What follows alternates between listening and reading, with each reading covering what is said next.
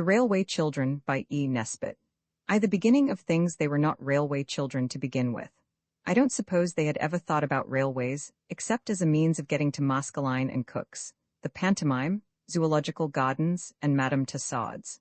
They were just ordinary suburban children, and they lived with their father and mother in an ordinary red brick-fronted villa, with colored glass in the front door, a tiled passage that was called a hall, a bathroom with hot and cold water, electric bells, French windows, and a good deal of white paint, and every modern convenience, as the house agents say.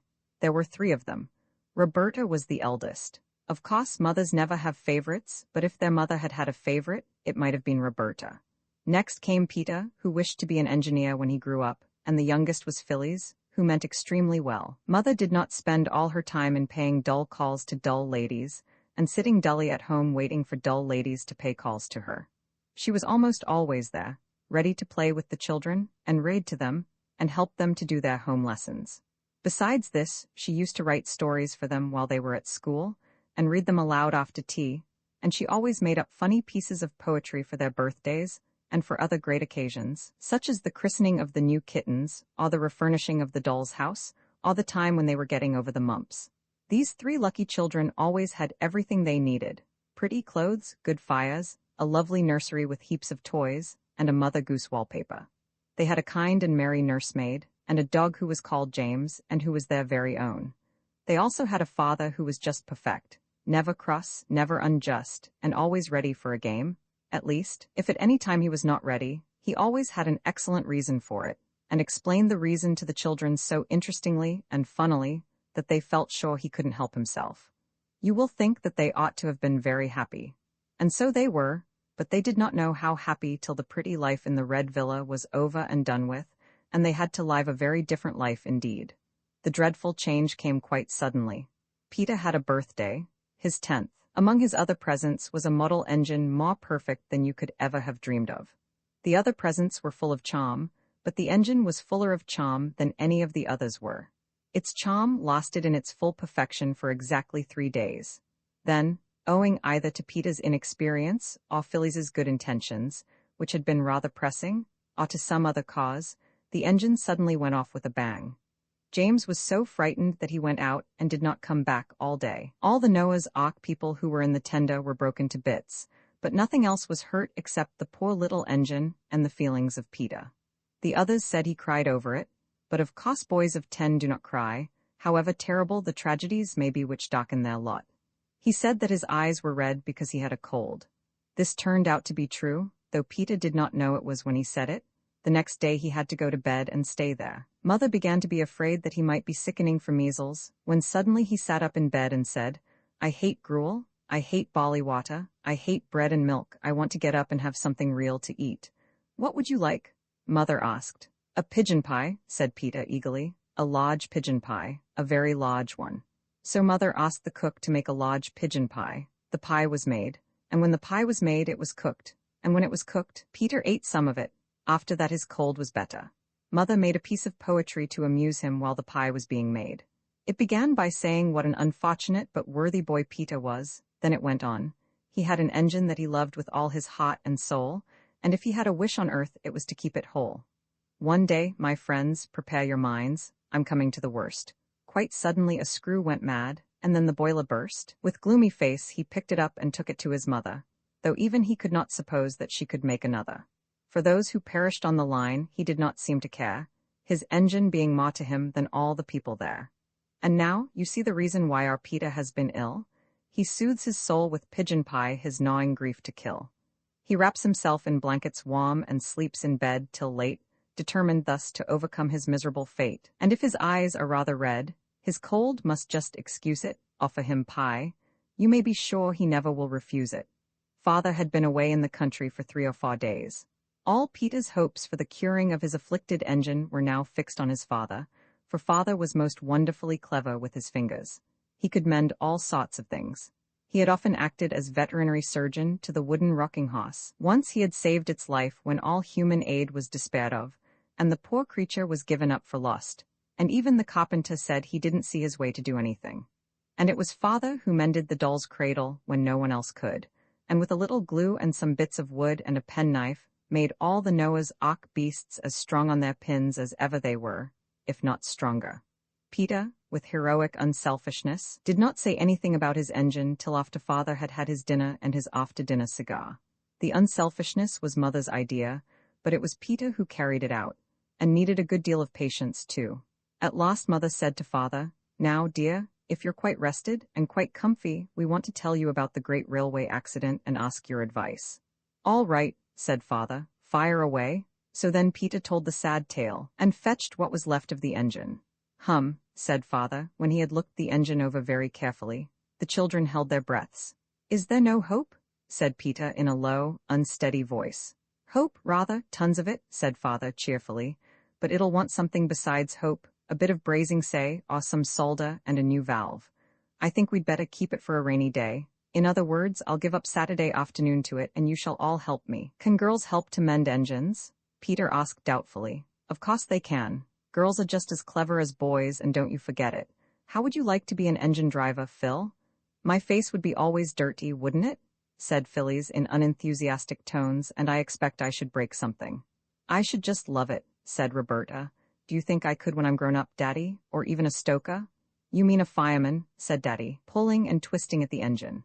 "Well, if you still wish it when you're grown up, we'll see about making you a firewoman. I remember when I was a boy." Just then there was a knock at the front door. "Who on earth?" said father. "An Englishman's house is his castle, of course, but I do wish they built semi-detached villas with moats and drawbridges." Ruth, she was the parlour maid and had red hair, came in and said that 2 gentlemen wanted to see the master. "I've shown them into the library, sir," said she. "I expect it's the subscription to the vicar's testimonial," said mother, "or else it's the choir holiday fund. Get rid of them quickly, dear. It does break up an evening so, and it's nearly the children's bedtime." But father did not seem to be able to get rid of the gentleman at all quickly. "I wish we had got a moat and drawbridge," said Roberta. "Then, when we didn't want people, we could just pull up the drawbridge and no one else could get in. I expect father will have forgotten about when he was a boy, if they stay much longer."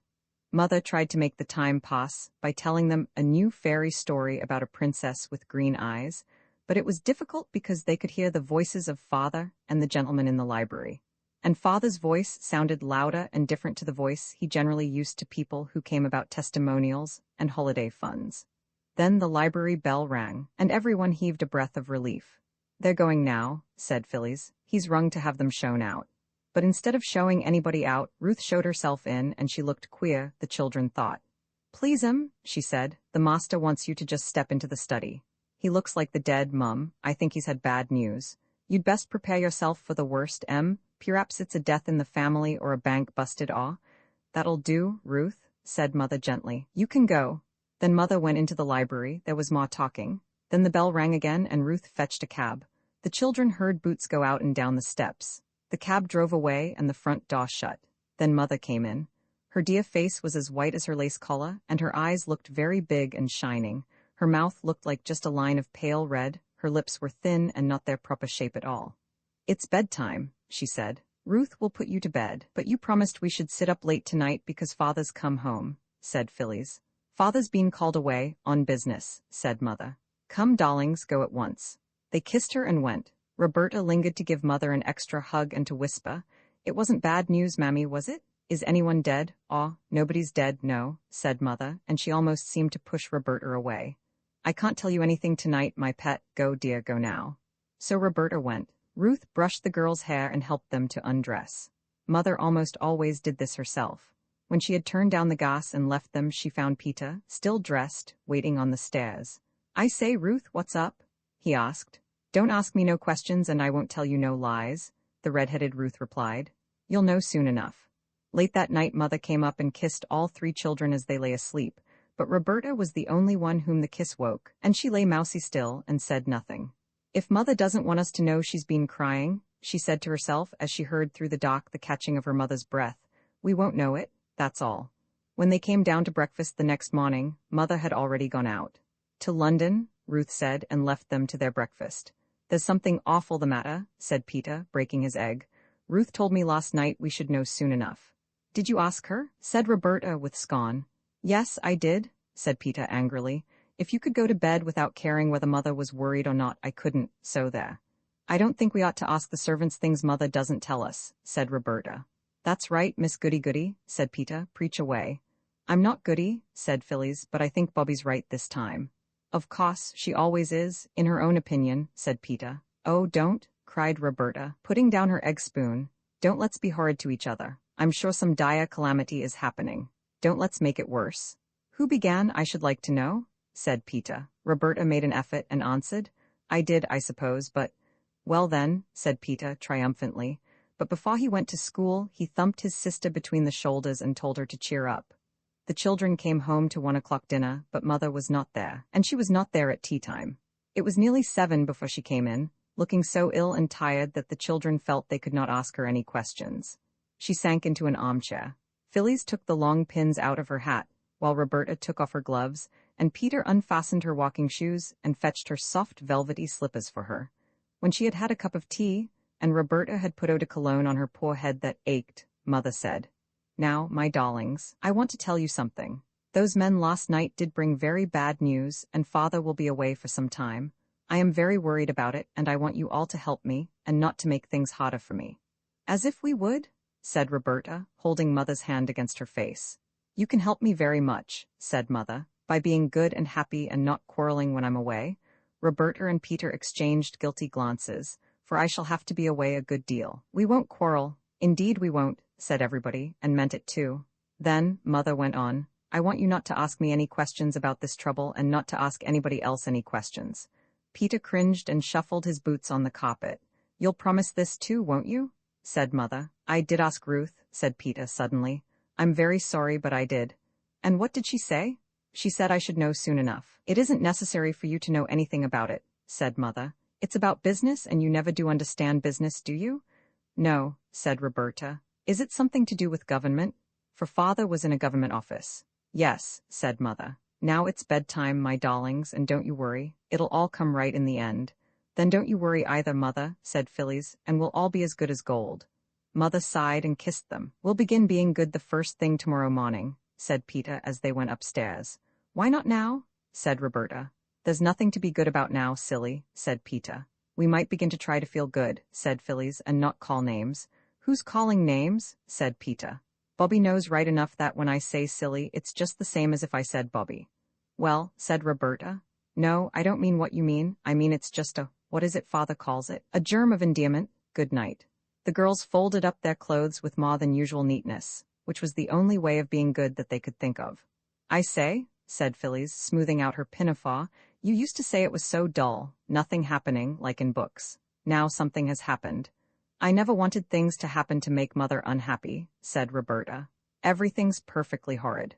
Everything continued to be perfectly horrid for some weeks. Mother was nearly always out. Meals were dull and dirty. The between maid was sent away, and Aunt Emma came on a visit. Aunt Emma was much older than Mother. She was going abroad to be a governess. She was very busy getting her clothes ready, and they were very ugly, dingy clothes, and she had them always littering about, and the sewing machine seemed to whir on and on all day and most of the night. Aunt Emma believed in keeping children in their proper places, and they more than returned the compliment. Their idea of Aunt Emma's proper place was anywhere where they were not, so they saw very little of her. They preferred the company of the servants, who were more amusing. Cook, if in a good temper, could sing comic songs, and the housemaid, if she happened not to be offended with you, could imitate a hen that has laid an egg, a bottle of champagne being opened, and could mew like two cats fighting. The servants never told the children what the bad news was that the gentleman had brought to Father. But they kept hinting that they could tell a great deal if they chose, and this was not comfortable. One day when Peter had made a booby trap over the bathroom door, and it had acted beautifully as Ruth passed through, that red-haired parlour-maid caught him and boxed his ears. You'll come to a bad end, she said furiously. You nasty little limb, you. If you don't mend your ways, you'll go where your precious father's gone, so I tell you straight. Roberta repeated this to her mother, and next day Ruth was sent away. Then came the time when Mother came home and went to bed and stayed there 2 days, and the doctor came, and the children crept wretchedly about the house and wondered if the world was coming to an end. Mother came down one morning to breakfast, very pale and with lines on her face that used not to be there. And she smiled, as well as she could, and said, Now, my pets, everything is settled. We're going to leave this house and go and live in the country. Such a ducky dear little white house. I know you'll love it. A whirling week of packing followed. not just packing clothes like when you go to the seaside, but packing chairs and tables, covering their tops with sacking and their legs with straw. All sorts of things were packed that you don't pack when you go to the seaside. Crockery, blankets, candlesticks, carpets, bedsteads, saucepans, and even fenders and fire irons. The house was like a furniture warehouse. I think the children enjoyed it very much. Mother was very busy, but not too busy now to talk to them, and read to them, and even to make a bit of poetry for Phyllis to cheer her up when she fell down with a screwdriver and ran it into her hand. "Aren't you going to pack this, Mother?" Roberta asked, pointing to the beautiful cabinet inlaid with red turtle shell and brass. "We can't take everything," said Mother. "But we seem to be taking all the ugly things," said Roberta. "We're taking the useful ones," said Mother. "We've got to play at being poor for a bit, my chickabiddy." When all the ugly, useful things had been packed up and taken away in a van by men in green baize aprons, the two girls and Mother and Aunt Emma slept in the two spare rooms where the furniture was all pretty. All their beds had gone. A bed was made up for Peter on the drawing-room sofa. "I say, this is Locks," he said, wriggling joyously as Mother tucked him up. "I do like moving. I wish we moved once a month." Mother laughed. "I don't," she said. "Good night, Peterkin." As she turned away, Roberta saw her face. She never forgot it. "Oh, Mother," she whispered all to herself as she got into bed. "How brave you are. How I love you. Fancy being brave enough to laugh when you're feeling like that." Next day boxes were filled, and boxes and more boxes, and then late in the afternoon, a cab came to take them to the station. Aunt Emma saw them off. They felt that they were seeing her off, and they were glad of it. "But oh, those poor little foreign children that she's going to governess," whispered Phyllis. "I wouldn't be them for anything." At first they enjoyed looking out of the window, but when it grew dusk they grew sleepier and sleepier, and no one knew how long they had been in the train when they were roused by Mother's shaking them gently and saying, "Wake up, dears, we're there." They woke up, cold and melancholy, and stood shivering on the draughty platform while the baggage was taken out of the train. Then the engine, puffing and blowing, set to work again and dragged the train away. The children watched the taillights of the God's van disappear into the darkness. This was the first train the children saw on that railway, which was in time to become so very dear to them. They did not guess then how they would grow to love the railway, and how soon it would become the center of their new life, nor what wonders and changes it would bring to them. They only shivered and sneezed and hoped the walk to the new house would not be long. Peter's nose was colder than he ever remembered it to have been before. Roberta's hat was crooked, and the elastic seemed tighter than usual. Phyllis's shoelaces had come undone. "Come," said Mother, "we've got to walk. There aren't any cabs here." The walk was dark and muddy. The children stumbled a little on the rough road, and once Phyllis absently fell into a puddle and was picked up damp and unhappy. There were no gas lamps on the road, and the road was uphill. The cart went at a foot's pace, and they followed the gritty crunch of its wheels.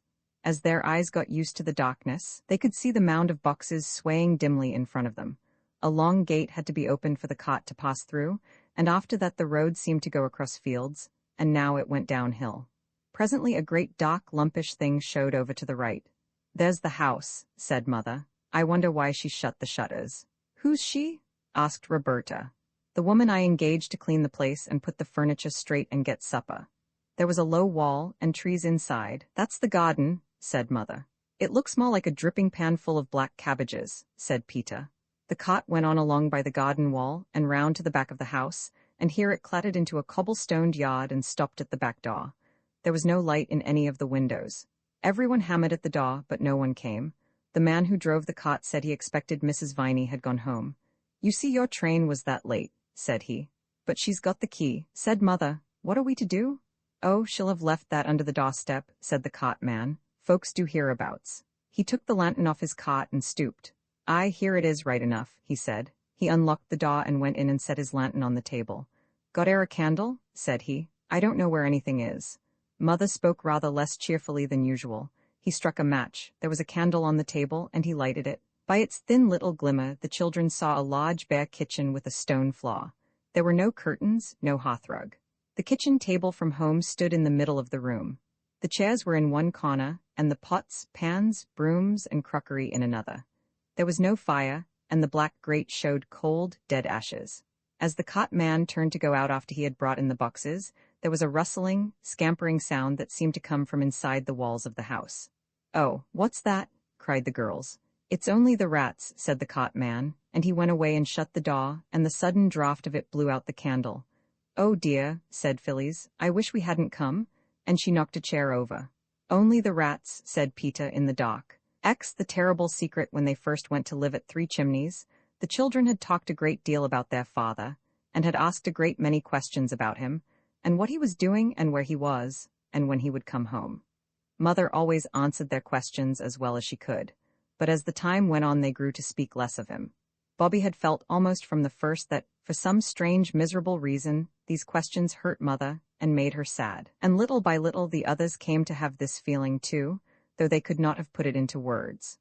One day, when Mother was working so hard that she could not leave off even for 10 minutes, Bobby carried up her tea to the big bare room that they called Mother's workshop.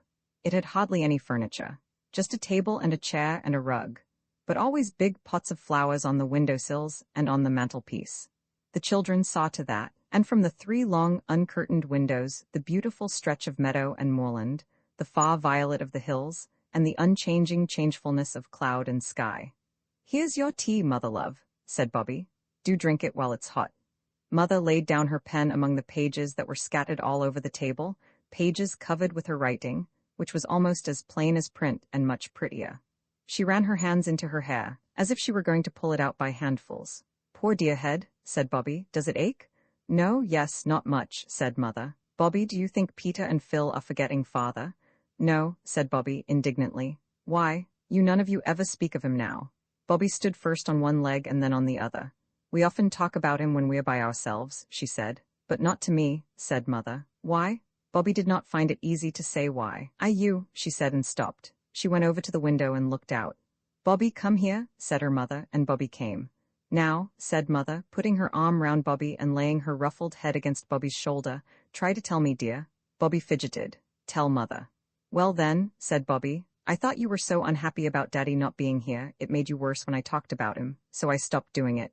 "And the others?" "I don't know about the others," said Bobby. "I never said anything about that to them, but I expect they felt the same about it as me." "Bobby dear," said Mother, still leaning her head against her, "I'll tell you. Besides parting from Father, he and I have had a great sorrow. Oh, terrible, worse than anything you can think of, and at first it did hurt to hear you all talking of him as if everything were just the same. But it would be much more terrible if you were to forget him. That would be worse than anything." "The trouble," said Bobby, in a very little voice, "I promised I would never ask you any questions, and I never have I? But the trouble, it won't last always." "No," said Mother, "the worst will be over when Father comes home to us." "I wish I could comfort you," said Bobby. "Oh, my dear, do you suppose you don't? Do you think I haven't noticed how good you've all been, not quarreling nearly as much as you used to, and all the little kind things you do for me, the flowers, and cleaning my shoes, and tearing up to make my bed before I get time to do it myself?" Bobby had sometimes wondered whether Mother noticed these things. "That's nothing," she said. "To what?" "I must get on with my work," said Mother, giving Bobby one last squeeze. "Don't say anything to the others." That evening in the hour before bedtime, instead of reading to the children, Mother told them stories of the games she and Father used to have when they were children and lived near each other in the country, tales of the adventures of Father with Mother's brothers when they were all boys together. Very funny stories they were, and the children laughed as they listened. "Uncle Edward died before he was grown up, didn't he?" said Phyllis, as Mother lighted the bedroom candles. "Yes, dear," said Mother. "You would have loved him. He was such a brave boy and so adventurous. Always in mischief and yet friends with everybody in spite of it. And your Uncle Reggie's in Ceylon, yes, and Father's away too, but I think they'd all like to think we'd enjoyed talking about the things they used to do. Don't you think so?" "Not Uncle Edward," said Phyllis in a shocked tone. "He's in heaven. You don't suppose he's forgotten us and all the old times because God has taken him, any more than I forget him? Oh no, he remembers. He's only away for a little time. We shall see him some day." "And Uncle Reggie and Father too?" said Peter. "Yes," said Mother. "Uncle Reggie and Father too. Good night, my darlings." "Good night," said everyone. Bobby hugged her mother more closely even than usual and whispered in her ear, "Oh, I do love you so, Mummy, I do, I do." When Bobby came to think it all over, she tried not to wonder what the great trouble was, but she could not always help it. Father was not dead, like poor Uncle Edward, Mother had said so, and he was not ill, or Mother would have been with him. Being poor wasn't the trouble. Bobby knew it was something nearer the heart than money could be. "I mustn't try to think what it is," she told herself. No, I mustn't. I am glad Mother noticed about us not quarreling so much. We'll keep that up. And alas, that very afternoon she and Peter had what Peter called a first-class shindy. They had not been a week at Three Chimneys before they had asked Mother to let them have a piece of garden each for their very own, and she had agreed, and the south border under the peach trees had been divided into 3 pieces, and they were allowed to plant whatever they liked there. Phyllis had planted mignonette and nasturtium and Virginia stock in hers. The seeds came up, and though they looked just like weeds, Phyllis believed that they would bear flowers someday. The Virginia stock justified her faith quite soon, and her garden was gay with a band of bright little flowers, pink and white and red and mauve. I can't weed for fear I pull up the wrong things, she used to say comfortably. It saves such a lot of work. Peter sowed vegetable seeds in his carrots and onions and turnips. The seed was given to him by the farmer who lived in the nice black and white, wood-end plaster house just beyond the bridge. He kept turkeys and guinea fowls, and was a most amiable man. But Peter's vegetables never had much of a chance, because he liked to use the earth of his garden for digging canals, and making forts and earthworks for his toy soldiers. And the seeds of vegetables rarely come to much in a soil that is constantly disturbed for the purposes of war and irrigation. Bobby planted rosebushes in her garden, but all the little new leaves of the rosebushes shriveled and withered, perhaps because she moved them from the other part of the garden in May, which is not at all the right time of year for moving roses. But she would not own that they were dead, and hoped on against hope, until the day when Perks came up to see the garden, and told her quite plainly that all her roses were as dead as doornails. "Only good for bonfires, miss," he said. "You just dig 'em up and burn 'em, and I'll give you some nice fresh roots out of my garden, pansies and stocks and sweet willies and forget-me-nots. I'll bring 'em along tomorrow if you get the ground ready." So next day she set to work, and that happened to be the day when Mother had praised her and the others about not quarreling. She moved the rosebushes and carried them to the other end of the garden, where the rubbish heap was that they meant to make a bonfire of when Guy Fawkes Day came. Meanwhile, Peter had decided to flatten out all his forts and earthworks, with a view to making a model of the railway tunnel, cutting, embankment, canal, aqueduct, bridges, and all. So when Bobby came back from her last thorny journey with the dead rosebushes, he had got the rake and was using it busily.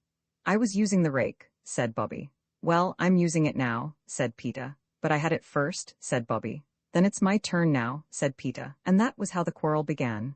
"You're always being disagreeable about nothing," said Peter, after some heated argument. "I had the rake first," said Bobby, flushed and defiant, holding on to its handle. "Don't I tell you I said this morning I meant to have it, didn't I, Phil?" Phyllis said she didn't want to be mixed up in their rows, and instantly, of course, she was. "If you remember, you ought to say." Of course she doesn't remember, but she might say so. "I wish I'd had a brother instead of 2 whiny little kitty sisters," said Peter. This was always recognized as indicating the high-water mark of Peter's rage. Bobby made the reply she always made to it. "I can't think why little boys were ever invented." And just as she said it, she looked up and saw the 3 long windows of Mother's workshop flashing in the red rays of the sun. The sight brought back those words of praise. "You don't quarrel like you used to do." "Oh," cried Bobby, just as if she had been hit, or had caught her finger in a daw, or had felt the hideous sharp beginnings of toothache. "What's the matter?" said Phyllis. Bobby wanted to say, "Don't let's quarrel, Mother hates it so," but though she tried hard, she couldn't. Peter was looking too disagreeable and insulting. "Take the horrid rake, then," was the best she could manage, and she suddenly let go her hold on the handle. Peter had been holding on to it too firmly and pullingly, and now that the pull the other way was suddenly stopped, he staggered and fell over backward, the teeth of the rake between his feet. "Serve you right," said Bobby, before she could stop herself. Peter lay still for half a moment, long enough to frighten Bobby a little.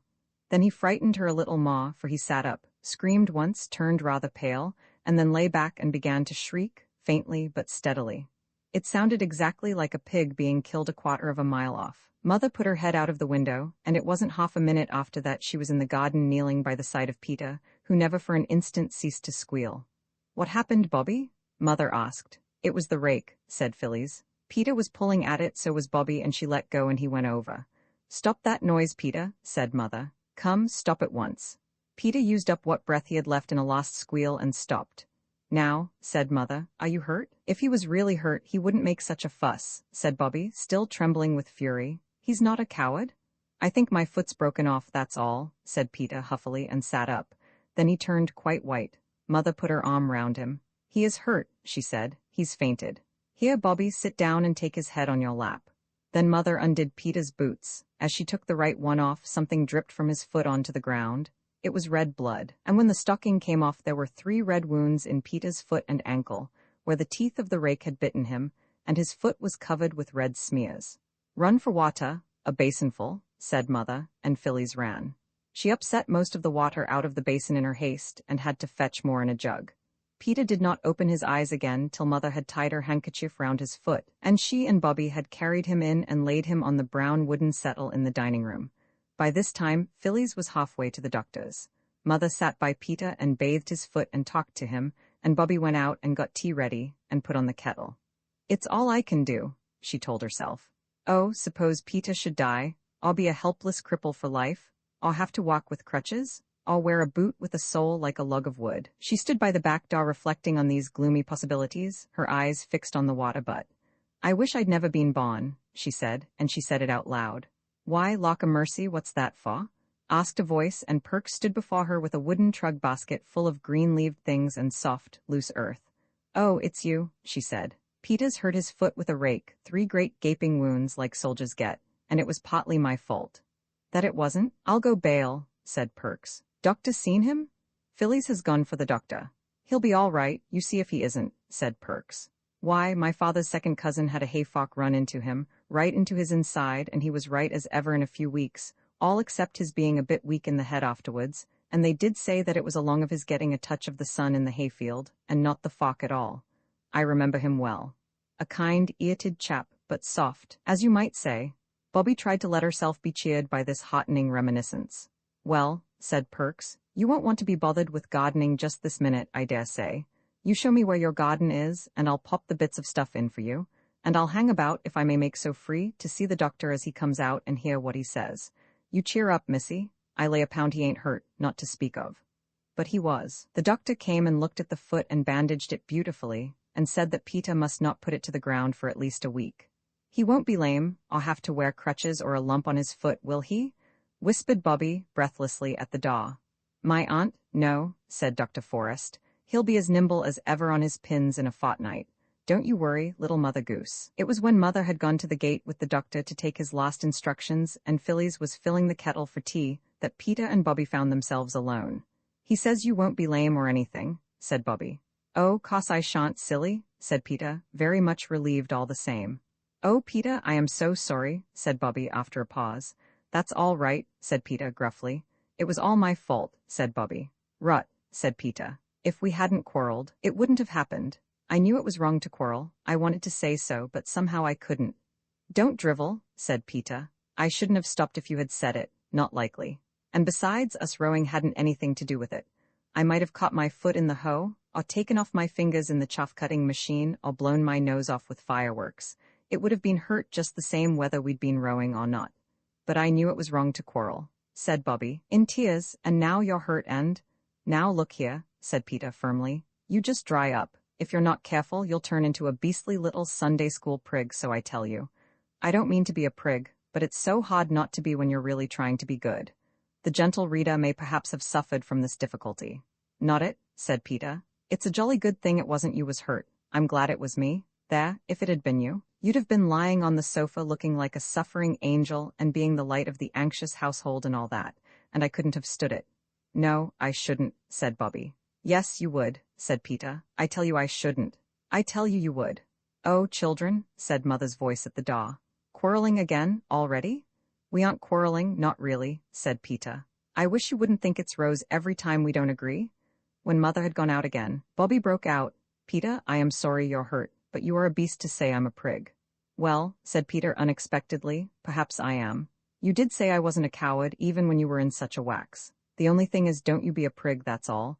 You keep your eyes open and if you feel priggishness coming on just stop in time. See? Yes, said Bobby, I see. Then let's call it Pax, said Peter magnanimously. Bury the hatchet in the fathoms of the past. Shake hands on it. I say, Bobby, old chap, I am tired. He was tired for many days after that, and the settle seemed hard and uncomfortable in spite of all the pillows and bolsters and soft folded rugs. It was terrible not to be able to go out. They moved the settle to the window, and from there Peter could see the smoke of the trains winding along the valley. But he could not see the trains. At first Bobby found it quite hard to be as nice to him as she wanted to be, for fear he should think her priggish. But that soon wore off, and both she and Phyllis were, as he observed, jolly good sorts. Mother sat with him when his sisters were out. And the words, "He's not a coward," made Peter determined not to make any fuss about the pain in his foot, though it was rather bad, especially at night. Praise helps people very much sometimes. There were visitors, too. Mrs. Perks came up to ask how he was, and so did the station master, and several of the village people. But the time went slowly. "I do wish there was something to read," said Peter. "I've read all our books 50 times over." "I'll go to the doctor's," said Phyllis. "He's sure to have some." "Only about how to be ill, and about people's nasty insides, I expect," said Peter. "Perks has a whole heap of magazines that came out of trains when people are tired of them," said Bobby.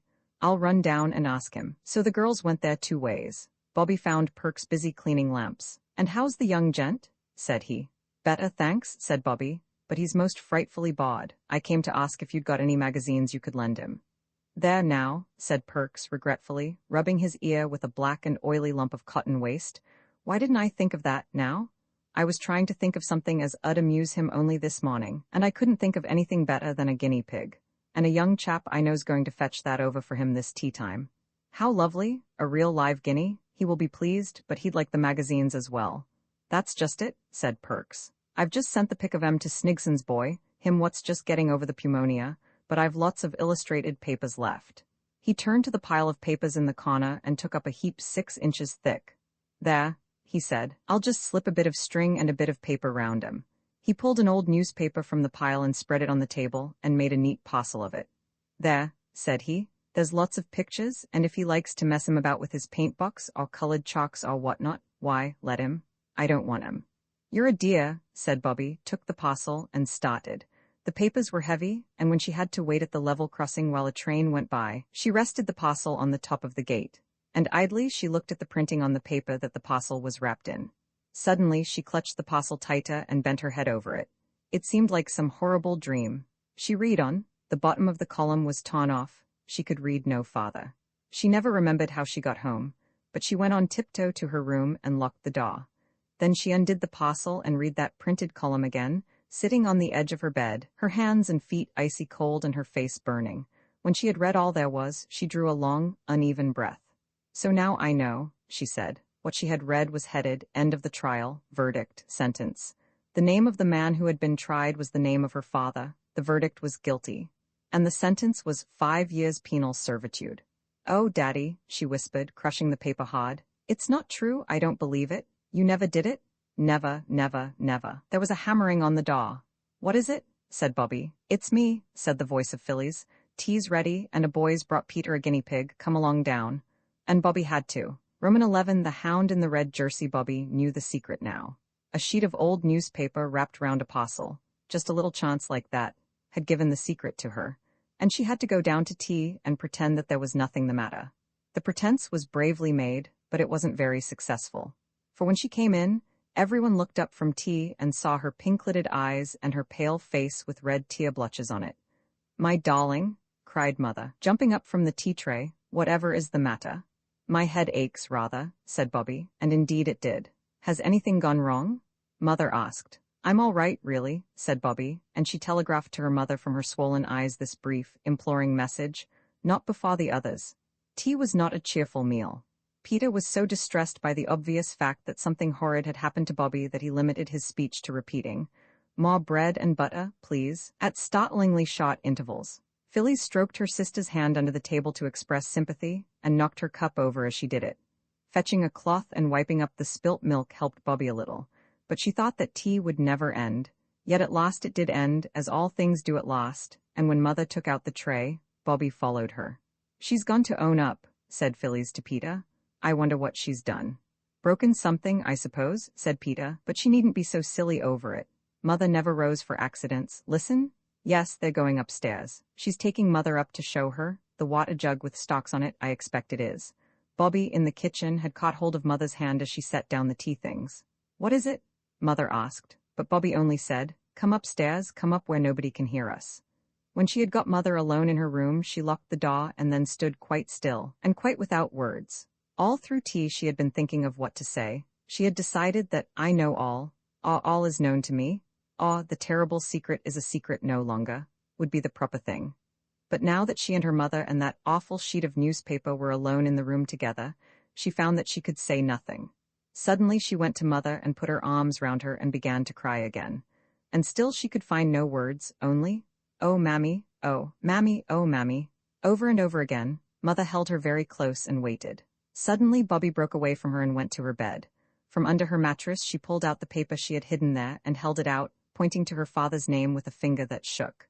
"Oh, Bobby," Mother cried, when one little quick look had shown her what it was. "You don't believe it? You don't believe Daddy did it?" "No," Bobby almost shouted. She had stopped crying. "That's all right," said Mother. "It's not true, and they've shut him up in prison, but he's done nothing wrong. He's good and noble and honorable, and he belongs to us. We have to think of that and be proud of him and wait."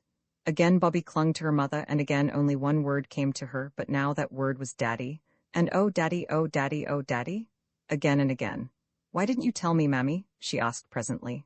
"Are you going to tell the others?" Mother asked. "No." "Why?" "Because, exactly," said Mother. "So you understand why I didn't tell you. We two must help each other to be brave." "Yes," said Bobby. "Mother, will it make you more unhappy if you tell me all about it? I want to understand." So then, sitting cuddled up close to her mother, Bobby heard all about it. She heard how those men, who had asked to see Father on that remembered last night when the engine was being mended, had come to arrest him, charging him with selling state secrets to the Russians, with being in fact a spy and a traitor. She heard about the trial, and about the evidence, letters found in Father's desk at the office, letters that convinced the jury that Father was guilty. "Oh, how could they look at him and believe it?" cried Bobby. "And how could anyone do such a thing?" "Someone did it," said Mother, "and all the evidence was against Father." "Those letters?" "Yes." "How did the letters get into his desk?" "Someone put them there, and the person who put them there was the person who was really guilty." "He must be feeling pretty awful all this time," said Bobby, thoughtfully. "I don't believe he had any feelings," Mother said hotly. "He couldn't have done a thing like that if he had. Perhaps he just shoved the letters into the desk to hide them when he thought he was going to be found out. Why don't you tell the lawyers, or someone, that it must have been that person? There wasn't anyone that would have hurt Father on purpose, was there?" I don't know. The man under him who got Daddy's place when the awful thing happened, he was always jealous of your father because Daddy was so clever and everyone thought such a lot of him. And Daddy never quite trusted that man. Couldn't we explain all that to someone?" "Nobody will listen," said Mother, very bitterly. "Nobody at all. Do you suppose I've not tried everything? No, my dearest, there's nothing to be done. All we can do, you and I and Daddy, is to be brave and patient and," she spoke very softly, "to pray, Bobby dear." "Mother, you've got very thin," said Bobby abruptly. "A little, perhaps. And oh," said Bobby, "I do think you're the bravest person in the world as well as the nicest. We won't talk of all this any more, will we, dear?" said Mother. "We must bear it and be brave, and darling, try not to think of it. Try to be cheerful, and to amuse yourself and the others. It's much easier for me if you can be a little bit happy and enjoy things. Wash your poor little round face, and let's go out into the garden for a bit." The other two were very gentle and kind to Bobby, and they did not ask her what was the matter. This was Peter's idea, and he had drilled Phyllis, who would have asked 100 questions if she had been left to herself. A week later Bobby managed to get away alone, and once more she wrote a letter, and once more it was to the old gentleman. "My dear friend," she said, "you see what is in this paper. It is not true. Father never did it. Mother says someone put the papers in Father's desk, and she says the man under him that got Father's place afterwards was jealous of Father, and Father suspected him a long time. But nobody listens to a word she says, but you are so good and clever, and you found out about the Russian gentleman's wife directly. Can't you find out who did the treason because he wasn't Father, upon my honor? He is an Englishman and incapable to do such things, and then they would let Father out of prison. It is dreadful, and Mother is getting so thin. She told us once to pray for all prisoners and captives. I see now. Oh, do help me. There is only just Mother and me know, and we can't do anything. Peter and Phil don't know. I'll pray for you twice every day as long as I live if you'll only try. Just try to find out. Think if it was your daddy, what you would feel. Oh, do help me. With love I remain your affectionately little friend, Roberta. P.S. Mother would send her kind regards if she knew I am writing, but it is no use telling her I am, in case you can't do anything. But I know you will, Bobby, with best love. She cut the account of her father's trial out of the newspaper with Mother's big cutting-out scissors and put it in the envelope with her letter. Then she took it down to the station, going out the back way and round by the road, so that the others should not see her and offer to come with her, and she gave the letter to the station master to give to the old gentleman next morning. "Where have you been?" shouted Peter, from the top of the yard wall where he and Phyllis were. "To the station, of course," said Bobby. "Give us a hand, Pete." She set her foot on the lock of the yard door. Peter reached down a hand. "What on earth?" she asked as she reached the wall top, for Phyllis and Peter were very muddy. A lump of wet clay lay between them on the wall. They had each a slip of slate in a very dirty hand, and behind Peter, out of the reach of accidents, were several strange rounded objects rather like very fat sausages, hollow, but closed up at one end. "It's nests," said Peter, "swallows' nests. We're going to dry them in the oven and hang them up with string under the eaves of the coach house." "Yes," said Phyllis, "and then we're going to save up all the wool and hair we can get, and in the spring we'll line them, and then how pleased the swallows will be." "I've often thought people don't do nearly enough for dumb animals," said Peter with an air of virtue. "I do think people might have thought of making nests for poor little swallows before this." "Oh," said Bobby vaguely, "if everybody thought of everything, there'd be nothing left for anybody else to think about." "Look at the nests, aren't they pretty?" said Phyllis, reaching across Peter to grasp a nest. "Look out, Phil, you goat," said her brother, but it was too late. Her strong little fingers had crushed the nest. "There now," said Peter. "Never mind," said Bobby. "It is one of my own," said Phyllis, "so you needn't jaw, Peter." "Yes, we've put our initial names on the ones we've done, so that the swallows will know who they've got to be so grateful to and fond of." "Swallows can't read, silly," said Peter. "Silly yourself," retorted Phyllis. "How do you know? Who thought of making the nests anyhow?" shouted Peter. "I did," screamed Phyllis. "Naya," rejoined Peter, "you only thought of making hay ones and sticking them in the ivy for the sparrows, and they'd have been sopping long before egg-laying time. It was me said clay and swallows." "I don't care what you said." "Look," said Bobby, "I've made the nest all right again. Give me the bit of stick to mark your initial name on it." "But how can you?" "Your letter and Peter's are the same, P for Peter, P for Phyllis." "I put F for Phyllis," said the child of that name. "That's how it sounds. The swallows wouldn't spell Phyllis with a P, I'm certain sure." "They can't spell at all," Peter was still insisting. "Then why do you see them always on Christmas cards and Valentines with letters round their necks? How would they know where to go if they couldn't read?" "That's only in pictures. You never saw one really with letters round its neck." "Well, I have a pigeon then. At least Daddy told me they did. Only it was under their wings and not round their necks, but it comes to the same thing, and—" "I say," interrupted Bobby, "there's to be a paper chase tomorrow." "Who?" Peter asked. "Grammar school. Perks thinks the hare will go along by the line at first. We might go along the cutting. You can see a long way from there." The paper chase was found to be a more amusing subject of conversation than the reading powers of swallows. Bobby had hoped it might be. And next morning Mother let them take their lunch and go out for the day to see the paper chase. "If we go to the cutting," said Peter, "we shall see the workmen, even if we miss the paper chase." Of course it had taken some time to get the line clear from the rocks and earth and trees that had fallen on it when the great landslip happened. That was the occasion, you will remember, when the three children saved the train from being wrecked by waving 6 little red flannel petticoat flags. It is always interesting to watch people working, especially when they work with such interesting things as spades and picks and shovels and planks and barrows, when they have cindery red fires in iron pots with round holes in them, and red lamps hanging near the works at night. Of course the children were never out at night, but once, at dusk, when Peter had got out of his bedroom skylight onto the roof, he had seen the red lamp shining far away at the edge of the cutting. The children had often been down to watch the work, and this day the interest of picks and spades, and barrows being wheeled along planks, completely put the paper chase out of their heads, so that they quite jumped when a voice just behind them panted, "Let me pass, please." It was the hare, a big-boned, loose-limbed boy, with dark hair lying flat on a very damp forehead. The bag of torn paper under his arm was fastened across one shoulder by a strap. The children stood back. The hare ran along the line, and the workmen leaned on their picks to watch him. He ran on steadily and disappeared into the mouth of the tunnel. "That's against the bylaws," said the foreman. "Why worry?" said the oldest workman. "Live and let lives what I always say. Ain't you never been young yourself, Mr. Bates?" "I ought to report him," said the foreman. "Why spoil spots what I always say?" Passengers are forbidden to cross the line on any pretense, murmured the foreman, doubtfully. He ain't no passenger, said one of the workmen. Naw, he ain't crossed the line, not where we could see him do it, said another. Naw, yet he ain't made no pretenses, said a third. And, said the oldest workman, he's out of sight now. What the eye don't see the art needn't take no notice of's what I always say. And now, following the track of the hare by the little white blots of scattered paper, came the hounds. There were 30 of them, and they all came down the steep, ladder-like steps by 1s and 2s and 3s and 6s and 7s. Bobby and Phyllis and Peter counted them as they passed. The foremost ones hesitated a moment at the foot of the ladder, then their eyes caught the gleam of scattered whiteness along the line, and they turned towards the tunnel, and by 1s and 2s and 3s and 6s and 7s, disappeared in the dark mouth of it. The last one, in a red jersey, seemed to be extinguished by the darkness like a candle that is blown out. They don't know what they're in for, said the foreman.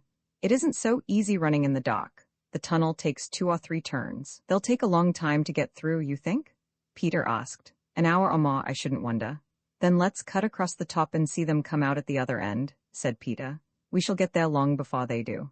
The counsel seemed good, and they went. They climbed the steep steps from which they had picked the wild cherry blossom for the grave of the little wild rabbit, and reaching the top of the cutting, set their faces towards the hill through which the tunnel was cut. It was stiff work. It's like Alps, said Bobby, breathlessly. Or Andes, said Peter. It's like Himmy what's-its-names? Gasped Phyllis. Mount Everlasting. Do let's stop. Stick to it, panted Peter. You'll get your second wind in a minute. Phyllis consented to stick to it, and on they went, running when the turf was smooth and the slope easy, climbing over stones, helping themselves up rocks by the branches of trees, creeping through narrow openings between tree trunks and rocks, and so on and on. Up and up, till at last they stood on the very top of the hill where they had so often wished to be. Halt! Cried Peter, and threw himself flat on the grass. For the very top of the hill was a smooth, turfed tableland, dotted with mossy rocks and little mountain ash trees. The girls also threw themselves down flat. Plenty of time, Peter panted. The rest's all downhill. When they were rested enough to sit up and look round them, Bobby cried. Oh, look. What at? Said Phyllis. The view, said Bobby. I hate views, said Phyllis. Don't you, Peter? Let's get on, said Peter. But this isn't like a view they take you to in carriages when you're at the seaside, all sea and sand and bare hills. It's like the colored counties in one of Mother's poetry books. It's not so dusty, said Peter. Look at the aqueduct straddling slap across the valley like a giant centipede, and then the town sticking their church spires up out of the trees like pens out of an inkstand. I think it's more like there could he see the banners of 12 fair cities shine. I love it, said Bobby. It's worth the climb. The paper chase is worth the climb, said Phyllis. If we don't lose it, let's get on. It's all downhill now. I said that 10 minutes ago, said Peter. Well, I've said it now, said Phyllis. Come on.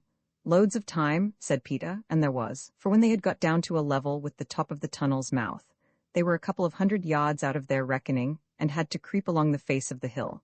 There was no sign of the hare or the hounds. They've gone long ago, of course, said Phyllis, as they leaned on the brick parapet above the tunnel. I don't think so, said Bobby. But even if they had, it's ripping here, and we shall see the trains come out of the tunnel like dragons out of lairs. We've never seen that from the top side before. No more we have, said Phyllis, partially appeased. It was really a most exciting place to be in. The top of the tunnel seemed ever so much farther from the line than they had expected, and it was like being on a bridge, but a bridge overgrown with bushes and creepers and grass and wildflowers. I know the paper chase has gone long ago, said Phyllis every 2 minutes, and she hardly knew whether she was pleased or disappointed when Peter, leaning over the parapet, suddenly cried, Look out, here he comes. They all leaned over the sun-warmed brick wall in time to see the hare, going very slowly, come out from the shadow of the tunnel. There now, said Peter. What did I tell you? Now for the hounds? Very soon came the hounds, by 1s and 2s and 3s and 6s and 7s, and they also were going slowly and seemed very tired. 2 or 3 who lagged far behind came out long after the others. There, said Bobby, that's all. Now what shall we do? Go along into the Tulgey wood over there and have lunch, said Phyllis. We can see them for miles from up here. Not yet, said Peter. That's not the last. There's the one in the red jersey to come yet. Let's see the last of them come out. But though they waited and waited and waited, the boy in the red jersey did not appear. Oh, let's have lunch, said Phyllis. I've got a pain in my front with being so hungry. You must have missed seeing the red jerseyed one when he came out with the others. but Bobby and Peter agreed that he had not come out with the others. "Let's get down to the tunnel mouth," said Peter. "Then perhaps we shall see him coming along from the inside. I expect he felt spun chuck and rested in one of the manholes. You stay up here and watch, Bob, and when I signal from below, you come down. We might miss seeing him on the way down, with all these trees." So the others climbed down and Bobby waited till they signaled to her from the line below. And then she, too, scrambled down the roundabout slippery path among roots and moss till she stepped out between two dogwood trees and joined the others on the line. And still there was no sign of the hound with the red jersey. "Oh, do let's have something to eat," wailed Phyllis. "I shall die if you don't, and then you'll be sorry." "Give her the sandwiches, for goodness sake, and stop her silly mouth," said Peter, not quite unkindly. "Look here," he added, turning to Bobby, "perhaps we'd better have one each too. We may need all our strength. Not more than one, though, there's no time." "What?" asked Bobby, her mouth already full, for she was just as hungry as Phyllis. "Don't you see," replied Peter impressively, "that red-jerseyed hound has had an accident? That's what it is. Perhaps even as we speak he's lying with his head on the metals, an unresisting prey to any passing express." "Oh, don't try to talk like a book," cried Bobby, bolting what was left of her sandwich. "Come on. Phil, keep close behind me, and if a train comes, stand flat against the tunnel wall and hold your petticoats close to you." "Give me one more sandwich," pleaded Phyllis, "and I will." "I'm going first," said Peter. "It was my idea," and he went. Of course you know what going into a tunnel is like. The engine gives a scream, and then suddenly the noise of the running, rattling train changes and grows different and much louder. Grown-up people pull up the windows and hold them by the strap. The railway carriage suddenly grows like night, with lamps, of course, unless you are in a slow local train, in which case lamps are not always provided. Then by and by the darkness outside the carriage window is touched by puffs of cloudy whiteness. Then you see a blue light on the walls of the tunnel. Then the sound of the moving train changes once more, and you are out in the good open air again, and grown-ups let the straps go. The windows, all dim with the yellow breath of the tunnel, rattle down into their places, and you see once more the dip and catch of the telegraph wires beside the line, and the straight-cut hawthorn hedges with the tiny baby trees growing up out of them every 30 yards. All this, of course, is what a tunnel means when you are in a train. But everything is quite different when you walk into a tunnel on your own feet, and tread on shifting, sliding stones and gravel on a path that curves downwards from the shining metals to the wall. Then you see slimy, oozy trickles of water running down the inside of the tunnel, and you notice that the bricks are not red or brown, as they are at the tunnel's mouth, but dull, sticky, sickly green. Your voice, when you speak, is quite changed from what it was out in the sunshine, and it is a long time before the tunnel is quite dark. It was not yet quite dark in the tunnel when Phyllis caught at Bobby's skirt, ripping out half a yard of gathers, but no one noticed this at the time. "I want to go back," she said. "I don't like it. It'll be pitch dark in a minute. I won't go on in the dark. I don't care what you say, I won't." "Don't be a silly cuckoo," said Peter. "I've got a candle end and matches." "And what's that?" That was a low, humming sound on the railway line, a trembling of the wires beside it, a buzzing, humming sound that grew louder and louder as they listened. "It's a train," said Bobby. "Which line?" "Let me go back," cried Phyllis, struggling to get away from the hand by which Bobby held her. "Don't be a coward," said Bobby. "It's quite safe, stand back." "Come on," shouted Peter, who was a few yards ahead. "Quick, manhole." The roar of the advancing train was now louder than the noise you hear when your head is under water in the bath and both taps are running, and you are kicking with your heels against the bath's tin sides. But Peter had shouted for all he was worth, and Bobby heard him. She dragged Phyllis along to the manhole. Phyllis, of course, stumbled over the wires and grazed both her legs, but they dragged her in, and all three stood in the dark, damp, arched recess while the train roared louder and louder. It seemed as if it would deafen them, and in the distance they could see its eyes of fire growing bigger and brighter every instant. "It is a dragon. I always knew it was. It takes its own shape in here in the dark," shouted Phyllis. But nobody heard her. You see, the train was shouting too, and its voice was bigger than hers. And now, with a rush and a roar and a rattle and a long dazzling flash of lighted carriage windows, a smell of smoke and blast of hot air, the train hurtled by, clanging and jangling and echoing in the vaulted roof of the tunnel. Phyllis and Bobby clung to each other. Even Peter caught hold of Bobby's arm, in case she should be frightened, as he explained afterwards. And now, slowly and gradually, the taillights grew smaller and smaller, and so did the noise, till with one last whiz the train got itself out of the tunnel, and silence settled again on its damp walls and dripping roof. Oh, said the children, all together in a whisper. Peter was lighting the candle end with a hand that trembled. Come on, he said, but he had to clear his throat before he could speak in his natural voice. Oh, said Phyllis, if the red-jerseyed one was in the way of the train. We've got to go and see, said Peter. Couldn't we go and send someone from the station? Said Phyllis. Would you rather wait here for us? Asked Bobby, severely, and of course that settled the question. So the three went on into the deeper darkness of the tunnel. Peter led, holding his candle end high to light the way. The grease ran down his fingers, and some of it right up his sleeve. He found a long streak from wrist to elbow when he went to bed that night. It was not more than 150 yards from the spot where they had stood while the train went by that Peter stood still, shouted hello, and then went on much quicker than before. When the others caught him up, he stopped, and he stopped within a yard of what they had come into the tunnel to look for. Phyllis saw a gleam of red and shut her eyes tight. There, by the curved, pebbly down line, was the red-jerseyed hound. His back was against the wall, his arms hung limply by his sides, and his eyes were shut. Was the red blood? Is he all killed? Asked Phyllis, screwing her eyelids more tightly together. Killed? Nonsense, said Peter. There's nothing red about him except his jersey. He's only fainted. What on earth are we to do? Can we move him? Asked Bobby. I don't know, he's a big chap. Suppose we bathe his forehead with water. No, I know we haven't any, but milk's just as wet. There's a whole bottle. Yes, said Peter, and they rub people's hands, I believe. They burn feathers, I know, said Phyllis. What's the good of saying that when we haven't any feathers? As it happens, said Phyllis, in a tone of exasperated triumph, I've got a shuttlecock in my pocket. So there. And now Peter rubbed the hands of the red-jerseyed one. Bobby burned the feathers of the shuttlecock one by one under his nose, Phyllis splashed warmish milk on his forehead, and all three kept on saying as fast and as earnestly as they could, Oh, look up, speak to me? For my sake, speak. Roman 12, what Bobby brought home, oh, look up, speak to me? For my sake, speak? The children said the words over and over again to the unconscious hound in a red jersey, who sat with closed eyes and pale face against the side of the tunnel. Wet his ears with milk, said Bobby. I know they do it to people that faint with eau de cologne, but I expect milk's just as good. So they wetted his ears, and some of the milk ran down his neck under the red jersey. It was very dark in the tunnel.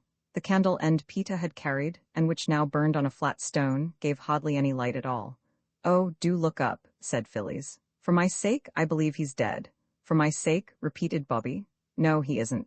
For any sake, said Peter, come out of it. And he shook the sufferer by the arm, and then the boy in the red jersey sighed and opened his eyes and shut them again and said in a very small voice, Chuck it? Oh, he's not dead, said Phyllis. I knew he wasn't, and she began to cry. What's up? I'm all right, said the boy. Drink this, said Peter firmly, thrusting the nose of the milk bottle into the boy's mouth. The boy struggled, and some of the milk was upset before he could get his mouth free to say, What is it? It's milk, said Peter. Fear not, you are in the hands of friends. Phil, you stop bleeding this minute. Do drink it, said Bobby, gently. It'll do you good. So he drank, and the three stood by without speaking to him. Let him be a minute, Peter whispered. He'll be all right as soon as the milk begins to run like fire through his veins. He was. I'm better now, he announced. I remember all about it. He tried to move, but the movement ended in a groan. Bother, I believe I've broken my leg, he said. Did you tumble down? Asked Phyllis, sniffing. Of course not, I'm not a kitty, said the boy, indignantly. It was one of those beastly wires tripped me up, and when I tried to get up again, I couldn't stand, so I sat down. Gee willikins, it does hurt, though. How did you get here?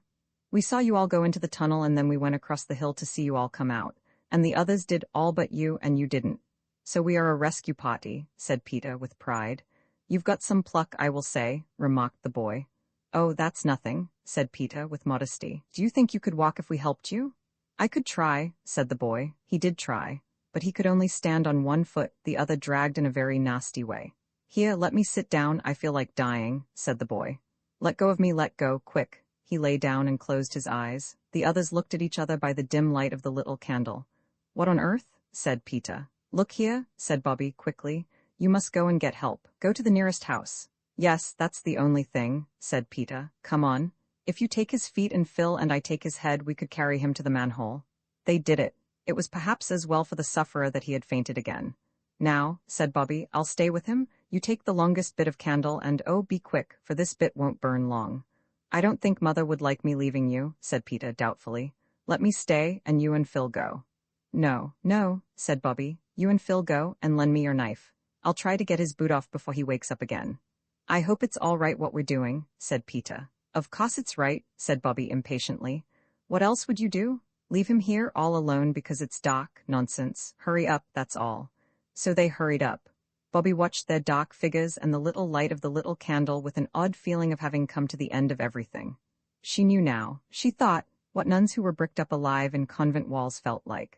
Suddenly she gave herself a little shake. Don't be a silly little girl, she said. She was always very angry when anyone else called her a little girl, even if the adjective that went first was not silly, but nice, or good, or clever. And it was only when she was very angry with herself that she allowed Roberta to use that expression to Bobby. She fixed the little candle end on a broken brick near the red jerseyed boy's feet. Then she opened Peter's knife. It was always hard to manage. A halfpenny was generally needed to get it open at all. This time Bobby somehow got it open with her thumbnail. She broke the nail, and it hurt horribly.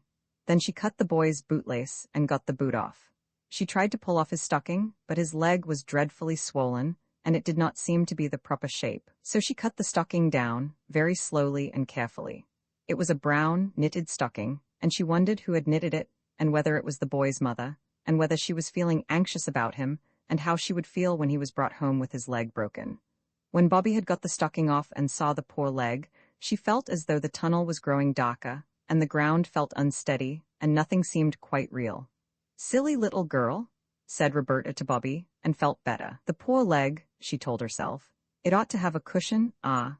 She remembered the day when she and Phyllis had torn up their red flannel petticoats to make danger signals to stop the train and prevent an accident. Her flannel petticoat today was white, but it would be quite as soft as a red one. She took it off. Oh, what useful things flannel petticoats are, she said. The man who invented them ought to have a statue directed to him. And she said it aloud, because it seemed that any voice, even her own, would be a comfort in that darkness. What ought to be directed? Who to? Asked the boy suddenly and very feebly. Oh, said Bobby, now you're better. Hold your teeth and don't let it hurt too much. Now, she had folded the petticoat and lifting his leg laid it on the cushion of folded flannel. Don't faint again, please don't, said Bobby, as he groaned. She hastily wetted her handkerchief with milk and spread it over the poor leg. Oh, that hurts, cried the boy, shrinking. Oh, no, it doesn't, it's nice, really. What's your name? Said Bobby. Jim. Mine's Bobby. But you're a girl, aren't you? Yes, my long name's Roberta. I say, Bobby. Yes. Wasn't there some more of you just now? Yes, Peter and Phil, that's my brother and sister, they've gone to get someone to carry you out. What rum names, all boys. Yes, I wish I was a boy, don't you? I think you're all right as you are. I didn't mean that. I meant don't you wish you were a boy, but of course you are without wishing. You're just as brave as a boy, why didn't you go with the others? Somebody had to stay with you, said Bobby. Tell you what, Bobby, said Jim, you're a brick. Shake. He reached out a red jerseyed arm and Bobby squeezed his hand. I won't shake it, she explained, because it would shake you, and that would shake your poor leg, and that would hurt. Have you got a hanky? I don't expect I have. He felt in his pocket. Yes, I have. What for? She took it and wetted it with milk and put it on his forehead. That's jolly, he said. What is it? Milk, said Bobby. We haven't any water. You're a jolly good little nurse, said Jim. I do it for mother sometimes, said Bobby. Not milk, of course, but scent or vinegar and water. I say I must put the candle out now because there mayn't be enough of the other one to get you out by. By George, said he, you think of everything. Bobby blew. Out went the candle. You have no idea how black velvety the darkness was. I say, Bobby, said a voice through the blackness, aren't you afraid of the dark? Not very, that is. Let's hold hands, said the boy, and it was really rather good of him, because he was like most boys of his age and hated all material tokens of affection, such as kissing and holding of hands.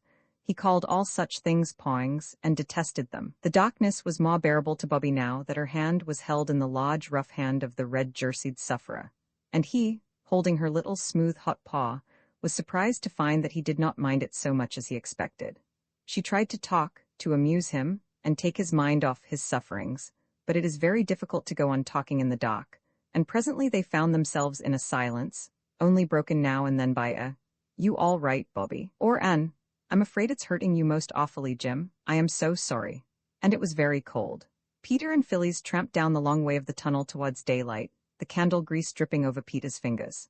There were no accidents unless you count Phyllis's catching her frock on a wire, and tearing a long, jagged slit in it, and tripping over her bootlace when it came undone, or going down on her hands and knees, all 4 of which were grazed. "There's no end to this tunnel," said Phyllis, and indeed it did seem very, very long. "Stick to it," said Peter. "Everything has an end and you get to it if you only keep all on." Which is quite true if you come to think of it, and a useful thing to remember in seasons of trouble, such as measles, arithmetic, impositions, and those times when you are in disgrace, and feel as though no one would ever love you again, and you could never, never again love anybody. "Hooray," said Peter suddenly. "There's the end of the tunnel. Looks just like a pinhole in a bit of black paper, doesn't it?" The pinhole got larger. Blue lights lay along the sides of the tunnel. The children could see the gravel way that lay in front of them. The air grew warmer and sweeter. Another 20 steps and they were out in the good glad sunshine with the green trees on both sides. Phyllis drew a long breath. "I'll never go into a tunnel again as long as ever I live," said she. "Not if there are 20,000 millions hounds inside with red jerseys and their legs broken." "Don't be a silly cuckoo," said Peter as usual. "You'd have to." "I think it was very brave and good of me," said Phyllis. "Not it," said Peter. "You didn't go because you were brave, but because Bobby and I aren't skunks. Now where's the nearest house, I wonder? You can't see anything here for the trees." "There's a roof over there," said Phyllis, pointing down the line. "That's the signal box," said Peter. "And you know you're not allowed to speak to signalmen on duty. It's wrong." "I'm not near so afraid of doing wrong as I was of going into that tunnel," said Phyllis. "Come on," and she started to run along the line. So Peter ran too. It was very hot in the sunshine, and both children were hot and breathless by the time they stopped, and bending their heads back to look up at the open windows of the signal box, shouted, "Hi," as loud as their breathless state allowed. But no one answered. The signal box stood quiet as an empty nursery, and the handrail of its steps was hot to the hands of the children as they climbed softly up. They peeped in at the open door. The signalman was sitting on a chair tilted back against the wall. His head leaned sideways, and his mouth was open. He was fast asleep. "My hat?" cried Peter. "Wake up?" And he cried it in a terrible voice, for he knew that if a signalman sleeps on duty, he risks losing his situation, let alone all the other dreadful risks to trains which expect him to tell them when it is safe for them to go their ways. The signalman never moved. Then Peter sprang to him and shook him. And slowly, yawning and stretching, the man awoke. But the moment he was awake he leapt to his feet, put his hands to his head like a mad maniac, as Phyllis said afterwards, and shouted, "Oh, my heavens, what's o'clock?" 12:13, said Peter, and indeed it was by the white-faced, round-faced clock on the wall of the signal box. The man looked at the clock, sprang to the levers, and wrenched them this way and that. An electric bell tingled, the wires and cranks creaked, and the man threw himself into a chair. He was very pale, and the sweat stood on his forehead, like large dewdrops on a white cabbage, as Phyllis remarked later. He was trembling, too. The children could see his big hairy hands shake from side to side, with quite extra-sized trembles, to use the subsequent words of Peter. He drew long breaths. Then suddenly he cried, thank God you come in when you did, oh, thank God." And his shoulders began to heave and his face grew red again, and he hid it in those large hairy hands of his. "Oh, don't cry, don't," said Phyllis. "It's all right now," and she patted him on one big, broad shoulder, while Peter conscientiously thumped the other. But the signalman seemed quite broken down, and the children had to pat him and thump him for quite a long time before he found his handkerchief, a red one with mauve and white horseshoes on it, and mopped his face and spoke. During this patting and thumping interval a train thundered by. "I'm downright shamed, that I am," were the words of the big signalman when he had stopped crying, sniveling like a kid. Then suddenly he seemed to get cross. "And what was you doing up here anyway?" he said. "You know it ain't allowed." "Yes," said Phyllis, "we knew it was wrong, but I wasn't afraid of doing wrong, and so it turned out right. You aren't sorry we came." "Law love you, if you hadn't a come," he stopped and then went on. "It's a disgrace, so it is, sleeping on duty, if it was to come to be known, even as it is, when no harm's come of it."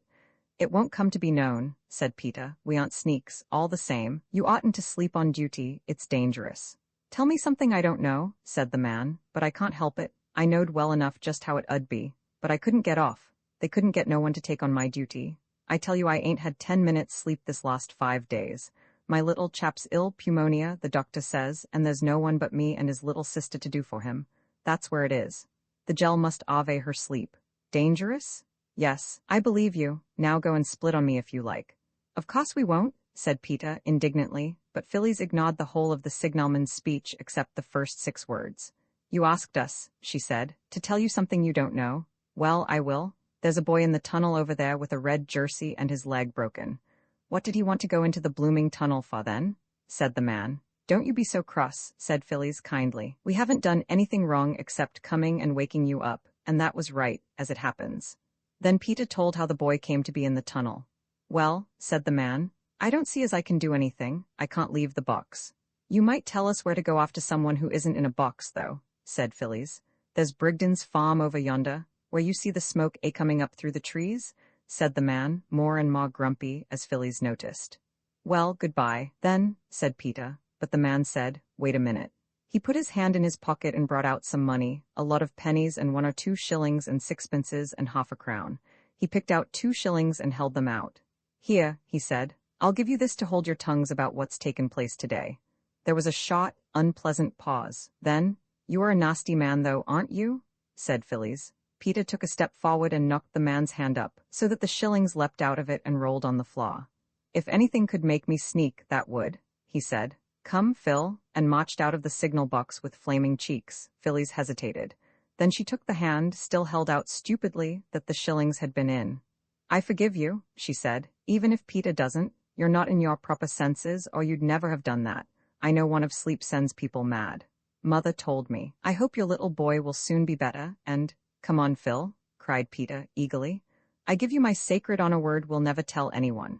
Kiss and be friends, said Phyllis, feeling how noble it was of her to try to make up a quarrel in which she was not to blame. The signalman stooped and kissed her. I do believe I'm a bit off my head, sissy, he said. Now run along home to Mother. I didn't mean to put you about there. So Phil left the hot signal box and followed Peter across the fields to the farm. When the farm men, led by Peter and Phyllis, and carrying a hurdle covered with horsecloths, reached the manhole in the tunnel, Bobby was fast asleep and so was Jim. Worn out with the pain, the doctor said afterwards. Where does he lie? The bailiff from the farm asked when Jim had been lifted onto the hurdle. In Northumberland, answered Bobby. I'm at school at Maidbridge, said Jim. I suppose I've got to get back there somehow.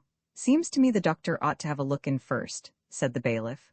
Oh, bring him up to our house, said Bobby. It's only a little way by the road. I'm sure Mother would say we ought to. Will your ma like you bringing home strangers with broken legs? She took the poor Russian home herself, said Bobby.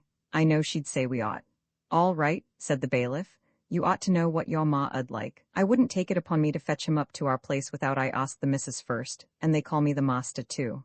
Are you sure your mother won't mind? Whispered Jim. Certain, said Bobby. Then we're to take him up to Three Chimneys? Said the bailiff. Of course, said Peter. Then my lad shall nip up to doctor's on his bike and tell him to come down there. Now, lads, lift him quiet and steady. 1, 2, 3. Thus it happened that Mother, writing away for dear life at a story about a duchess, a designing villain, a secret passage, and a missing will, dropped her pen as her workroom door burst open, and turned to see Bobby hatless and red with running. Oh, Mother, she cried, do come down. We found a hound in a red jersey in the tunnel, and he's broken his leg and they're bringing him home. They ought to take him to the vet, said Mother, with a worried frown. I really can't have a lame dog here. He's not a dog. Really, he's a boy, said Bobby, between laughing and choking. Then he ought to be taken home to his mother. His mother's dead, said Bobby, and his father's in Northumberland. Oh, Mother, you will be nice to him? I told him I was sure you'd want us to bring him home. You always want to help everybody. Mother smiled, but she sighed too. It is nice that your children should believe you willing to open house and heart to any and everyone who needs help, but it is rather embarrassing sometimes, too, when they act on their belief. Oh well, said Mother, we must make the best of it. When Jim was carried in, dreadfully white and with set lips whose red had faded to a horrid blue-eye violet color, Mother said, I am glad you brought him here. Now, Jim, let's get you comfortable in bed before the doctor comes. And Jim, looking at her kind eyes, felt a little warm, comforting flush of new courage. It'll hurt rather, won't it? He said. I don't mean to be a coward. You won't think I'm a coward if I faint again, will you? I really and truly don't do it on purpose, and I do hate to give you all this trouble.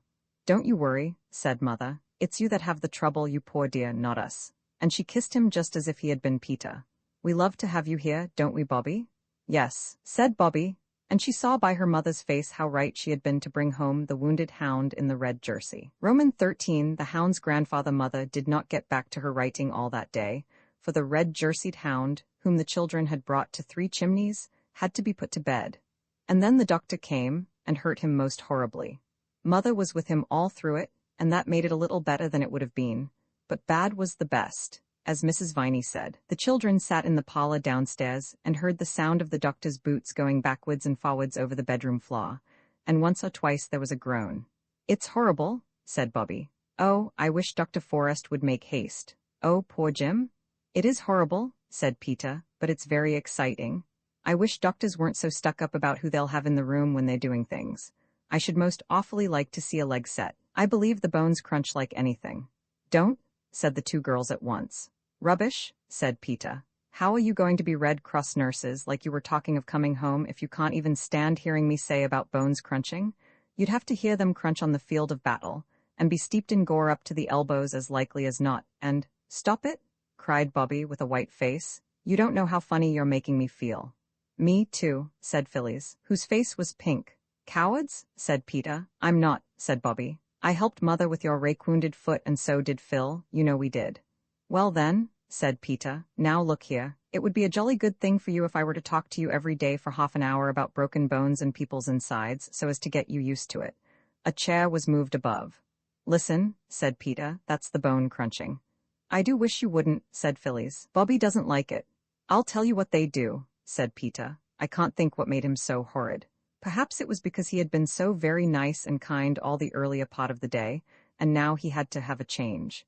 This is called reaction. One notices it now and then in oneself. Sometimes when one has been extra good for a longer time than usual, one is suddenly attacked by a violent fit of not being good at all. "I'll tell you what they do," said Peter. "They strap the broken man down so that he can't resist or interfere with their doctorish designs, and then someone holds his head and someone holds his leg, the broken one, and pulls it till the bones fit in with a crunch, mind you. Then they strap it up and let's play at bone setting." "Oh no," said Phyllis, but Bobby said suddenly, "All right, I'll be the doctor and Phil can be the nurse. You can be the broken boner, we can get at your legs more easily, because you don't wear petticoats." "I'll get the splints and bandages," said Peter. "You get the couch of suffering ready." The ropes that had tied up the boxes that had come from home were all in a wooden packing case in the cellar. When Peter brought in a trailing tangle of them, and 2 bods for splints, Phyllis was excitedly giggling. "Now then," he said, and lay down on the settle, groaning most grievously.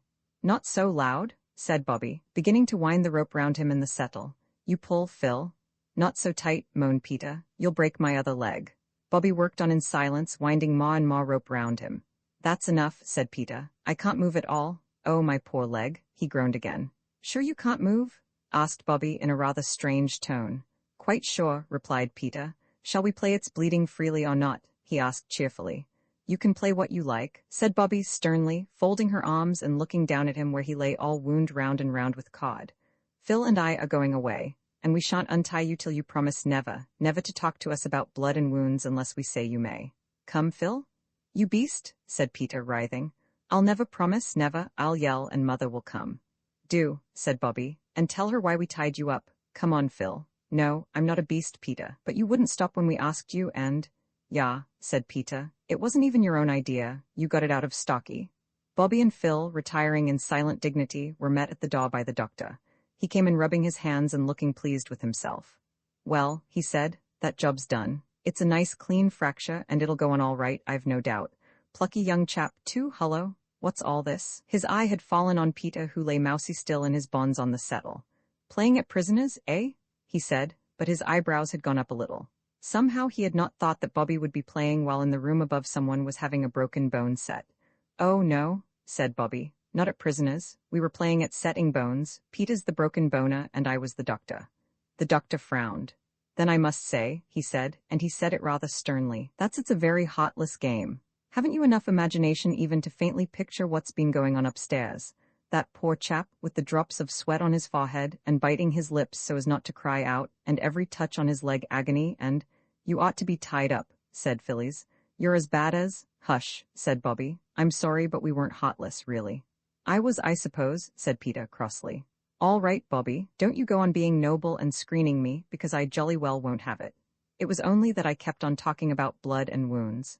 I wanted to train them for Red Cross nurses, and I wouldn't stop when they asked me." "Well?" said Dr. Forrest, sitting down. "Well, then I said, let's play at setting bones. It was all rot. I knew Bobby wouldn't, I only said it to tease her. And then when she said yes, of course I had to go through with it. And they tied me up. They got it out of Stocky, and I think it's a beastly shame.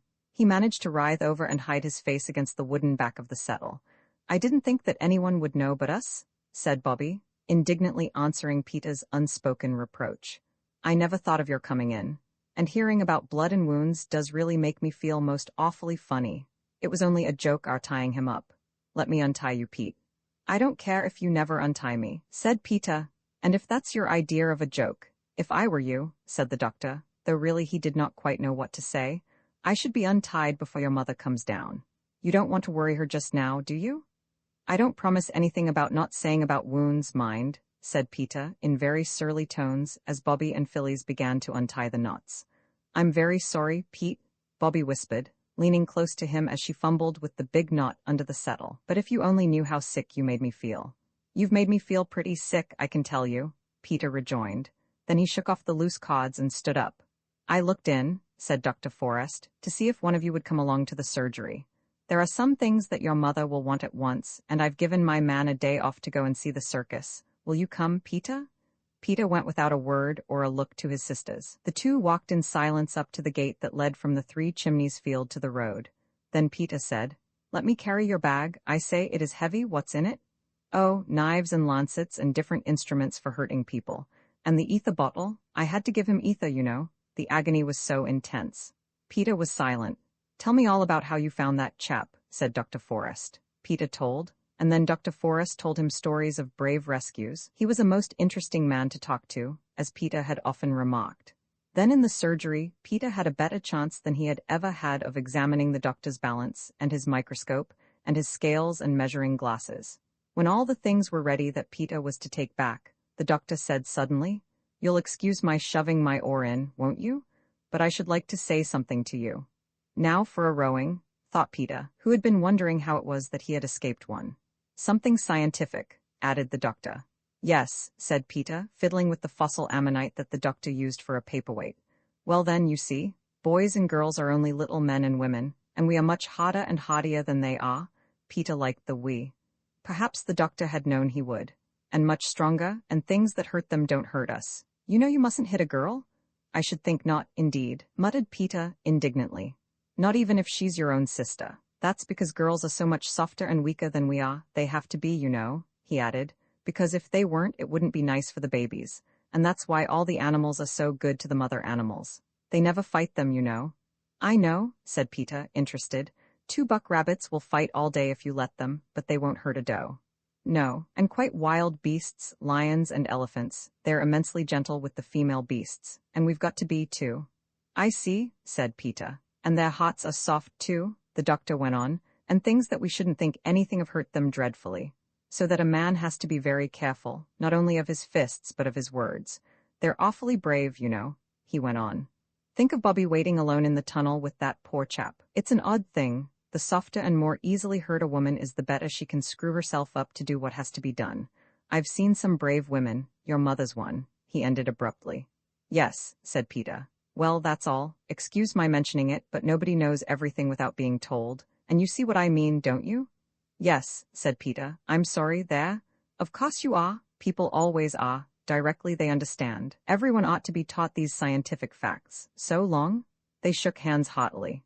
When Peter came home, his sisters looked at him doubtfully. It's Pax, said Peter, dumping down the basket on the table. Dr. Forrest has been talking scientific to me. No, it's no use my telling you what he said. You wouldn't understand. But it all comes to you girls being poor, soft, weak, frightened things like rabbits, so us men have just got to put up with them. He said you were female beasts. Shall I take this up to Mother, or will you? I know what boys are, said Phyllis with flaming cheeks. They're just the nastiest, rudest. They're very brave, said Bobby, sometimes. Ah, you mean the chap upstairs, I see. Go ahead, Phil. I shall put up with you whatever you say because you're a poor, weak, frightened soft. Not if I pull your hair you won't, said Phyllis, springing at him. He said Pax, said Bobby, pulling her away. Don't you see? She whispered as Peter picked up the basket and stalked out with it. He's sorry, really, only he won't say so. Let's say we're sorry. It's so goody-goody, said Phyllis doubtfully. He said we were female beasts and soft and frightened. Then let's show him we're not frightened of him thinking us goody-goody, said Bobby. And we're not any more beasts than he is. And when Peter came back, still with his chin in the air, Bobby said, "We're sorry we tied you up, Pete." "I thought you would be," said Peter, very stiff and superior. This was hard to bear. "But well, so we are," said Bobby. "Now let honor be satisfied on both sides." "I did call it Pax," said Peter in an injured tone. "Then let it be Pax," said Bobby. "Come on, Phil, let's get the tea. Pete, you might lay the cloth." "I say," said Phillies, when peace was really restored, which was not till they were washing up the cups after tea. "Dr. Forrest didn't really say we were female beasts, did he?" "Yes," said Peter firmly, "but I think he meant we men were wild beasts too." "How funny of him," said Phillies, breaking a cup. "May I come in, Mother?" Peter was at the door of Mother's writing room, where Mother sat at her table with 2 candles in front of her. Their flames looked orange and violet against the clear gray-blue of the sky where already a few stars were twinkling. "Yes, dear," said Mother. Absently, "Anything wrong?" She wrote a few more words and then laid down her pen and began to fold up what she had written. "I was just writing to Jim's grandfather. He lives near here, you know." "Yes, you said so at tea, that's what I want to say. Must you write to him, Mother? Couldn't we keep Jim and not say anything to his people till he's well? It would be such a surprise for them." "Well, yes," said Mother, laughing. "I think it would." "You see," Peter went on, "of course the girls are all right and all that. I'm not saying anything against them, but I should like it if I had another chap to talk to sometimes." "Yes," said Mother. "I know it's dull for you, dear, but I can't help it. Next year perhaps I can send you to school. You'd like that, wouldn't you?" "I do miss the other chaps rather," Peter confessed. "But if Jim could stay after his leg was well, we could have awful larks." "I've no doubt of it," said Mother. "Well, perhaps he could, but you know, dear, we're not rich. I can't afford to get him everything he'll want, and he must have a nurse." "Can't you nurse him, Mother? You do nurse people so beautifully." "That's a pretty compliment, Pete, but I can't do nursing and my writing as well. That's the worst of it." "Then you must send the letter to his grandfather." "Of course, and to his schoolmaster too. We telegraphed to them both, but I must write as well. They'll be most dreadfully anxious." "I say, Mother, why can't his grandfather pay for a nurse?" Peter suggested. "That would be ripping. I expect the old boy's rolling in money. Grandfathers in books always are." "Well, this one isn't in a book," said Mother, "so we mustn't expect him to roll much." "I say," said Peter musingly, "wouldn't it be jolly if we all were in a book and you were writing it? Then you could make all sorts of jolly things happen, and make Jim's legs get well at once and be all right tomorrow. And Father come home soon and—" "Do you miss your father very much?" Mother asked, rather coldly, Peter thought. "Awfully," said Peter briefly. Mother was enveloping and addressing the second letter. "You see," Peter went on slowly, "you see, it's not only him being father, but now he's away there's no other man in the house but me. That's why I want Jim to stay so frightfully much. Wouldn't you like to be writing that book with us all in it, Mother? And make Daddy come home soon?" Peter's mother put her arm round him suddenly and hugged him in silence for a minute. Then she said, "Don't you think it's rather nice to think that we're in a book that God's writing? If I were writing the book, I might make mistakes, but God knows how to make the story end just right in the way that's best for us." "Do you really believe that, Mother?" Peter asked quietly. "Yes," she said, "I do believe it. Almost always, except when I'm so sad that I can't believe anything.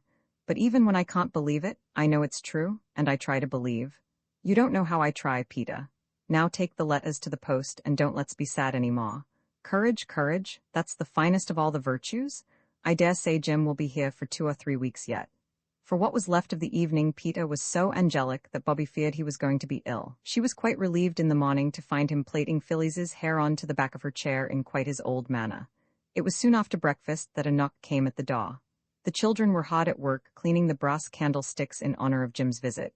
"That'll be the doctor," said Mother. "I'll go. Shut the kitchen door. You're not fit to be seen." But it wasn't the doctor. They knew that by the voice and by the sound of the boots that went upstairs. They did not recognize the sound of the boots, but everyone was certain that they had heard the voice before. There was a longish interval. The boots and the voice did not come down again. Who can it possibly be? They kept on asking themselves and each other. "Perhaps," said Peter at last, "Dr. Forrest has been attacked by highwaymen and left for dead, and this is the man he's telegraphed for to take his place. Mrs. Viney said he had a local tenant to do his work when he went for a holiday. Didn't you, Mrs. Viney?" "I did so, my dear," said Mrs. Viney from the back kitchen. "He's fallen down in a fit, more likely," said Phyllis. "All human aid despaired of, and this is his man come to break the news to Mother." "Nonsense," said Peter briskly. "Mother wouldn't have taken the man up into Jim's bedroom. Why should she? Listen, the door's opening. Now they'll come down. I'll open the door a crack." He did. "It's not listening," he replied indignantly to Bobby's scandalized remarks. Nobody in their senses would talk secrets on the stairs, and Mother can't have secrets to talk with Dr. Forrest's stableman, and you said it was him. Bobby, called Mother's voice. They opened the kitchen door, and Mother leaned over the stair railing. Jim's grandfather has come, she said. Wash your hands and faces and then you can see him. He wants to see you. The bedroom door shut again. There now, said Peter. Fancy us not even thinking of that. Let's have some hot water, Mrs. Viney. I'm as black as your hat. The three were indeed dirty, for the stuff you clean brass candlesticks with is very far from cleaning to the cleaner. They were still busy with soap and flannel when they heard the boots and the voice come down the stairs and go into the dining room. And when they were clean, though still damp, because it takes such a long time to dry your hands properly, and they were very impatient to see the grandfather, they filed into the dining room. Mother was sitting in the window seat, and in the leather-covered armchair that Father always used to sit in at the other house sat their own old gentleman. Well, I never did, said Peter, even before he said, How do you do? He was, as he explained afterwards, too surprised even to remember that there was such a thing as politeness, much less to practice it. It's our own old gentleman, said Phillies. Oh, it's you, said Bobby. And then they remembered themselves and their manners and said, How do you do? Very nicely. This is Jim's grandfather, mister, said Mother, naming the old gentleman's name. How splendid, said Peter. That's just exactly like a book, isn't it, Mother? It is, rather, said Mother, smiling. Things do happen in real life that are rather like books sometimes. I am so awfully glad it is you, said Phillies. When you think of the tons of old gentlemen there are in the world, it might have been almost anyone.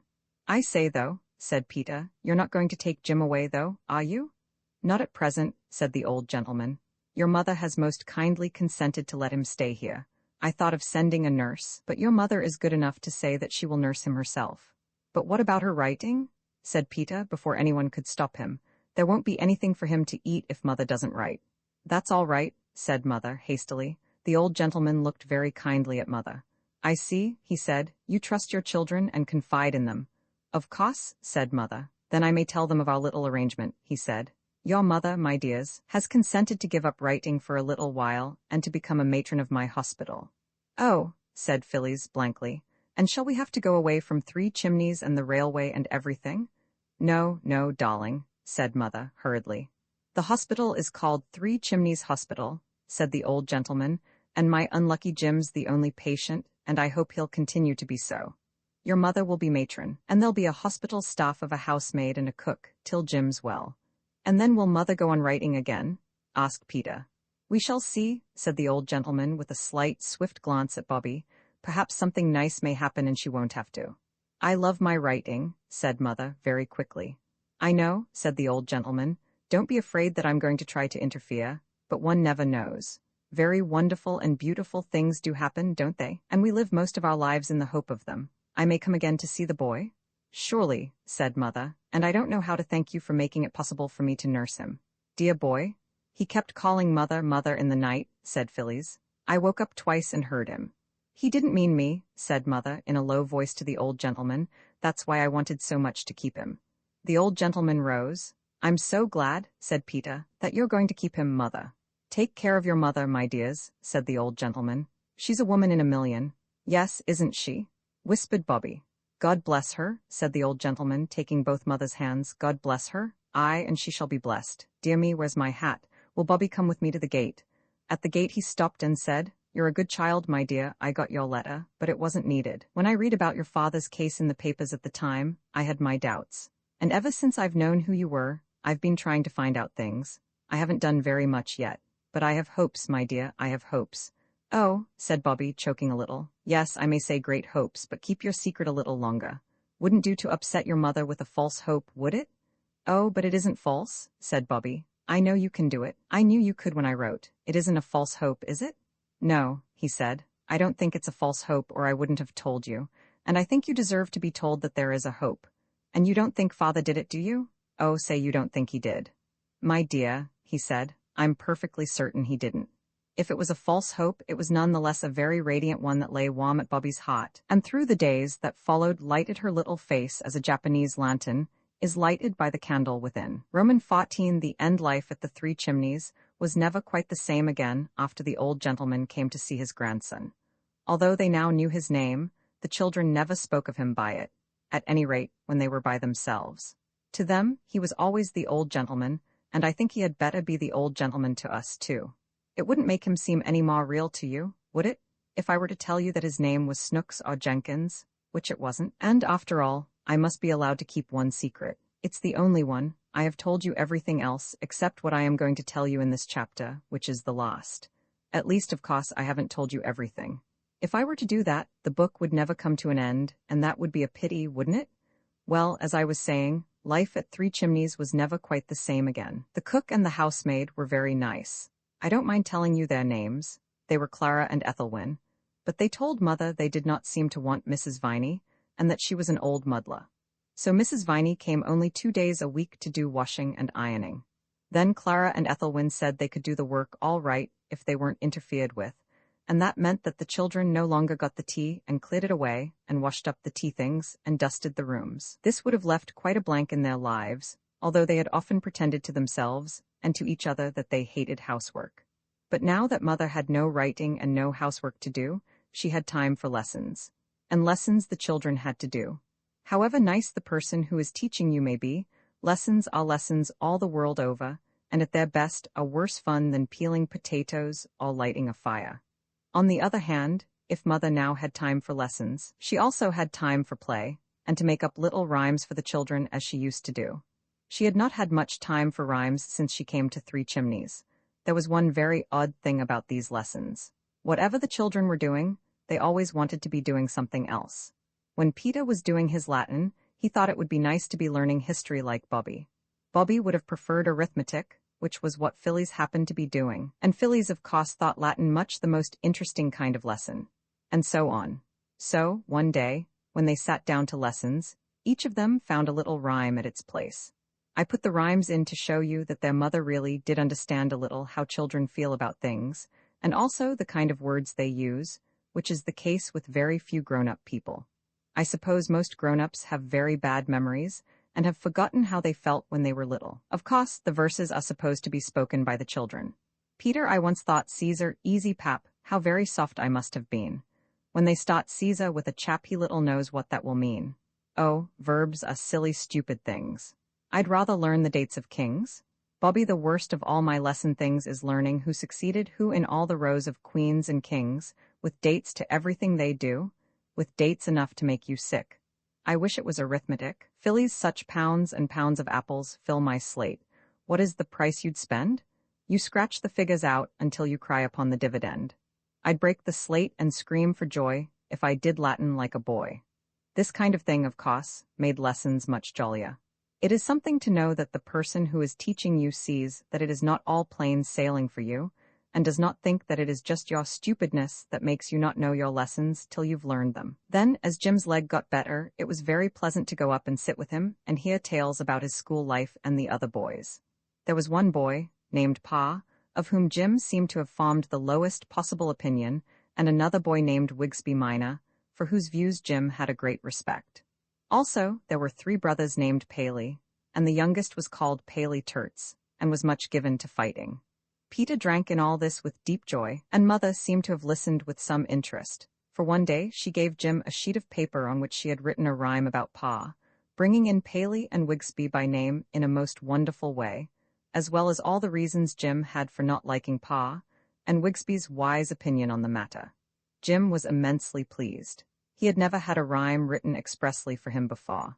He read it till he knew it by heart, and then he sent it to Wigsby, who liked it almost as much as Jim did. Perhaps you may like it too. The new boy, his name is Pa. He says that he is given bread and milk for tea. He says his father killed a bear. He says his mother cuts his hair. He wears goloshes when it's wet. I've heard his people call him Pet. He has no proper sense of shame. He told the chaps his Christian name. He cannot wicket keep it all. He's frightened of a cricket ball. He reads indoors for hours and hours. He knows the names of beastly flowers. He says his French just like Masu. A beastly stuck-up thing to do. He won't keep cave, shirks his turn and says he came to school to learn. He won't play football, says it hurts. He wouldn't fight with Paley Turts. He couldn't whistle if he tried, and when we laughed at him he cried. Now Wigsby Minor says that Pa is only like all new boys are. I know when I first came to school, I wasn't such a jolly fool. Jim could never understand how Mother could have been clever enough to do it. To the others, it seemed nice, but natural. You see, they had always been used to having a mother who could write verses just like the way people talk, even to the shocking expression at the end of the rhyme, which was Jim's very own. Jim taught Peter to play chess and draughts and dominoes, and altogether, it was a nice, quiet time. Only Jim's leg got better and better, and a general feeling began to spring up among Bobby, Peter, and Phillies that something ought to be done to amuse him, not just games, but something really handsome.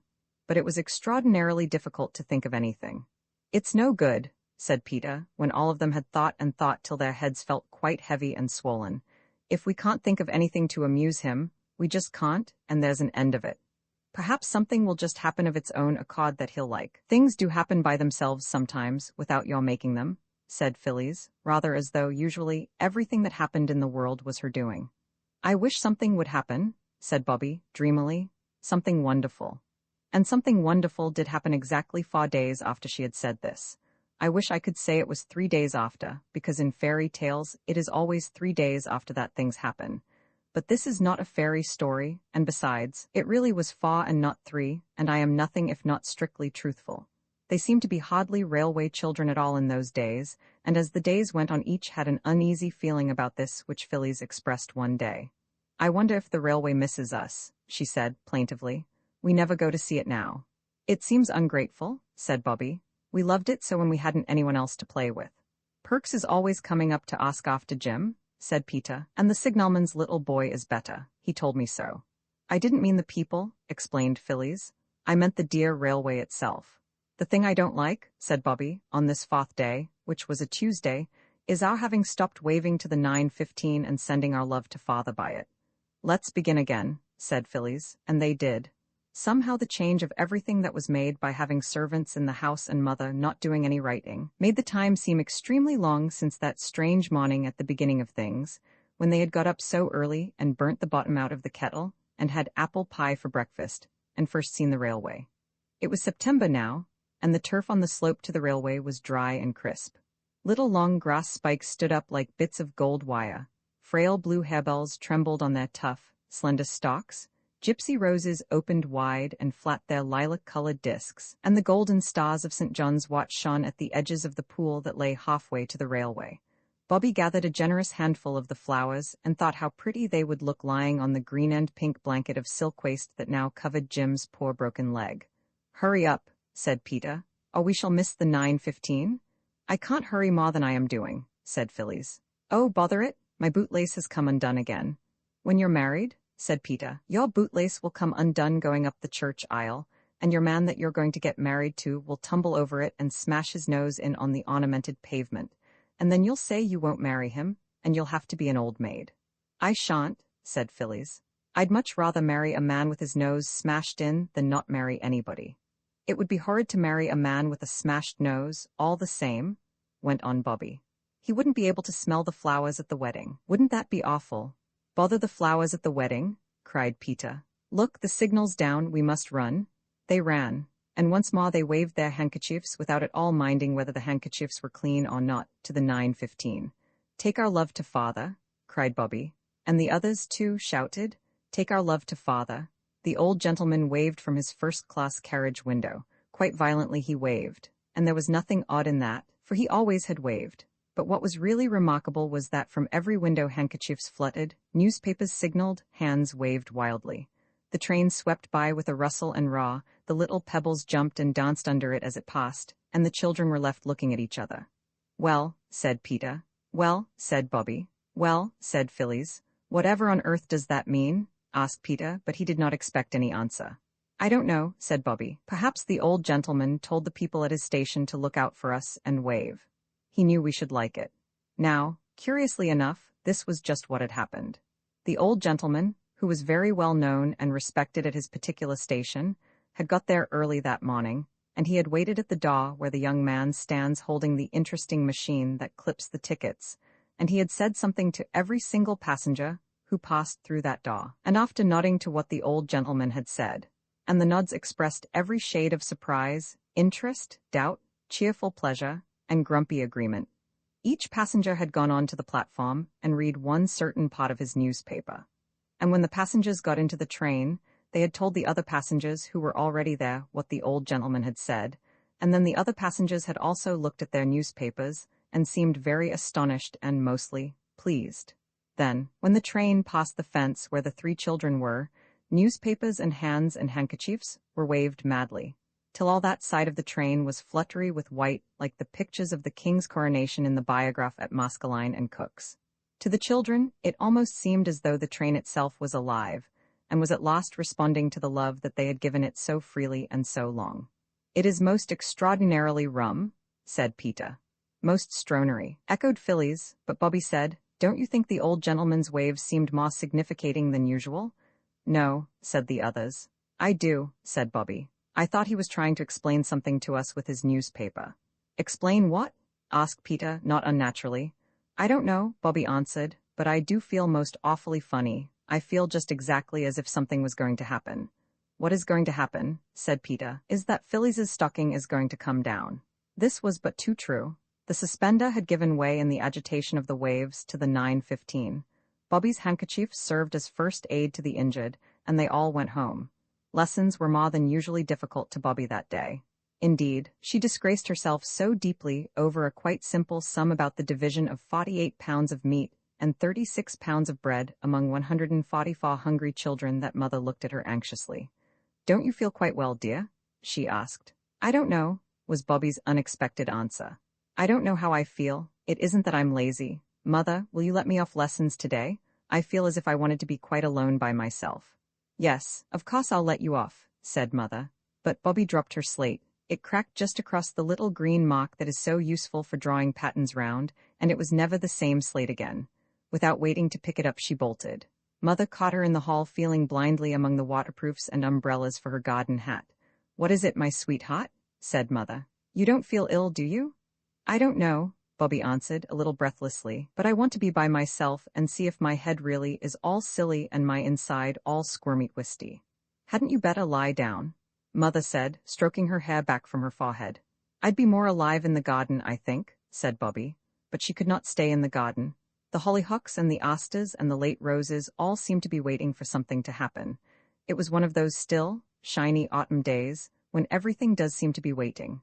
Bobby could not wait. "I'll go down to the station," she said, "and talk to Perks and ask about the signalman's little boy." So she went down. On the way she passed the old lady from the post office who gave her a kiss and a hug, but rather to Bobby's surprise, no words except, "God bless you, love," and after a pause, "Run along, do." The draper's boy, who had sometimes been a little less than civil and a little more than contemptuous, now touched his cap and uttered the remarkable words. "Morning, miss, I'm sure." The blacksmith, coming along with an open newspaper in his hand, was even more strange in his manner. He grinned broadly, though, as a rule, he was a man not given to smiles, and waved the newspaper long before he came up to her. And as he passed her, he said, in answer to her "Good morning." "Good morning to you, missy, and many of them. I wish you joy that I do." "Oh," said Bobby to herself, and her heart quickened its beats. "Something is going to happen. I know it is. Everyone is so odd, like people are in dreams." The station master wrung her hand warmly. In fact, he worked it up and down like a pump handle, but he gave her no reason for this unusually enthusiastic greeting. He only said, "The 11:54 a bit late, miss. The extra luggage this holiday time," and went away very quickly into that, in a temple of his into which even Bobby dared not follow him. Perks was not to be seen, and Bobby shared the solitude of the platform with the station cat. This tortoiseshell lady, usually of a retiring disposition, came today to rub herself against the brown stockings of Bobby with arched back, waving tail, and reverberating purrs. "Dear me," said Bobby, stooping to stroke her. "How very kind everybody is today, even you, pussy." Perks did not appear until the 11:54 was signaled, and then he, like everybody else that morning, had a newspaper in his hand. "Hullo," he said, "'ere you are. Well, if this is the train, it'll be smart work. Well, God bless you, my dear. I see it in the paper, and I don't think I was ever so glad of anything in all my born days." He looked at Bobby a moment, then said, "One I must have, miss, and no offense, I know, on a day like this, and with that he kissed her first on one cheek and then on the other. "You ain't offended, are you?" he asked anxiously. "I ain't took too great a liberty. On a day like this, you know." "No, no," said Bobby. "Of course it's not a liberty, dear Mr. Perks. We love you quite as much as if you were an uncle of ours, but on a day like what?" "Like this, said Perks. "Don't I tell you I see it in the paper?" "Saw what in the paper?" asked Bobby, but already the 11:54 was steaming into the station, and the station master was looking at all the places where Perks was not and ought to have been. Bobby was left standing alone, the station cat watching her from under the bench with friendly golden eyes. Of course you know already exactly what was going to happen. Bobby was not so clever. She had the vague, confused, expectant feeling that comes to one's heart in dreams. What her heart expected I can't tell. Perhaps the very thing that you and I know was going to happen. But her mind expected nothing. It was almost blank, and felt nothing but tiredness and stupidness, and an empty feeling, like your body has when you have been a long walk, and it is very far indeed past your proper dinner time. Only 3 people got out of the 11:54. The first was a countryman with 2 baskety boxes full of live chickens who stuck their russet heads out anxiously through the wicker bars. The second was Miss Peckett, the grocer's wife's cousin, with a tin box and 3 brown paper parcels. And the third, oh, my daddy, my daddy. That scream went like a knife into the heart of everyone in the train, and people put their heads out of the windows to see a tall, pale man with lips set in a thin, close line, and a little girl clinging to him with arms and legs, while his arms went tightly round her. I knew something wonderful was going to happen, said Bobby, as they went up the road, but I didn't think it was going to be this. Oh, my daddy, my daddy. Then didn't Mother get my letter? Father asked. There weren't any letters this morning. Oh, Daddy, it is really you, isn't it? The clasp of a hand she had not forgotten assured her that it was. You must go in by yourself, Bobby, and tell Mother quite quietly that it's all right. They've caught the man who did it. Everyone knows now that it wasn't your daddy. I always knew it wasn't, said Bobby. Me and Mother and our old gentleman. Yes, he said, it's all his doing. Mother wrote and told me you had found out, and she told me what you'd been to her. My own little girl? They stopped a minute then, and now I see them crossing the field. Bobby goes into the house, trying to keep her eyes from speaking before her lips have found the right words to tell Mother quite quietly that the sorrow and the struggle and the parting are over and done, and that Father has come home. I see Father walking in the garden, waiting. He is looking at the flowers, and each flower is a miracle to eyes that all these months of spring and summer have seen only flagstones and gravel and a little grudging grass. But his eyes keep turning towards the house, and presently he leaves the garden and goes to stand outside the nearest door. It is the back door, and across the yard the swallows are circling. They are getting ready to fly away from cold winds and keen frost to the land where it is always summer. They are the same swallows that the children built the little clay nests for. Now the house door opens. Bobby's voice calls, "Come in, Daddy, come in."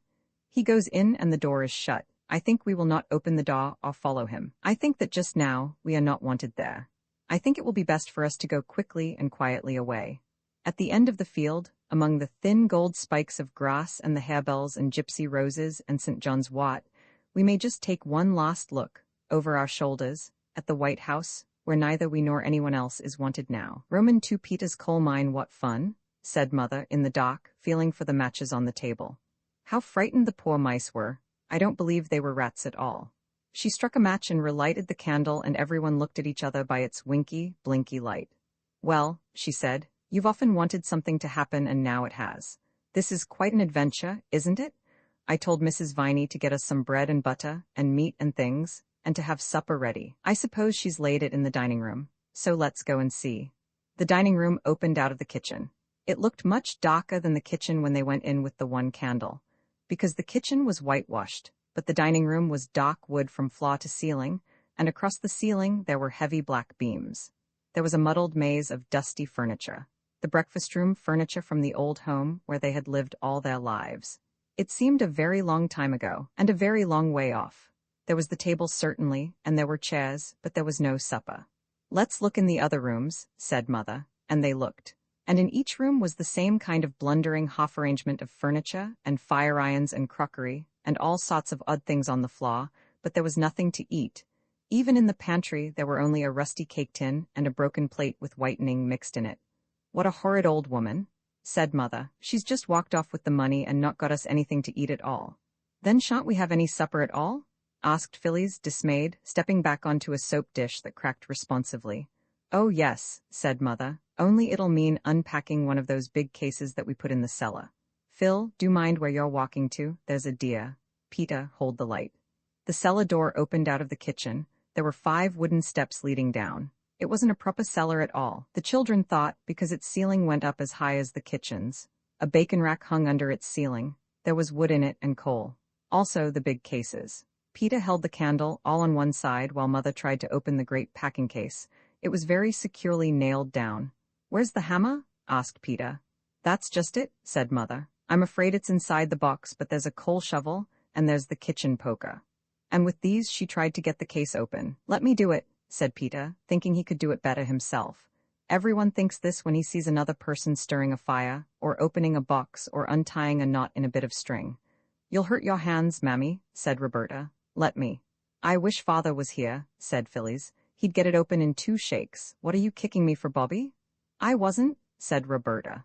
Just then the first of the long nails in the packing case began to come out with a scrunch. Then a lath was raised and then another, till all 4 stood up with the long nails in them shining fiercely like iron teeth in the candlelight. "Hooray!" said Mother. "Here are some candles, the very first thing. You girls go and light them. You'll find some saucers and things. Just drop a little candle grease in the saucer and stick the candle upright in it. How many shall we light?" "As many as ever you like," said Mother gaily. "The great thing is to be cheerful. Nobody can be cheerful in the dark except owls and Damis." So the girls lighted candles. The head of the first match flew off and stuck to Phyllis's finger. But, as Roberta said, it was only a little burn, and she might have had to be a Roman martyr and be burned whole if she had happened to live in the days when those things were fashionable. Then, when the dining room was lighted by 14 candles, Roberta fetched coal and wood and lighted a fire. "It's very cold for May," she said, feeling what a grown-up thing it was to say. The firelight and the candlelight made the dining room look very different, for now you could see that the dark walls were of wood, carved here and there into little wreaths and loops. The girls hastily tidied the room, which meant putting the chairs against the wall, and piling all the odds and ends into a corner, and partly hiding them with the big leather armchair that Father used to sit in after dinner. "Bravo!" cried Mother, coming in with a tray full of things.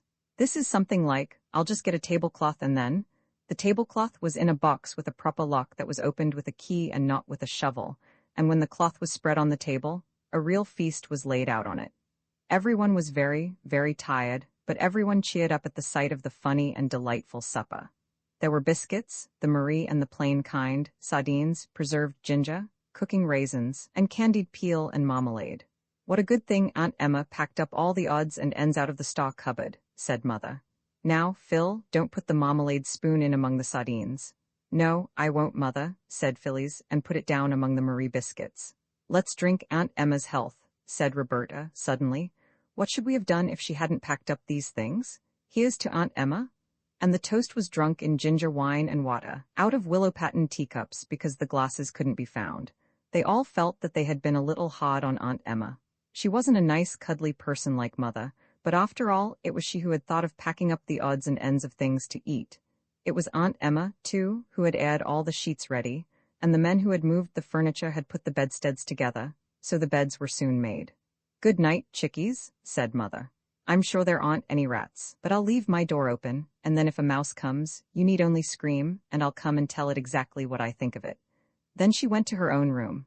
Roberta woke to hear the little traveling clock chime too. It sounded like a church clock ever so far away, she always thought, and she heard, too, Mother still moving about in her room. Next morning Roberta woke Phyllis by pulling her hair gently, but quite enough for her purpose. "Wassamara?" asked Phyllis, still almost wholly asleep.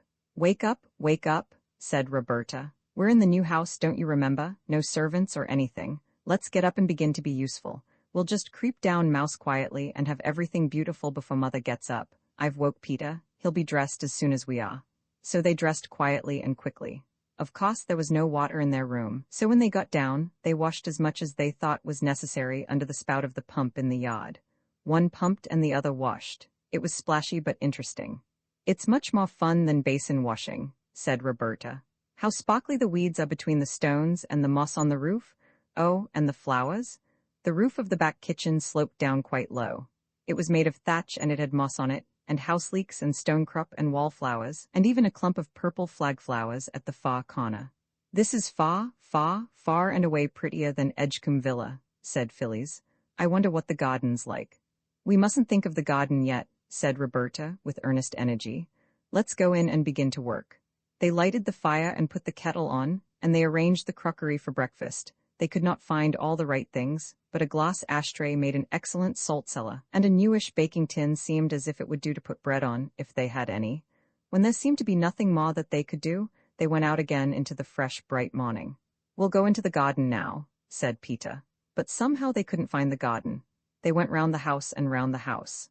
The yard occupied the back, and across it were stables and outbuildings. On the other 3 sides, the house stood simply in a field, without a yard of garden to divide it from the shot, smooth turf, and yet they had certainly seen the garden wall the night before. It was a hilly country. Down below, they could see the line of the railway, and the black yawning mouth of a tunnel. The station was out of sight. There was a great bridge with tall arches running across one end of the valley. "Never mind the garden," said Peter. "Let's go down and look at the railway. There might be trains passing." "We can see them from here," said Roberta slowly. "Let's sit down a bit." So they all sat down on a great flat gray stone that had pushed itself up out of the grass. It was one of many that lay about on the hillside, and when Mother came out to look for them at 8 o'clock, she found them deeply asleep in a contented, sun-warmed bunch. They had made an excellent fire, and had set the kettle on it at about 5:30, so that by 8 the fire had been out for some time, the water had all boiled away, and the bottom was burned out of the kettle. Also, they had not thought of washing the crockery before they set the table. "But it doesn't matter, the cups and saucers, I mean," said Mother, "because I've found another room. I'd quite forgotten there was one, and it's magic, and I've boiled the water for tea in a saucepan." The forgotten room opened out of the kitchen. In the agitation and half-darkness the night before its dawn had been mistaken for a cupboard's. It was a little square room, and on its table, all nicely set out, was a joint of cold roast beef, with bread, butter, cheese, and a pie. "Pie for breakfast," cried Peter. "How perfectly ripping!" "It isn't pigeon pie," said Mother. "It's only apple." "Well, this is the supper we ought to have had last night, and there was a note from Mrs. Viney. Her son-in-law has broken his arm, and she had to get home early. She's coming this morning at 10. That was a wonderful breakfast. It is unusual to begin the day with cold apple pie, but the children all said they would rather have it than meat. "You see, it's more like dinner than breakfast to us," said Peter, passing his plate for Ma, "because we were up so early." The day passed in helping Mother to unpack and arrange things. 6 small legs quite ached with running about, while their owners carried clothes and crockery, and all sorts of things to their proper places. It was not till quite late in the afternoon that Mother said, "There, that'll do for today. I'll lie down for an hour so as to be as fresh as a lark by supper time." Then they all looked at each other. Each of the 3 expressive countenances expressed the same thought. That thought was double and consisted, like the bits of information in the Child's Guide to Knowledge, of a question and an answer. Q. Where shall we go? A. To the railway. So to the railway they went, and as soon as they started for the railway, they saw where the garden had hidden itself. It was right behind the stables, and it had a high wall all round. "Oh, never mind about the garden now," cried Peter. "Mother told me this morning where it was. It'll keep till tomorrow. Let's get to the railway." The way to the railway was all downhill over smooth, shot turf with here and there furze bushes and gray and yellow rocks sticking out like candied peel from the top of a cake. The way ended in a steep run and a wooden fence, and there was the railway with the shining metals and the telegraph wires and posts and signals. They all climbed on to the top of the fence, and then suddenly there was a rumbling sound that made them look along the line to the right, where the dark mouth of a tunnel opened itself in the face of a rocky cliff. Next moment, a train had rushed out of the tunnel with a shriek and a snot, and had slid noisily past them. They felt the rush of its passing, and the pebbles on the line jumped and rattled under it as it went by. "Oh," said Roberta, drawing a long breath. "It was like a great dragon tearing by. Did you feel it fan us with its hot wings?" "I suppose a dragon's lair might look very like that tunnel from the outside," said Phyllis. But Peter said, "I never thought we should ever get as near to a train as this. It's the most ripping spot." "Better than toy engines, isn't it?" said Roberta. I am tired of calling Roberta by her name. I don't see why I should. No one else did. Everyone else called her Bobby, and I don't see why I shouldn't. "I don't know, it's different," said Peter. "It seems so odd to see all of a train. It's awfully tall, isn't it?" "We've always seen them cut in half by platforms," said Phyllis. "I wonder if that train was going to London," Bobby said. "London's where Father is." "Let's go down to the station and find out," said Peter. So they went. They walked along the edge of the line and heard the telegraph wires humming over their heads. When you are in the train, it seems such a little way between post and post, and one after another the posts seem to catch up the wires almost more quickly than you can count them. But when you have to walk, the posts seem few and far between. But the children got to the station at last. Never before had any of them been at a station, except for the purpose of catching trains, or perhaps waiting for them, and always with grown-ups in attendance, grown-ups who were not themselves interested in stations, except as places from which they wished to get away. Never before had they passed close enough to a signal box to be able to notice the wires, and to hear the mysterious ping, ping, followed by the strong, firm clicking of machinery. The very sleepers on which the rails lay were a delightful path to travel by, just far enough apart to serve as the stepping stones in a game of foaming torrents hastily organized by Bobby. Then to arrive at the station, not through the booking office, but in a freebooting sort of way by the sloping end of the platform. This in itself was joy. Joy, too, it was to peep into the potter's room, where the lamps are, and the railway almanac on the wall, and one potter half asleep behind a paper. There were a great many crossing lines at the station. Some of them just ran into a yard and stopped short, as though they were tired of business and meant to retire for good. Trucks stood on the rails here, and on one side was a great heap of coal, not a loose heap such as you see in your coal cellar, but a sort of solid building of coals with large square blocks of coal outside, used just as though they were bricks, and built up till the heap looked like the picture of the cities of the plain in Bible stories for infants. There was a line of whitewash near the top of the coaly wall. When presently, the potter lounged out of his room at the twice-repeated tingling thrill of a gong over the station door, Peter said, "How do you do?" in his best manner, and hastened to ask what the white mark was on the coal for. "To mark how much coal there be," said the potter, "so as we'll know if anyone nicks it. So don't you go off with none in your pockets, young gentleman." This seemed, at the time, but a merry jest, and Peter felt at once that the potter was a friendly sot with no nonsense about him. But later, the words came back to Peter with a new meaning. Have you ever gone into a farmhouse kitchen on a baking day and seen the great crock of dough set by the fire to rise? If you have, and if you were at that time still young enough to be interested in everything you saw, you will remember that you found yourself quite unable to resist the temptation to poke your finger into the soft round of dough that curved inside the pan like a giant mushroom. And you will remember that your finger made a dent in the dough, and that slowly, but quite surely, the dent disappeared, and the dough looked quite the same as it did before you touched it. Unless, of course, your hand was extra dirty, in which case, naturally, there would be a little black mark. Well, it was just like that with the sorrow the children had felt at father's going away, and at mother's being so unhappy. It made a deep impression, but the impression did not last long. They soon got used to being without father, though they did not forget him, and they got used to not going to school, and to seeing very little of mother, who was now almost all day shut up in her upstairs room writing. She used to come down at tea time and read aloud the stories she had written. They were lovely stories. The rocks and hills and valleys and trees, the canal, and above all, the railway, were so new and so perfectly pleasing that the remembrance of the old life in the villa grew to seem almost like a dream. Mother had told them more than once that they were quite poor now, but this did not seem to be anything but a way of speaking. Grown-up people, even mothers, often make remarks that don't seem to mean anything in particular, just for the sake of saying something, seemingly. There was always enough to eat, and they wore the same kind of nice clothes they had always worn. But in June came 3 wet days, the rain came down, straight as lances, and it was very, very cold. Nobody could go out and everybody shivered. They all went up to the door of Mother's room and knocked. "Well, what is it?" asked Mother from inside. "Mother," said Bobby, "mayn't I light a fire? I do know how." And Mother said, "No, my ducky love, we mustn't have fires in June, coal is so dear. If you're cold, go and have a good romp in the attic, that'll warm you." "But Mother, it only takes such a very little coal to make a fire." "It's more than we can afford, chickeny love," said Mother cheerfully. "Now run away, there's darlings, I'm madly busy." "Mother's always busy now," said Phyllis in a whisper to Peter. Peter did not answer. He shrugged his shoulders. He was thinking. Thought, however, could not long keep itself from the suitable furnishing of a bandit's lair in the attic. Peter was the bandit, of course. Bobby was his lieutenant, his band of trusty robbers, and, in due course, the parent of Phyllis, who was the captured maiden for whom a magnificent ransom, in hoss-beans, was unhesitatingly paid. They all went down to tea flushed and joyous as any mountain brigands. But when Phyllis was going to add jam to her bread and butter, Mother said, "Jam or butter, dear, not jam and butter." We can't afford that sort of reckless luxury nowadays. Phyllis finished the slice of bread and butter in silence and followed it up by bread and jam. Peter mingled thought and weak tea. After tea they went back to the attic and he said to his sisters, "I have an idea." "What's that?" they asked politely. "I shan't tell you," was Peter's unexpected rejoinder.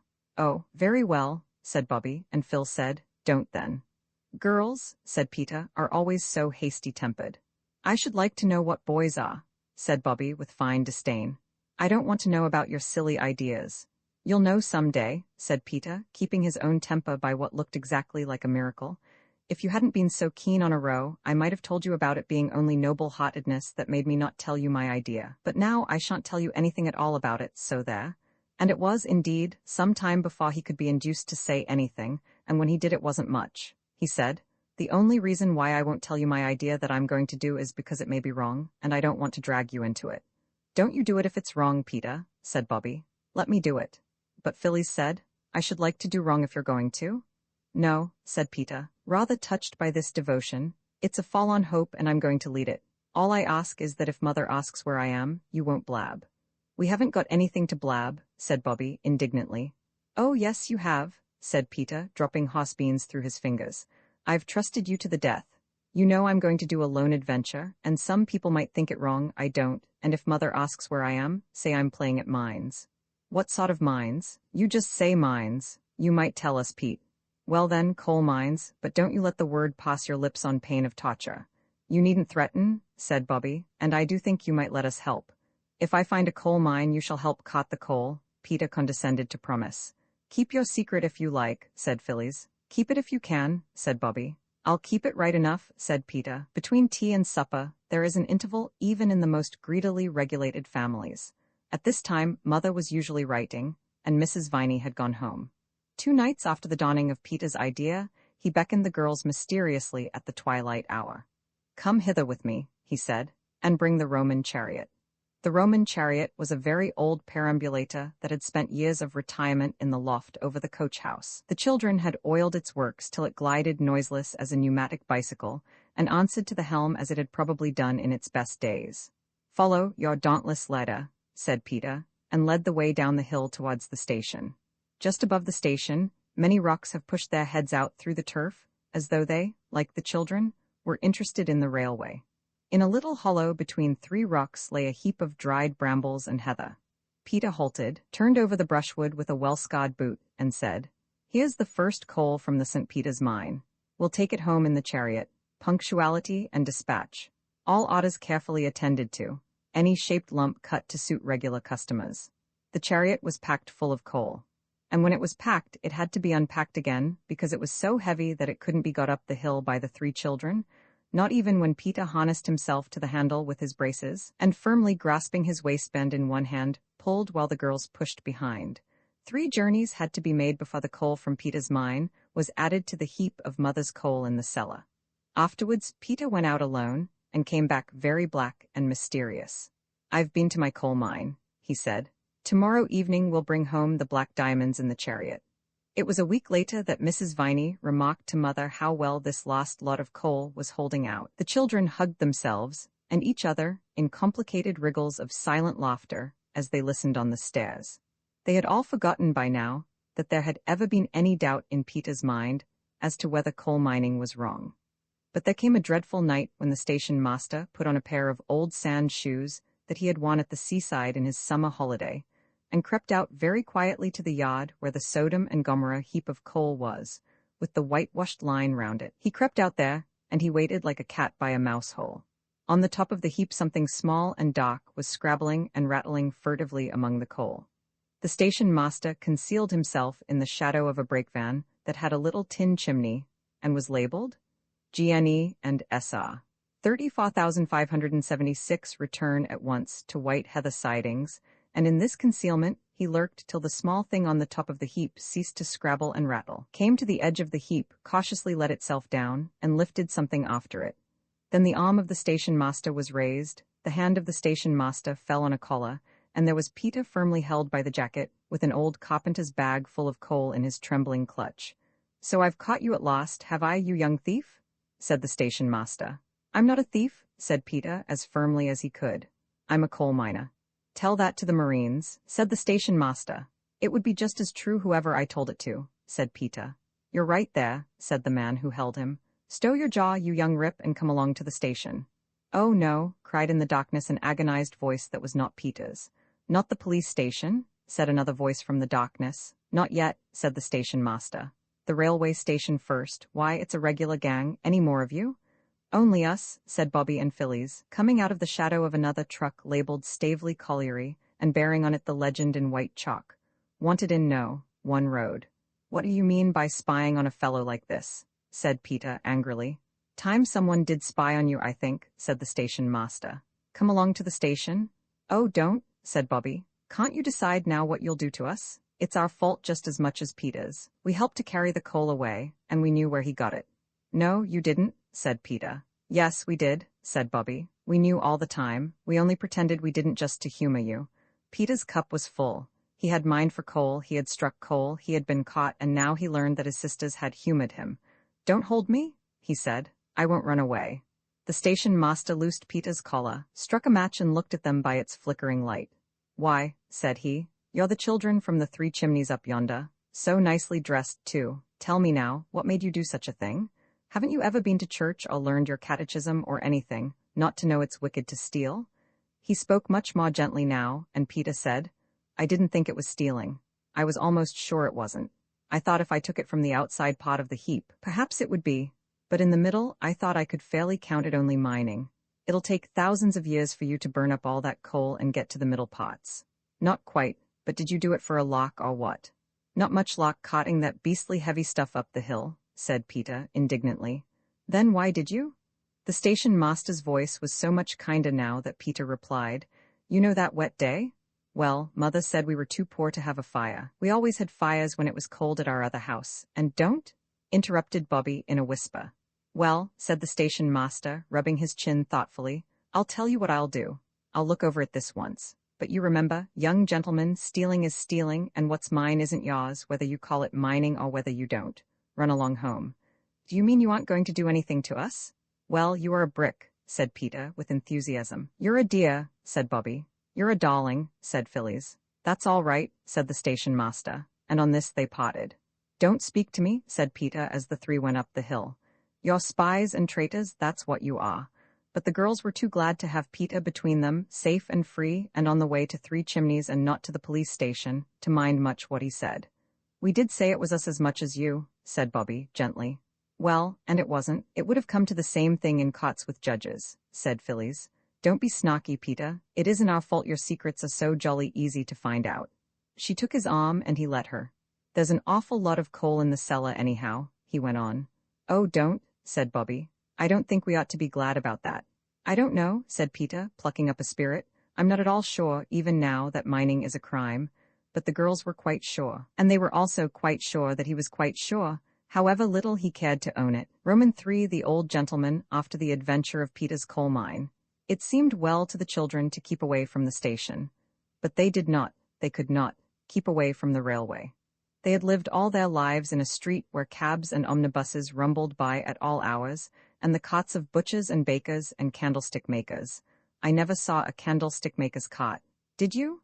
Might occur at any moment. Here in the deep silence of the sleeping country, the only things that went by were the trains. They seemed to be all that was left to link the children to the old life that had once been theirs. Straight down the hill in front of 3 chimneys, the daily passage of their 6 feet began to mock a path across the crisp, shot turf. They began to know the hours when certain trains passed, and they gave names to them. The 9:15 up was called the Green Dragon. The 10.7 down was the Worm of Wantley. The Midnight Town Express, whose shrieking rush they sometimes woke from their dreams to hear, was the fearsome Fly-by-Night. Peter got up once, in chill starshine, and peeping at it through his curtains, named it on the spot. It was by the Green Dragon that the old gentleman traveled. He was a very nice-looking old gentleman, and he looked as if he were nice, too, which is not at all the same thing. He had a fresh-colored, clean-shaven face and white hair, and he wore rather odd-shaped collars and a top hat that wasn't exactly the same kind as other people's. Of course, the children didn't see all this at first. In fact, the first thing they noticed about the old gentleman was his hand. It was one morning, as they sat on the fence waiting for the Green Dragon, which was 3¼ minutes late by Peter's Waterbury watch that he had given him on his last birthday. "The green dragon's going where father is," said Phyllis. "If it were a really real dragon, we could stop it and ask it to take our love to father." "Dragons don't carry people's love," said Peter. "They'd be above it." "Yes, they do, if you tame them thoroughly first. They fetch and carry like pet spaniels," said Phyllis, "and feed out of your hand. I wonder why father never writes to us." "Mother says he's been too busy," said Bobby. "But he'll write soon, she says." "I say," Phyllis suggested, "let's all wave to the green dragon as it goes by. If it's a magic dragon, it'll understand and take our loves to father. And if it isn't, 3 waves aren't much. We shall never miss them." So when the green dragon tossed shrieking out of the mouth of its dark lair, which was the tunnel, all 3 children stood on the railing and waved their pocket handkerchiefs without stopping to think whether they were clean handkerchiefs or the reverse. They were, as a matter of fact, very much the reverse, and out of a first-class carriage a hand waved back. A quite clean hand. It held a newspaper. It was the old gentleman's hand. After this, it became the custom for waves to be exchanged between the children and the 9:15. And the children, especially the girls, liked to think that perhaps the old gentleman knew father and would meet him in business, wherever that shady retreat might be, and tell him how his 3 children stood on a rail far away in the green country and waved their love to him every morning, wet or fine. For they were now able to go out in all sorts of weather such as they would never have been allowed to go out in when they lived in their villa house. This was Aunt Emma's doing, and the children felt more and more that they had not been quite fair to this unattractive aunt when they found how useful were the long gaiters and waterproof coats that they had laughed at her for buying for them. Mother, all this time, was very busy with her writing. She used to send off a good many long blue envelopes with stories in them, and large envelopes of different sizes and colors used to come to her. Sometimes she would sigh when she opened them and say, "Another story come home to roost. Oh dear, oh dear." And then the children would be very sorry, but sometimes she would wave the envelope in the air and say, "Hooray, hooray, here's a sensible editor. He's taken my story and this is the proof of it." At first the children thought the proof meant the letter the sensible editor had written, but they presently got to know that the proof was long slips of paper with the story printed on them. Whenever an editor was sensible, there were buns for tea. One day, Peter was going down to the village to get buns to celebrate the sensibleness of the editor of the Children's Globe when he met the station master. Peter felt very uncomfortable, for he had now had time to think over the affair of the coal mine. He did not like to say, "Good morning," to the station master, as you usually do to anyone you meet on a lonely road, because he had a hot feeling, which spread even to his ears, that the station master might not care to speak to a person who had stolen coals. Stolen is a nasty word, but Peter felt it was the right one, so he looked down and said nothing. It was the station master who said "Good morning" as he passed by, and Peter answered, "Good morning." Then he thought, perhaps he doesn't know who I am by daylight, or he wouldn't be so polite. And he did not like the feeling which thinking this gave him. And then before he knew what he was going to do, he ran off to the station master, who stopped when he heard Peter's hasty boots crunching the road, and coming up with him very breathless and with his ears now quite magenta-colored, he said, "I don't want you to be polite to me if you don't know me when you see me." "Eh?" said the station master. "I thought perhaps you didn't know it was me that took the coals," Peter went on, "when you said good morning. But it was, and I'm sorry, there." "Why," said the station master, "I wasn't thinking anything at all about the precious coals. Let bygones be bygones. And where were you off to in such a hurry?" "I'm going to buy buns for tea," said Peter. "I thought you were all so poor," said the station master. "So we are," said Peter confidentially, "but we always have 3 pennyworth of halfpennies for tea whenever mother sells a story or a poem or anything." "Oh," said the station master, "so your mother writes stories, does she?" "The beautifulest you ever read," said Peter. "You ought to be very proud to have such a clever mother." "Yes," said Peter, "but she used to play with us more before she had to be so clever." "Well," said the station master, "I must be getting along. You give us a look in at the station whenever you feel so inclined, and as to coals, it's a word that, well, oh no, we never mention it, eh?" "Thank you," said Peter. "I'm very glad it's all straightened out between us." And he went on across the canal bridge to the village to get the buns, feeling more comfortable in his mind than he had felt since the hand of the station master had fastened on his collar that night among the coals. Next day, when they had sent the 3-fold wave of greeting to father by the green dragon, and the old gentleman had waved back as usual, Peter proudly led the way to the station. "But ought we?" said Bobby. After the coals, she means, Phyllis explained. I met the station master yesterday, said Peter, in an offhand way, and he pretended not to hear what Phyllis had said. He expressly invited us to go down any time we liked. After the coals? Repeated Phyllis. Stop a minute, my bootlace is undone again. It always is undone again, said Peter, and the station master was more of a gentleman than you'll ever be, Phil, throwing coal at a chap's head like that. Phyllis did up her bootlace and went on in silence, but her shoulders shook, and presently a fat tear fell off her nose and splashed on the metal of the railway line. Bobby saw it. Why, what's the matter, darling? She said, stopping short and putting her arm round the heaving shoulders. He called me ungentlemanly, sobbed Phyllis. I didn't never call him unladylike, not even when he tied my Clorinda to the firewood bundle and burned her at the stake for a martyr. Peter had indeed perpetrated this outrage a year or two before. Well, you began, you know, said Bobby, honestly, about coals and all that. Don't you think you'd better both unsay everything since the wave and let Anna be satisfied? I will if Peter will, said Phyllis, sniffling. All right, said Peter. Honor is satisfied. Here, use my hanky, Phil, for goodness sake, if you've lost yours as usual. I wonder what you do with them. You had my lost one, said Phyllis, indignantly, to tie up the rabbit hutch door with. But you're very ungrateful. It's quite right what it says in the poetry book about Sharper than a serpent it is to have a toothless child, but it means ungrateful when it says toothless. Miss Lowe told me so. All right, said Peter, impatiently. I'm sorry, there, now will you come on? They reached the station and spent a joyous 2 hours with the potter. He was a worthy man, and seemed never tired of answering the questions that begin with why, which many people in higher ranks of life often seem weary of. He told them many things that they had not known before, as, for instance, that the things that hook carriages together are called couplings, and that the pipes like great serpents that hang over the couplings are meant to stop the train with. If you could get a holt of one o' them when the train is going and pull 'em apart, said he, she'd stop dead off with a jerk. Who's she? Said Phyllis. The train, of course, said the potter. After that the train was never again it to the children. And you know the thing in the carriages where it says on it, £5 fine for improper use. If you was to improperly use that, the train 'ud stop. And if you used it properly? Said Roberta. It 'ud stop just the same, I suppose, said he, but it isn't proper use unless you're being murdered. There was an old lady once. Someone kidded her on it was a refreshment room bell, and she used it improper, not being in danger of her life, though hungry, and when the train stopped and the guard came along expecting to find someone weltering in their last moments, she says, "Oh, please, mister, I'll take a glass of stout and a Bath bun," she says. And the train was 7 minutes behind her time as it was. What did the guard say to the old lady? I dunno, replied the potter, but I lay she didn't forget it in a hurry, whatever it was. In such delightful conversation, the time went by all too quickly.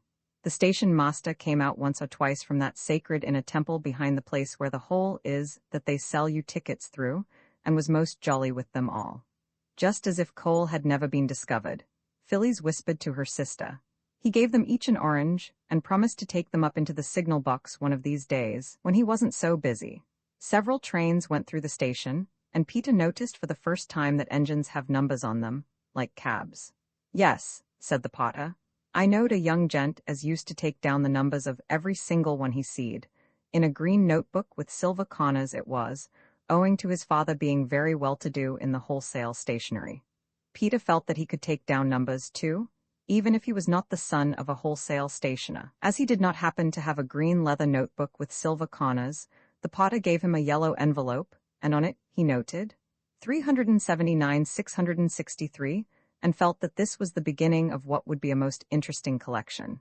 That night at tea he asked Mother if she had a green leather notebook with silver corners. She had not, but when she heard what he wanted it for she gave him a little black one. It has a few pages torn out, said she, but it will hold quite a lot of numbers, and when it's full I'll give you another. I'm so glad you like the railway. Only, please, you mustn't walk on the line. Not if we face the way the train's coming? Asked Peter after a gloomy pause in which glances of despair were exchanged. No, really not, said Mother. Then Phyllis said, Mother, didn't you ever walk on the railway lines when you were little? Mother was an honest and honorable mother, so she had to say, yes. Well then, said Phyllis, but darlings, you don't know how fond I am of you. What should I do if you got hurt? Are you fonder of us than Granny was of you when you were little?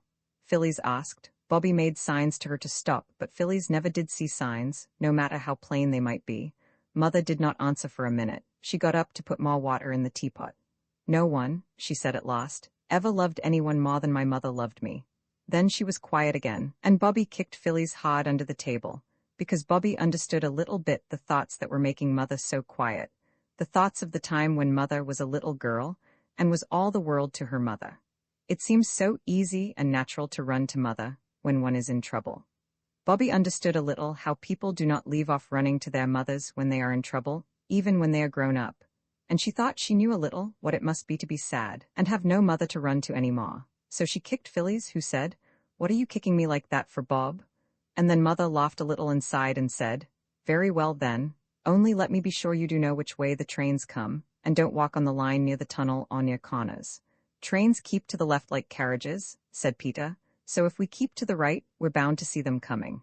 "Very well," said Mother, and I dare say you think that she ought not to have said it, but she remembered about when she was a little girl herself, and she did say it, and neither her own children nor you nor any other children in the world could ever understand exactly what it cost her to do it.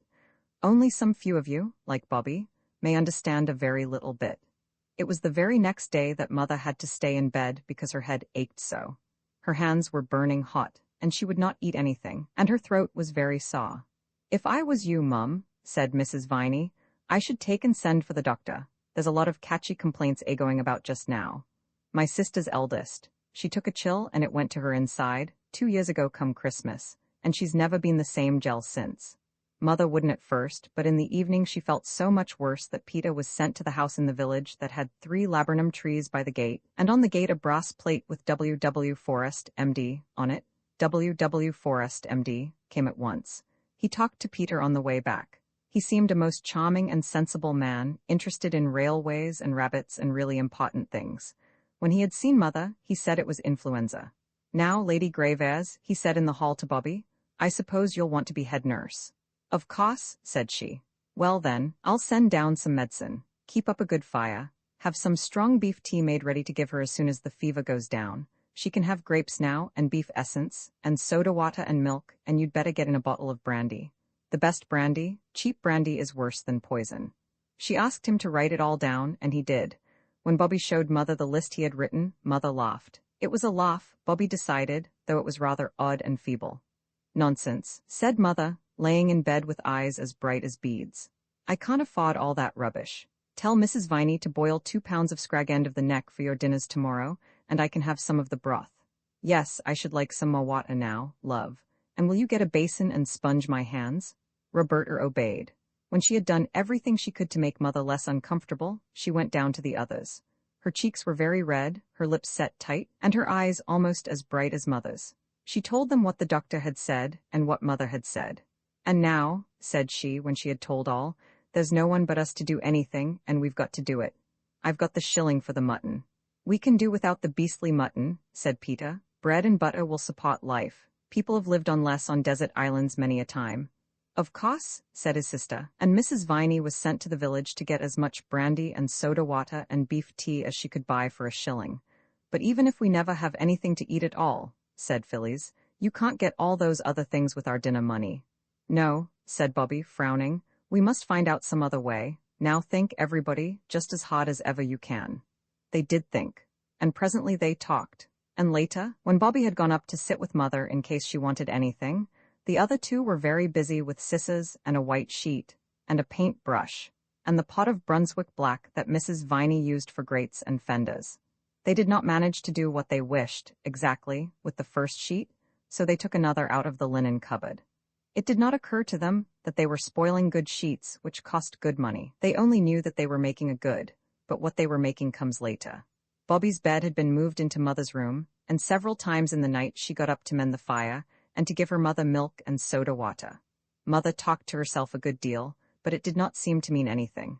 And once she woke up suddenly and called out, "Mama, Mama?"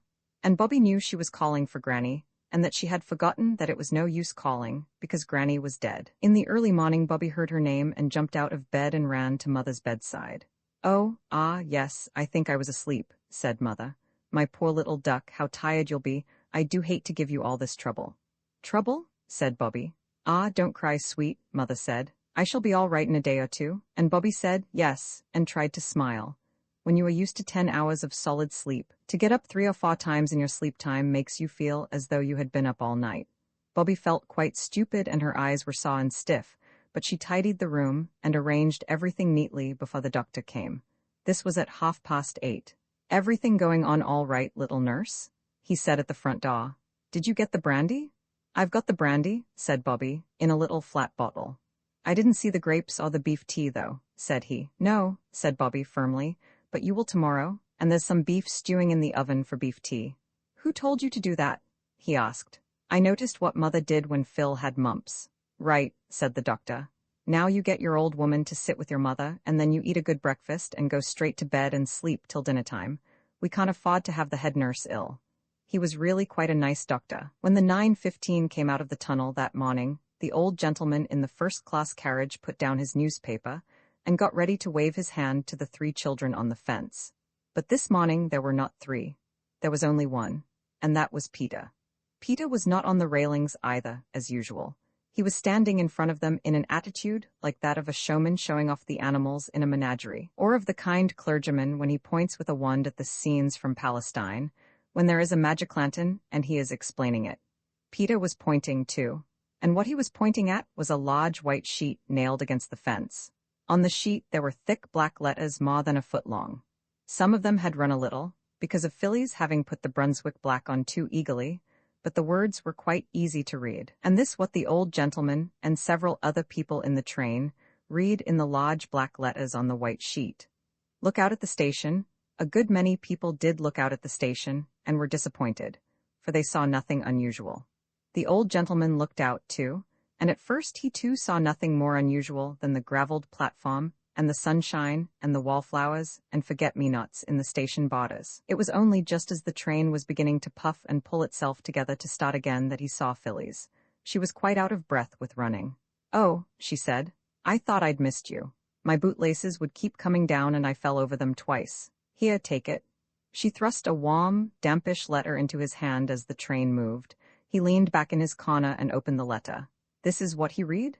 "Dear Mister, we do not know your name. Mother is ill and the doctor says to give her the things at the end of the letter, but she says she can't afford it, and to get mutton for us and she will have the broth. We do not know anybody here but you, because Father is away and we do not know the address. Father will pay you, or if he has lost all his money or anything, Peter will pay you when he is a man. We promise it on our honor. I owe you for all the things Mother wants. Signed, Peter. Will you give the parcel to the station master? Because of us not knowing what train you come down by, say it is for Peter that was sorry about the coals and he will know all right. Roberta, Phyllis, Peter." Then came the list of things the doctor had ordered. The old gentleman read it through once and his eyebrows went up. He read it twice and smiled a little. When he had read it thrice, he put it in his pocket and went on reading the Times. At about 6 that evening, there was a knock at the back door. The 3 children rushed to open it, and there stood the friendly Potter, who had told them so many interesting things about railways. He dumped down a big hamper on the kitchen flags. "Old gent," he said. "He asked me to fetch it up straight away." "Thank you very much," said Peter, and then, as the Potter lingered, he added, "I'm most awfully sorry I haven't got 2 pence to give you like Father does, but you drop it if you please," said the Potter, indignantly. "I wasn't thinking about no 2 pences. I only wanted to say I was sorry your mamma wasn't so well, and to ask how she finds herself this evening, and I've fetched her along a bit of sweetbriar, very sweet to smell it is." 2 pence indeed, said he, and produced a bunch of sweetbriar from his hat, just like a conjurer, as Phyllis remarked afterwards. "Thank you very much," said Peter, "and I beg your pardon about the 2 pence. "No offense," said the Potter, untruly but politely, and went. Then the children undid the hamper. First there was straw, and then there were fine shavings, and then came all the things they had asked for, and plenty of them, and then a good many things they had not asked for, among others peaches and pot wine and 2 chickens, a cardboard box of big red roses with long stalks, and a tall thin green bottle of lavender water, and 3 smaller fatter bottles of eau de cologne. There was a letter too. "Dear Roberta and Phyllis and Peter," it said, "here are the things you want. Your mother will want to know where they came from. Tell her they were sent by a friend who heard she was ill. When she is well again you must tell her all about it, of course. And if she says you ought not to have asked for the things, tell her that I say you were quite right, and that I hope she will forgive me for taking the liberty of allowing myself a very great pleasure." The letter was signed G.P., something that the children couldn't read. I think we were right, said Phyllis. Right, of course we were right, said Bobby. All the same, said Peter, with his hands in his pockets, I don't exactly look forward to telling Mother the whole truth about it. We're not to do it till she's well, said Bobby, and when she's well we shall be so happy we shan't mind a little fuss like that. Oh, just look at the roses. I must take them up to her. And the sweetbriar, said Phyllis, sniffing it loudly. Don't forget the sweetbriar. As if I should, said Roberta. Mother told me the other day there was a thick hedge of it at her mother's house when she was a little girl. Roman Faw, the engine burglar, what was left of the second sheet, and the Brunswick black came in very nicely to make a banner bearing the legend, She is nearly well, thank you, and this was displayed to the Green Dragon about a fortnight after the arrival of the wonderful hamper. The old gentleman saw it, and waved a cheerful response from the train. And when this had been done, the children saw that now was the time when they must tell Mother what they had done when she was ill. And it did not seem nearly so easy as they had thought it would be, but it had to be done, and it was done. Mother was extremely angry. She was seldom angry, and now she was angrier than they had ever known her. This was horrible, but it was much worse when she suddenly began to cry. Crying is catching, I believe, like measles and whooping cough. At any rate, everyone at once found itself taking part in a crying party. Mother stopped first. She dried her eyes and then she said, "I'm sorry I was so angry, darlings, because I know you didn't understand." "We didn't mean to be naughty, Mammy," sobbed Bobby, and Peter and Phyllis sniffed. "Now, listen," said Mother. "It's quite true that we're poor, but we have enough to live on. You mustn't go telling everyone about our affairs, it's not right, and you must never, never, never ask strangers to give you things. Now always remember that, won't you?" They all hugged her and rubbed their damp cheeks against hers and promised that they would. "And I'll write a letter to your old gentleman, and I shall tell him that I didn't approve. Oh, of course I shall thank him, too, for his kindness. It's you I don't approve of, my darlings, not the old gentleman. He was as kind as ever he could be, and you can give the letter to the station master to give him, and we won't say any more about it." Afterwards, when the children were alone, Bobby said, "Isn't Mother splendid? You catch any other grown-up saying they were sorry they had been angry?" "Yes," said Peter, "she is splendid, but it's rather awful when she's angry." "She's like avenging and bright in the song," said Phyllis. "I should like to look at her if it wasn't so awful. She looks so beautiful when she's really downright furious." They took the letter down to the station master. "I thought you said you hadn't got any friends except in London," said he. "We've made him since," said Peter. "But he doesn't live hereabouts." "No, we just know him on the railway." Then the station master retired to that sacred inner temple behind the little window where the tickets are sold, and the children went down to the potter's room and talked to the potter.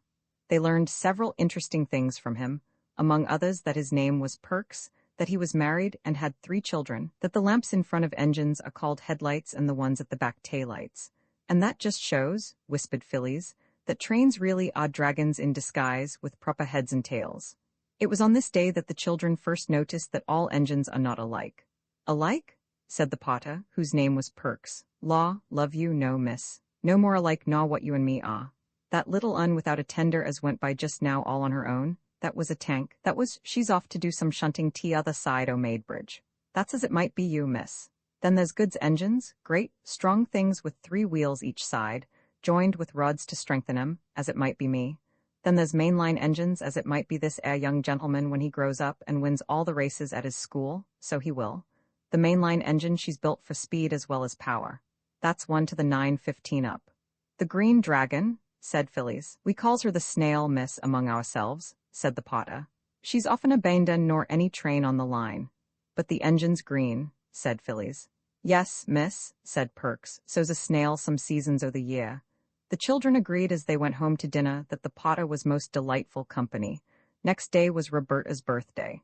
In the afternoon she was politely but firmly requested to get out of the way and keep there till tea time. "You ought to see what we're going to do till it's done. It's a glorious surprise," said Phyllis. And Roberta went out into the garden all alone. She tried to be grateful, but she felt she would much rather have helped in whatever it was than have to spend her birthday afternoon by herself, no matter how glorious the surprise might be. Now that she was alone, she had time to think, and one of the things she thought of most was what Mother had said in one of those feverish nights when her hands were so hot and her eyes so bright. The words were, "Oh, what a doctor's bill there'll be for this." She walked round and round the garden among the rose bushes that hadn't any roses yet, only buds, and the lilac bushes and syringes and American currants, and the more she thought of the doctor's bill, the less she liked the thought of it. And presently she made up her mind. She went out through the side door of the garden and climbed up the steep field to where the road runs along by the canal. She walked along until she came to the bridge that crosses the canal and leads to the village, and here she waited. It was very pleasant in the sunshine to lean one's elbows on the warm stone of the bridge and look down at the blue water of the canal. Bobby had never seen any other canal, except the Regent's Canal, and the water of that is not at all a pretty color. And she had never seen any river at all except the Thames, which also would be all the better if its face was washed. Perhaps the children would have loved the canal as much as the railway, but for two things.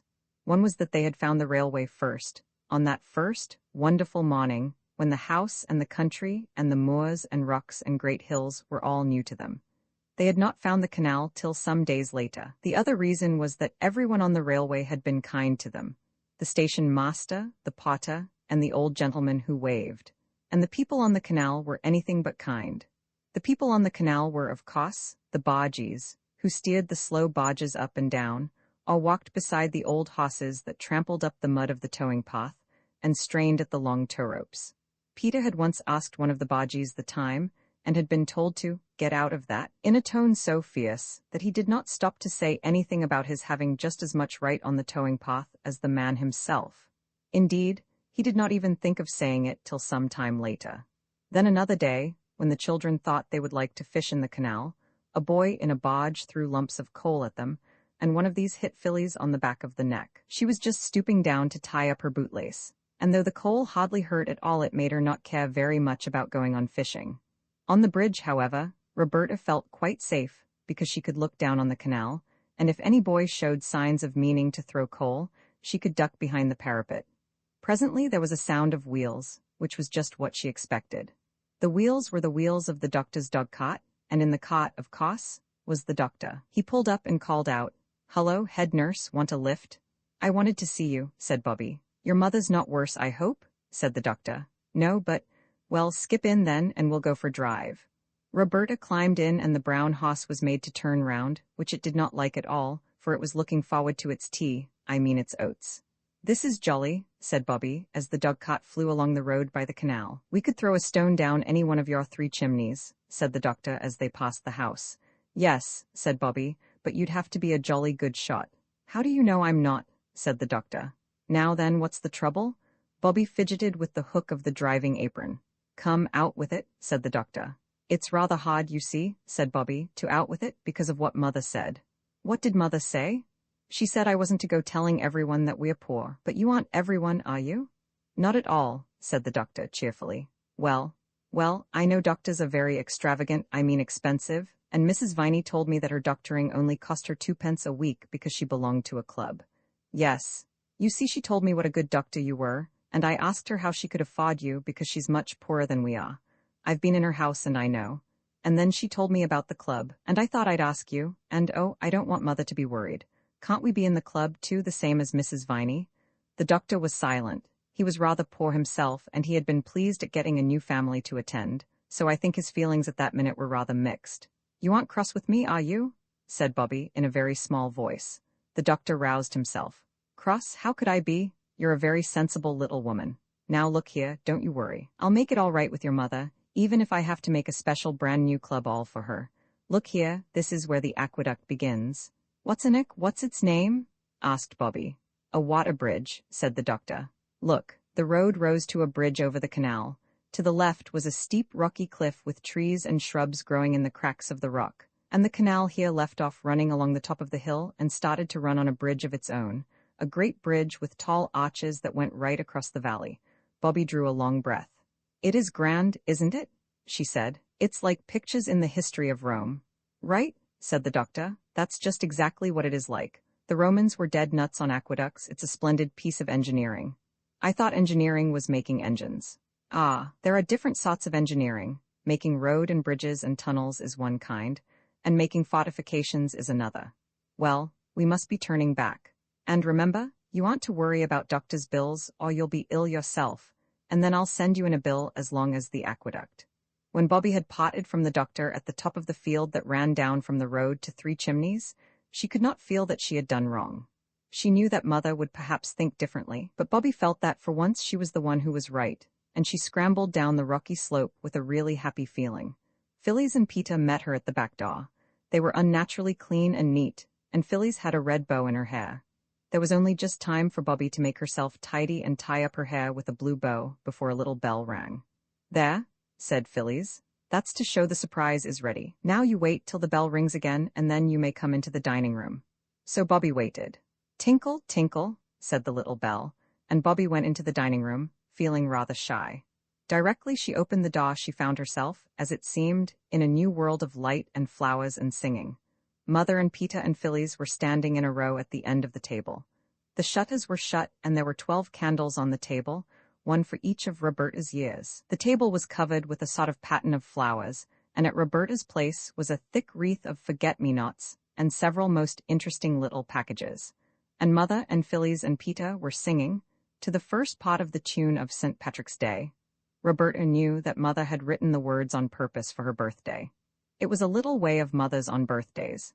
It had begun on Bobby's 4th birthday, when Phyllis was a baby. Bobby remembered learning the verses to say to Father, for a surprise. She wondered if Mother had remembered too. The 4-year-old verse had been, "Daddy dear, I'm only 4 and I'd rather not be ma. 4's the nicest age to be, 2 and 2 and 1 and 3. What I love is 2 and 2, Mother, Peter, Phil, and you. What you love is 1 and 3, Mother, Peter, Phil, and me. Give your little girl a kiss because she learned and told you this." The song the others were singing now went like this. "Our darling Roberta, no sorrow shall hurt her if we can prevent it her whole life long. Her birthday's our fete day, we'll make it our great day, and give her our presents and sing her our song. May pleasures attend her and may the fates send her the happiest journey along her life's way, with skies bright above her and dear ones to love her. Dear Bob, many happy returns of the day." When they had finished singing they cried, "3 cheers for our Bobby," and gave them very loudly. Bobby felt exactly as though she were going to cry. You know, that odd feeling in the bridge of your nose and the pricking in your eyelids. But before she had time to begin they were all kissing and hugging her. "Now," said Mother, "look at your presents." They were very nice presents. There was a green and red needle book that Phyllis had made herself in secret moments. There was a darling little silver brooch of Mother's shaped like a buttercup, which Bobby had known and loved for years, but which she had never thought would come to be her very own. There was also a pair of blue glass vases from Mrs. Viney. Roberta had seen and admired them in the village shop, and there were 3 birthday cards with pretty pictures and wishes. Mother fitted the forget-me-not crown on Bobby's brown head. "And now look at the table," she said. There was a cake on the table covered with white sugar, with dear Bobby on it in pink sweets, and there were buns and jam. But the nicest thing was that the big table was almost covered with flowers. Wallflowers were laid all round the tea tray. There was a ring of forget-me-nots round each plate. The cake had a wreath of white lilac round it, and in the middle was something that looked like a pattern all done with single blooms of lilac or wallflower or laburnum. "It's a map of the railway," cried Peter. "Look, those lilac lines are the metals, and there's the station done in brown wallflowers. The laburnum is the train, and there are the signal boxes and the road up to here. And those fat red daisies are us 3 waving to the old gentleman. That's him, the pansy in the laburnum train. And there's 3 chimneys done in the purple primroses," said Phyllis. "And that little tiny rosebud is Mother looking out for us when we're late for tea. Peter invented it all, and we got all the flowers from the station. We thought you'd like it better." "That's my present," said Peter, suddenly dumping down his adored steam engine on the table in front of her. Its tender had been lined with fresh white paper and was full of sweets. "Oh, Peter," cried Bobby, quite overcome by this munificence. "Not your own dear little engine that you're so fond of?" "Oh, no," said Peter very promptly. "Not the engine. Only the sweets." Bobby couldn't help her face changing a little, not so much because she was disappointed at not getting the engine, as because she had thought it so very noble of Peter, and now she felt she had been silly to think it. Also, she felt she must have seemed greedy to expect the engine as well as the sweets, so her face changed. Peter saw it. He hesitated a minute, then his face changed, too, and he said, "I mean not all the engine. I'll let you go halves if you like." "You're a brick," cried Bobby. "It's a splendid present." She said no more aloud, but to herself she said, "That was awfully jolly decent of Peter because I know he didn't mean to. Well, the broken half shall be my half of the engine, and I'll get it mended and give it back to Peter for his birthday.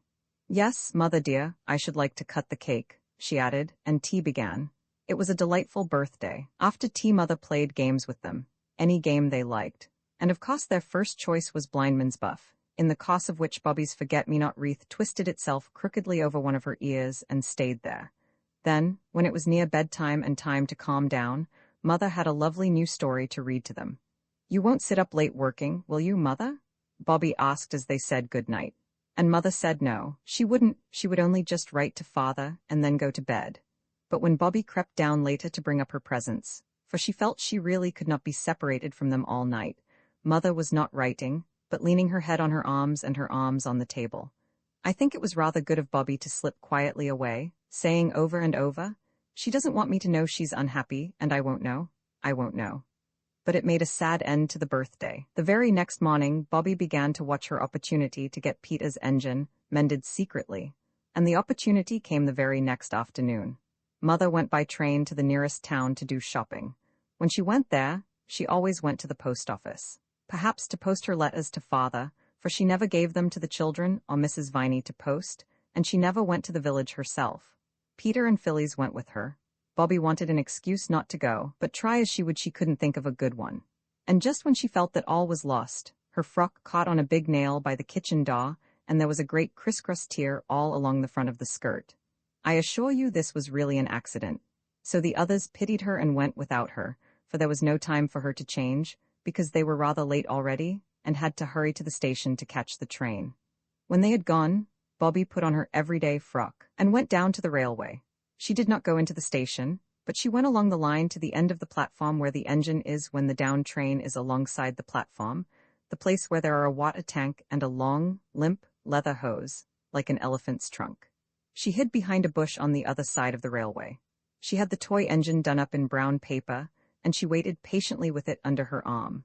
Then, when the next train came in and stopped, Bobby went across the metals of the up line and stood beside the engine. She had never been so close to an engine before. It looked much larger and hotter than she had expected, and it made her feel very small indeed, and somehow, very soft, as if she could very, very easily be hurt rather badly. "I know what silkworms feel like now," said Bobby to herself. The engine driver and fireman did not see her. They were leaning out on the other side, telling the potter a tale about a dog and a leg of mutton. "If you please," said Roberta, but the engine was blowing off steam and no one heard her. "If you please, Mr. Engineer," she spoke a little louder, but the engine happened to speak at the same moment, and of course Roberta's soft little voice hadn't a chance. It seemed to her that the only way would be to climb onto the engine and pull at their coats. The step was high, but she got her knee on it and clambered into the cab. She stumbled and fell on hands and knees on the base of the great heap of coals that led up to the square opening in the tender. The engine was not above the weaknesses of its fellows. It was making a great deal more noise than there was the slightest need for. And just as Roberta fell on the coals, the engine driver, who had turned without seeing her, started the engine, and when Bobby had picked herself up, the train was moving, not fast, but much too fast for her to get off. All sorts of dreadful thoughts came to her all together in one horrible flash. There were such things as express trains that went on, she supposed, for hundreds of miles without stopping. Suppose this should be one of them? How would she get home again? She had no money to pay for the return journey. "And I've no business here. I'm an engine burglar, that's what I am," she thought. "I shouldn't wonder if they could lock me up for this." And the train was going faster and faster. There was something in her throat that made it impossible for her to speak. She tried twice. The men had their backs to her. They were doing something to things that looked like taps. Suddenly she put out her hand and caught hold of the nearest sleeve. The man turned with a start, and he and Roberta stood for a minute looking at each other in silence. Then the silence was broken by them both. The man said, "Here's a bloomin' go," and Roberta burst into tears. The other man said he was blooming well blessed, or something like it, but though naturally surprised, they were not exactly unkind. "You're a naughty little gel, that's what you are," said the fireman, and the engine driver said, "Daring little piece, I call her," but they made her sit down on an iron seat in the cab and told her to stop crying and tell them what she meant by it. She did stop, as soon as she could. One thing that helped her was the thought that Peter would give almost his ears to be in her place, on a real engine, really going. The children had often wondered whether any engine driver could be found noble enough to take them for a ride on an engine, and now there she was. She dried her eyes and sniffed earnestly. "Now then," said the fireman, "out with it." "What do you mean by it, eh?" "Oh, please," sniffed Bobby. "Try again," said the engine driver, encouragingly. Bobby tried again. "Please, Mr. Engineer," she said. "I did call out to you from the line, but you didn't hear me, and I just climbed up to touch you on the arm. Quite gently I meant to do it, and then I fell into the coals. And I am so sorry if I frightened you. Oh, don't be cross. Oh, please don't." She sniffed again. "We ain't so much cross," said the fireman, as interested-like. "It ain't every day a little gel tumbles into our coal bunker out the sky, is it, Bill? What did you do it for, eh?" "That's the point," agreed the engine driver. "What did you do it for?" Bobby found that she had not quite stopped crying. The engine driver patted her on the back and said, "Here, cheer up, mate, it ain't so bad as all that air, I'll be bound." "I wanted," said Bobby, much cheered to find herself addressed as mate. "I only wanted to ask you if you'd be so kind as to mend this." She picked up the brown paper parcel from among the coals and undid the string with hot, red fingers that trembled. Her feet and legs felt the scotch of the engine fire, but her shoulders felt the wild, chill rush of the air. The engine lurched and shook and rattled, and as they shot under a bridge, the engine seemed to shout in her ears. The fireman shoveled on coals. Bobby unrolled the brown paper and disclosed the toy engine.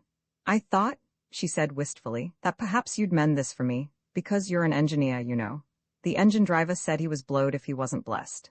"I'm blessed if I ain't blowed," remarked the fireman, but the engine driver took the little engine and looked at it, and the fireman ceased for an instant to shovel coal and looked, too. "It's like your precious cheek," said the engine driver. "Whatever made you think we'd be bothered tinkering penny toys?" "I didn't mean it for precious cheek," said Bobby. "Only everybody that has anything to do with railways is so kind and good. I didn't think you'd mind." "You don't really, do you?"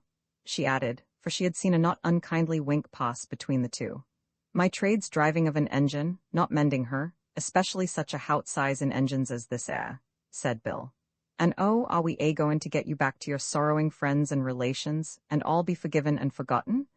If you'll put me down next time you stop," said Bobby, firmly, though her heart beat fiercely against her arm as she clasped her hands, "and lend me the money for a third-class ticket, I'll pay you back, honor bright.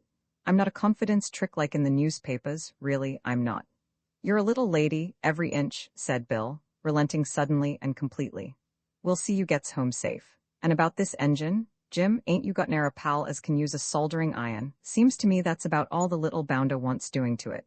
"That's what father said," Bobby explained eagerly. "What's that, Fa?" She pointed to a little brass wheel that he had turned as he spoke. "That's the injector." "In what?" "Injector to fill up the boiler." "Oh," said Bobby, mentally registering the fact to tell the others, "that is interesting." "This air's the automatic brake," Bill went on, flattered by her enthusiasm. "You just move this air little handle. Do it with one finger, you can, and the train jolly soon stops. That's what they call the power of science in the newspapers." He showed her two little dials, like clock faces, and told her how one showed how much steam was going, and the other showed if the brake was working properly. By the time she had seen him shut off steam with a big shining steel handle, Bobby knew more about the inside working of an engine than she had ever thought there was to know. And Jim had promised that his second cousin's wife's brother should solder the toy engine, or Jim would know the reason why. Besides all the knowledge she had gained, Bobby felt that she and Bill and Jim were now friends for life, and that they had wholly and forever forgiven her for stumbling uninvited among the sacred coals of their tender. At Stacklapool Junction, she parted from them with warm expressions of mutual regard. They handed her over to the god of a returning train, a friend of theirs, and she had the joy of knowing what gods do in their secret fastnesses, and understood how, when you pull the communication cord in railway carriages, a wheel goes round under the god's nose, and a loud bell rings in his ears. She asked the god why his van smelt so fishy, and learned that he had to carry a lot of fish every day, and that the wetness in the hollows of the corrugated floor had all drained out of boxes full of plaice and cod and mackerel and soles and smelts. Bobby got home in time for tea, and she felt as though her mind would burst with all that had been put into it since she parted from the others. How she blessed the nail that had torn her frock. "Where have you been?" asked the others. "To the station, of course," said Roberta, but she would not tell a word of her adventures till the day appointed, when she mysteriously led them to the station at the hour of the 3:19 transit, and proudly introduced them to her friends, Bill and Jim. Jim's second cousin's wife's brother had not been unworthy of the sacred trust reposed in him. The toy engine was literally as good as new. "Goodbye, oh goodbye," said Bobby, just before the engine screamed its goodbye. "I shall always, always love you. and Jim's second cousin's wife's brother as well. And as the three children went home up the hill, Peeta hugging the engine, now quite its own self again, Bobby told, with joyous leaps of the heart, the story of how she had been an engine burglar. Prisoners and captives, it was one day when Mother had gone to Maidbridge. She had gone alone, but the children were to go to the station to meet her. And, loving the station as they did, it was only natural that they should be there a good hour before there was any chance of Mother's train arriving, even if the train were punctual, which was most unlikely. No doubt they would have been just as early, even if it had been a fine day, and all the delights of woods and fields and rocks and rivers had been open to them. But it happened to be a very wet day, and for July, very cold. There was a wild wind that drove flocks of dark purple clouds across the sky, like herds of dream elephants, as Phillies said, and the rain stung sharply, so that the way to the station was finished at a run. Then the rain fell faster and harder, and beat slantwise against the windows of the booking office and of the chill place that had general waiting room on its door. "It's like being in a besieged castle," Phillies said. "Look at the arrows of the foe striking against the battlements." "It's much more like a great garden squirt," said Peeta.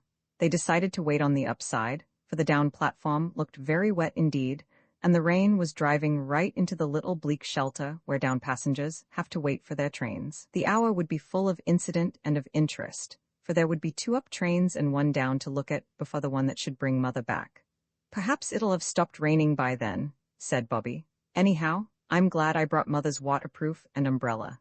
They went into the desert spot labeled General Waiting Room, and the time passed pleasantly enough in a game of advertisements. You know the game, of course? It is something like Dumb Crambo. The players take it in turns to go out, and then come back and look as like some advertisement as they can, and the others have to guess what advertisement it is meant to be. Bobby came in and sat down under Mother's umbrella and made a sharp face, and everyone knew she was the fox who sits under the umbrella in the advertisement.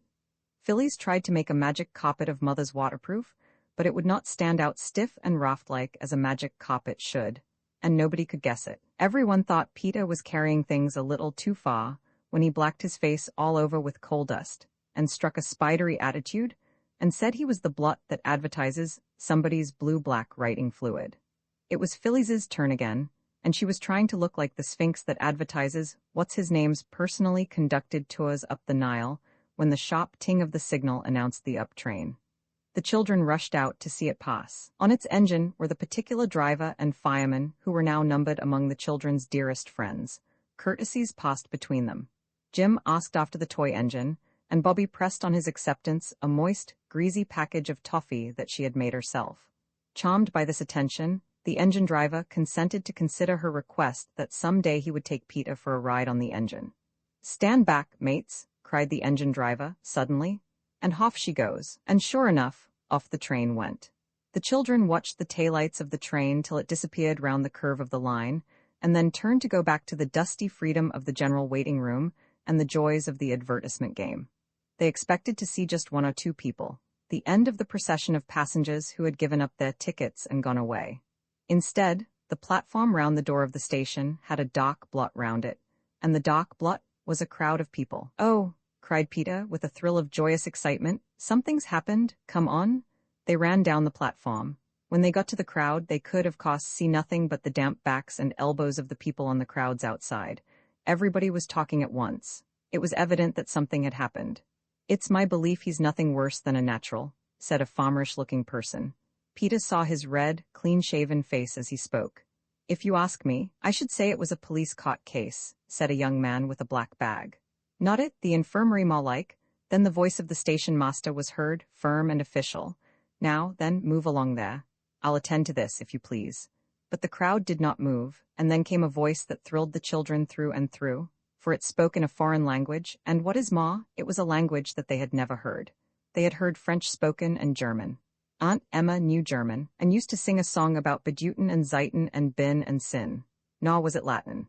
Peeta had been in Latin for 4 terms. It was some comfort, anyhow, to find that none of the crowd understood the foreign language any better than the children did.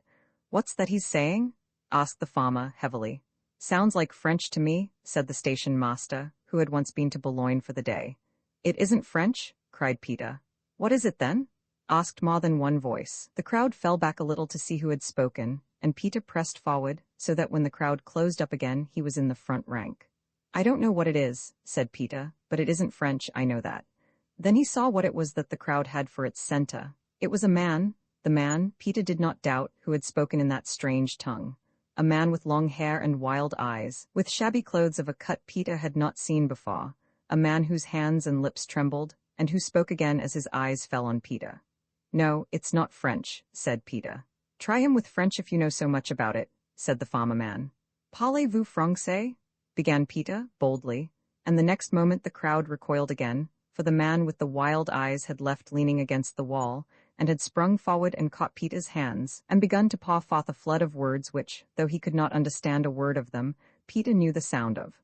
"There," said he, and turned, his hands still clasped in the hands of the strange shabby figure, to throw a glance of triumph at the crowd. "There, that's French." "What does he say?" "I don't know." Peter was obliged to own it. "Here," said the station master again, "you move on if you please, I'll deal with this case." A few of the more timid or less inquisitive travelers moved slowly and reluctantly away, and Phyllis and Bobby got near to Peter. All three had been taught French at school. How deeply they now wished that they had learned it. Peter shook his head at the stranger, but he also shook his hands as warmly and looked at him as kindly as he could. A person in the crowd, after some hesitation, said suddenly, "No comprenny?" and then, blushing deeply, backed out of the press and went away. "Take him into your room," whispered Bobby to the station master. "Mother can talk French, she'll be here by the next train from Maidbridge." The station master took the arm of the stranger, suddenly but not unkindly. But the man wrenched his arm away, and cowered back coughing and trembling, and trying to push the station master away. "Oh, don't," said Bobby. "Don't you see how frightened he is? He thinks you're going to shut him up. I know he does, look at his eyes. They're like a fox's eyes when the beast's in a trap," said the farmer. "Oh, let me try," Bobby went on. "I do really know one or two French words if I could only think of them. Sometimes, in moments of great need, we can do wonderful things, things that in ordinary life we could hardly even dream of doing." Bobby had never been anywhere near the top of her French class, but she must have learned something without knowing it, for now, looking at those wild, hunted eyes, she actually remembered and, what is more, spoke some French words. She said, "Vous attendez. Ma mia parles francais. News, what's the French for being kind?" Nobody knew. "Bon is good," said Phyllis. "Nous est très bon pour vous." I do not know whether the man understood her words, but he understood the touch of the hand she thrust into his, and the kindness of the other hand that stroked his shabby sleeve. She pulled him gently towards the inmost sanctuary of the station master. The other children followed, and the station master shut the door in the face of the crowd, which stood a little while in the booking office talking and looking at the fast-closed yellow door, and then by ones and twos went its way, grumbling. Inside the station master's room, Bobby still held the stranger's hand and stroked his sleeve. "Here's a go," said the station master. "No ticket, doesn't even know where he wants to go. I'm not sure now but what I ought to send for the police." "Oh, don't," all the children pleaded at once. And suddenly Bobby got between the others and the stranger, for she had seen that he was crying. By a most unusual piece of good fortune, she had a handkerchief in her pocket. By a still more uncommon accident, the handkerchief was moderately clean. Standing in front of the stranger, she got out the handkerchief and passed it to him so that the others did not see. "Wait till Mother comes," Phyllis was saying. "She does speak French beautifully. You'd just love to hear her." "I'm sure he hasn't done anything like you're sent to prison for," said Peter. "Looks like without visible means to me," said the station master. "Well, I don't mind giving him the benefit of the doubt till your mamma comes. I should like to know what nation's got the credit of him that I should." Then Peter had an idea. He pulled an envelope out of his pocket and showed that it was half full of foreign stamps. "Look here," he said. "Let's show him these." Bobby looked and saw that the stranger had dried his eyes with her handkerchief, so she said, "All right." They showed him an Italian stamp and pointed from him to it and back again, and made signs of question with their eyebrows. He shook his head. Then they showed him a Norwegian stamp, the common blue kind it was, and again he signed no. Then they showed him a Spanish one, and at that he took the envelope from Peter's hand and searched among the stamps with a hand that trembled. The hand that he reached out at last, with a gesture as of one answering a question, contained a Russian stamp. "He's Russian?" cried Peter, "or else he's like the man who was in Kipling, you know. The train from Maidbridge was signaled." "I'll stay with him till you bring Mother in," said Bobby. "You're not afraid, missy?" "Oh, no," said Bobby, looking at the stranger, as she might have looked at a strange dog of doubtful temper. "You wouldn't hurt me, would you?" She smiled at him, and he smiled back, a queer crooked smile. And then he coughed again, and the heavy rattling swish of the incoming train swept past, and the station master and Peter and Phyllis went out to meet it. Bobby was still holding the stranger's hand when they came back with Mother. The Russian rose and bowed very ceremoniously. Then Mother spoke in French, and he replied, haltingly at first, but presently in longer and longer sentences. The children, watching his face and Mother's, knew that he was telling her things that made her angry and pitying, and sorry and indignant all at once. Well, Mum, what's it all about? The station master could not restrain his curiosity any longer. Oh, said Mother, it's all right, he's a Russian, and he's lost his ticket, and I'm afraid he's very ill. If you don't mind, I'll take him home with me now. He's really quite worn out. I'll run down and tell you all about him tomorrow. I hope you won't find you're taking home a frozen viper, said the station master, doubtfully. Oh no, Mother said brightly, and she smiled. I'm quite sure I'm not. Why, he's a great man in his own country, writes books, beautiful books, I've read some of them, but I'll tell you all about it tomorrow. She spoke again in French to the Russian, and everyone could see the surprise and pleasure and gratitude in his eyes. He got up and politely bowed to the station master, and offered his arm most ceremoniously to Mother. She took it, but anybody could have seen that she was helping him along, and not he her. You girls run home and light a fire in the sitting room, Mother said, and Peter had better go for the doctor.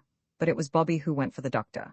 I hate to tell you, she said breathlessly when she came upon him in his shirt sleeves, weeding his pansy bed, but Mother's got a very shabby Russian, and I'm sure he'll have to belong to your club.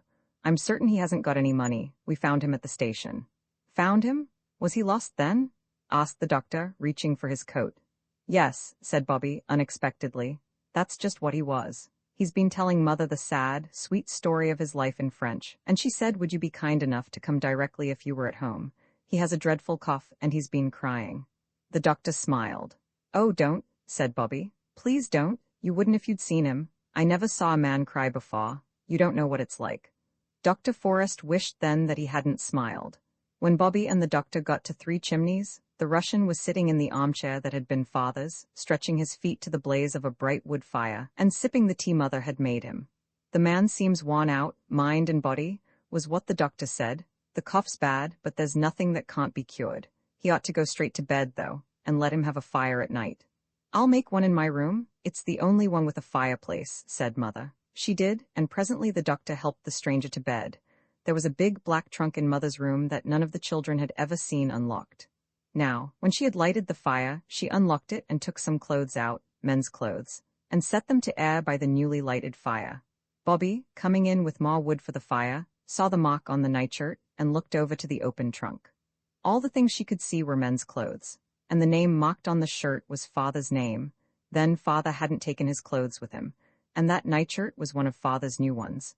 Bobby remembered its being made just before Peter's birthday. Why hadn't Father taken his clothes? Bobby slipped from the room. As she went, she heard the key turned in the lock of the trunk. Her heart was beating horribly. Why hadn't Father taken his clothes? When Mother came out of the room, Bobby flung tightly clasping arms round her waist and whispered, Mother, Daddy isn't dead, is he? My darling, no. What made you think of anything so horrible? I don't know, said Bobby, angry with herself, but still clinging to that resolution of hers, not to see anything that Mother didn't mean her to see. Mother gave her a hurried hug. Daddy was quite well when I heard from him last, she said, and he'll come back to us some day. Don't fancy such horrible things, darling. Later on, when the Russian stranger had been made comfortable for the night, Mother came into the girls' room. She was to sleep there in Phyllis's bed, and Phyllis was to have a mattress on the floor, a most amusing adventure for Phyllis. Directly Mother came in, two white figures started up, and two eager voices called, Now, Mother, tell us all about the Russian gentleman.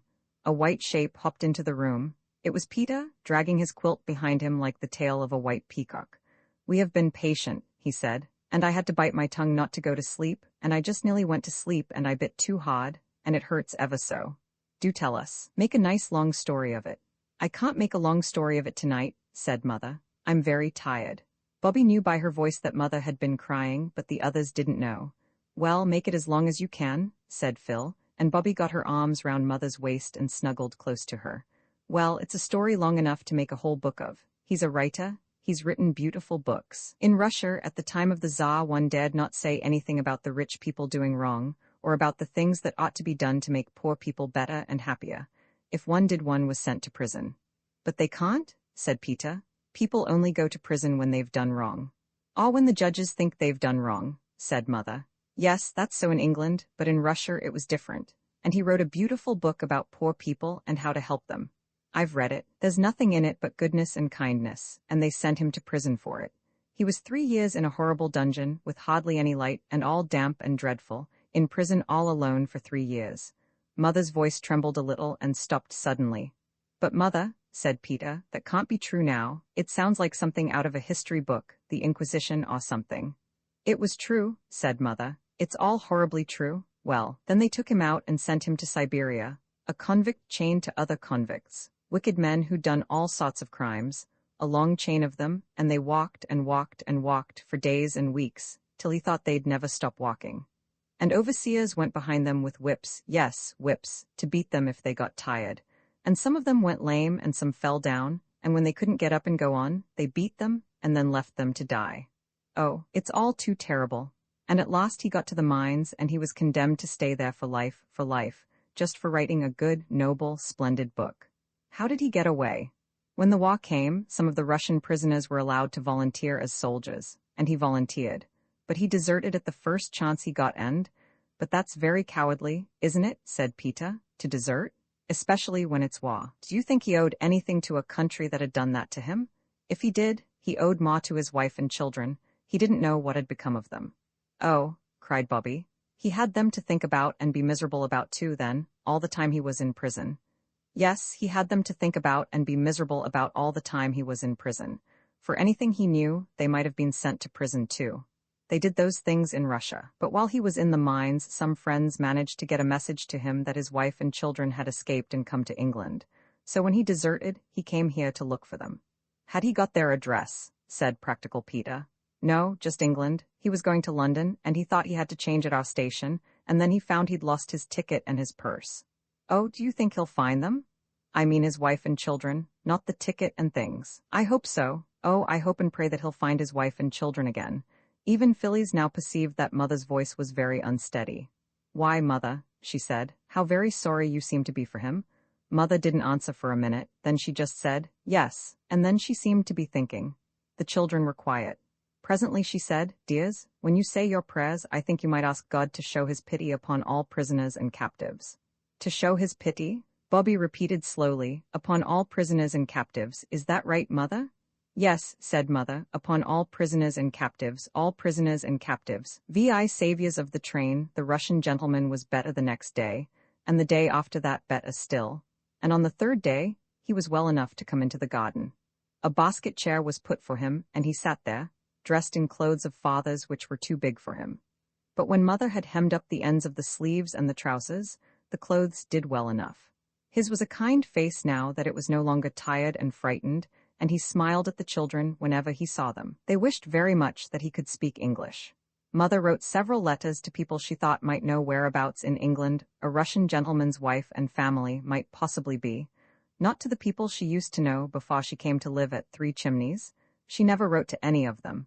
But strange people, members of Parliament and editors of papers, and secretaries of societies. And she did not do much of her story writing, only corrected proofs as she sat in the sun near the Russian, and talked to him every now and then. The children wanted very much to show how kindly they felt to this man who had been sent to prison and to Siberia just for writing a beautiful book about poor people. They could smile at him, of course, they could and they did. But if you smile too constantly, the smile is apt to get fixed like the smile of the hyena. And then it no longer looks friendly, but simply silly. So they tried other ways, and brought him flowers till the place where he sat was surrounded by little fading bunches of clover and roses and Canterbury bells. And then Phyllis had an idea. She beckoned mysteriously to the others and drew them into the backyard, and there, in a concealed spot between the pump and the water butt, she said, "You remember Perks promising me the very first strawberries out of his own garden? Perks, you will recollect, was the potter. Well, I should think they're ripe now. Let's go down and see." Mother had been down as she had promised to tell the station master the story of the Russian prisoner, but even the charms of the railway had been unable to tear the children away from the neighborhood of the interesting stranger. So they had not been to the station for 3 days. They went now, and to their surprise and distress, were very coldly received by Perks. Iggly honored, I'm sure, he said when they peeped in at the door of the Potter's room, and he went on reading his newspaper. There was an uncomfortable silence. Oh dear, said Bobby with a sigh. I do believe you're cross. What, me? Not me, said Perks loftily. It ain't nothing to me. What ain't nothing to you? Said Peter, too anxious and alarmed to change the form of words. Nothing ain't nothing. What appends either ere or elsewhere, said Perks. If you likes to ave your secrets, ave em and welcome, that's what I say. The secret chamber of each heart was rapidly examined during the pause that followed. 3 heads were shaken. We haven't got any secrets from you, said Bobby at last. Maybe you ave and maybe you haven't, said Perks. It ain't nothing to me, and I wish you all a very good afternoon. He held up the paper between him and them and went on reading. Oh, don't, said Phyllis in despair. This is truly dreadful, whatever it is. Do tell us. We didn't mean to do it, whatever it was. No answer. The paper was refolded and Perks began on another column. Look here, said Peter suddenly. It's not fair. Even people who do crimes aren't punished without being told what it's for, as once they were in Russia. I don't know nothing about Russia. Oh, yes, you do, when Mother came down on purpose to tell you and Mr. Gills all about our Russian. Can't you fancy it? Said Perks indignantly. Don't you see him asking of me to step into his room and take a chair and listen to what ladyship has to say? You mean to say you've not heard? Not so much as a breath. I did go so far as to put a question, and he shuts me up like a rat trap. Affairs of state, Perks, says he, but I did think one o' you would a nipped down to tell me. You're here sharp enough when you want to get anything out of old Perks. Phyllis flushed purple as she thought of the strawberries. Information about locomotives or signals or the likes, said Perks. We didn't know you didn't know. We thought Mother had told you. We went totally out and we thought it would be stale news. The 3 spoke all at once. Perks said it was all very well, and still held up the paper. Then Phyllis suddenly snatched it away, and threw her arms round his neck. Oh, let's kiss and be friends, she said. We'll say we're sorry first if you like, but we didn't really know that you didn't know. We are so sorry, said the others, and Perks at last consented to accept their apologies.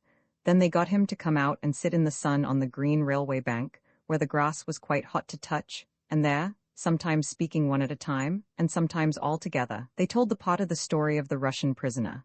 Well, I must say, said Perks, but he did not say it, whatever it was. Yes, it is pretty awful, isn't it? Said Peter, and I don't wonder you were curious about who the Russian was.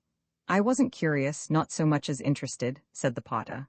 Well, I do think Mr. Gills might have told you about it. It was horrid of him. I don't keep no down on him for that, missy, said the Potter. 'Cause why? I see his reasons. He's Russian sides in this air war, and I'm Jap. 'Cause he wouldn't want to give away his own side with a tale like that air. It ain't human nature. A man's got to stand up for his own side whatever they does. That's what it means by party politics. I should have done the same myself if that long-haired chap 'ad been a Jap. But the Japs didn't do cruel, wicked things like that, said Bobby. Perhaps not, said Perks cautiously. Still you can't be sure with foreigners. My own belief is they're all tarred with the same brush. Then why were you on the side of the Japs? Peter asked. Well, you see, you must take one side or the other, same as with liberals and conservatives. The great thing is to take your side and then stick to it, whatever happens. A signal sounded. There's the 3:14 up, said Perks. You lie low till she's through and then we'll go up along to my place and see if there's any of them strawberries ripe what I told you about. If there are any ripe, and you do give them to me, said Phyllis, you won't mind if I give them to the poor Russian, will you? Perks narrowed his eyes and then raised his eyebrows. So it was them strawberries you come down for this afternoon, eh? Said he. This was an awkward moment for Phyllis. To say yes would seem rude and greedy and unkind to Perks, but she knew if she said no, she would not be pleased with herself afterwards. So, yes, she said, it was.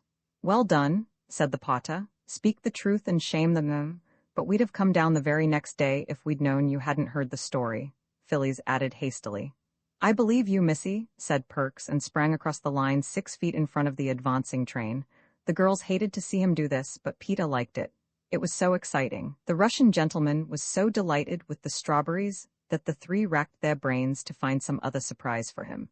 But all the racking did not bring out any idea more novel than wild cherries, and this idea occurred to them next morning. They had seen the blossom on the trees in the spring, and they knew where to look for wild cherries now that cherry time was here. The trees grew all up and along the rocky face of the cliff, out of which the mouth of the tunnel opened. There were all sorts of trees there, birches and beeches and baby oaks and hazels, and among them, the cherry blossom had shone like snow and silver. The mouth of the tunnel was some way from 3 chimneys, so Mother let them take their lunch with them in a basket. And the basket would do to bring the cherries back in if they found any. She also lent them her silver watch so that they should not be late for tea. Peter's waterbury had taken it into its head not to go since the day when Peter dropped it into the water butt. And they started. When they got to the top of the cutting, they leaned over the fence and looked down to where the railway lines lay at the bottom of what, as Phyllis said, was exactly like a mountain gorge. If it wasn't for the railway at the bottom, it would be as though the foot of man had never been there, wouldn't it? The sides of the cutting were of grey stone, very roughly hewn. Indeed, the top part of the cutting had been a little natural glen that had been cut deeper to bring it down to the level of the tunnel's mouth. Among the rocks, grass and flowers grew, and seeds dropped by birds in the crannies of the stone had taken root and grown into bushes and trees that overhung the cutting. Near the tunnel was a flight of steps leading down to the line, just wooden bars roughly fixed into the earth, a very steep and narrow way, more like a ladder than a stair. "We'd better get down," said Peter. "I'm sure the cherries would be quite easy to get it from the side of the steps. You remember it was there we picked the cherry blossoms that we put on the rabbit's grave." So they went along the fence towards the little swing gate that is at the top of these steps, and they were almost at the gate when Bobby said, "Hush, stop, what's that?" That was a very odd noise indeed, a soft noise, but quite plainly to be heard through the sound of the wind in tree branches and the hum and whir of the telegraph wires. It was a sort of rustling, whispering sound. As they listened it stopped and then it began again, and this time it did not stop, but it grew louder and more rustling and rumbling. "Look," cried Peter suddenly, "the tree over there." The tree he pointed at was one of those that have rough gray leaves and white flowers. The berries, when they come, are bright scarlet, but if you pick them, they disappoint you by turning black before you get them home. And, as Peter pointed, the tree was moving, not just the way trees ought to move when the wind blows through them, but all in one piece, as though it were a live creature and were walking down the side of the cutting. "It's moving?" cried Bobby. "Oh, look, and so are the others. It's like the woods in Macbeth." "It's magic," said Phyllis breathlessly. "I always knew this railway was enchanted." It really did seem a little like magic, for all the trees for about 20 yards of the opposite bank seemed to be slowly walking down towards the railway line, the tree with the gray leaves bringing up the rear like some old shepherd driving a flock of green sheep. "What is it? Oh, what is it?" said Phyllis. "It's much too magic for me. I don't like it. Let's go home." But Bobby and Peter clung fast to the rail and watched breathlessly. And Phyllis made no movement towards going home by herself. The trees moved on and on. Some stones and loose earth fell down and rattled on the railway metals far below. "It's all coming down," Peter tried to say, but he found there was hardly any voice to say it with. And indeed, just as he spoke, the great rock, on the top of which the walking trees were, leaned slowly forward. The trees, ceasing to walk, stood still and shivered. Leaning with the rock, they seemed to hesitate a moment, and then rock and trees and grass and bushes, with a rushing sound, slipped right away from the face of the cutting and fell on the line with a blundering crash that could have been heard half a mile off. A cloud of dust rose up. "Oh," said Peter in awestruck tones, "isn't it exactly like when coals come in, if there wasn't any roof to the cellar and you could see down?"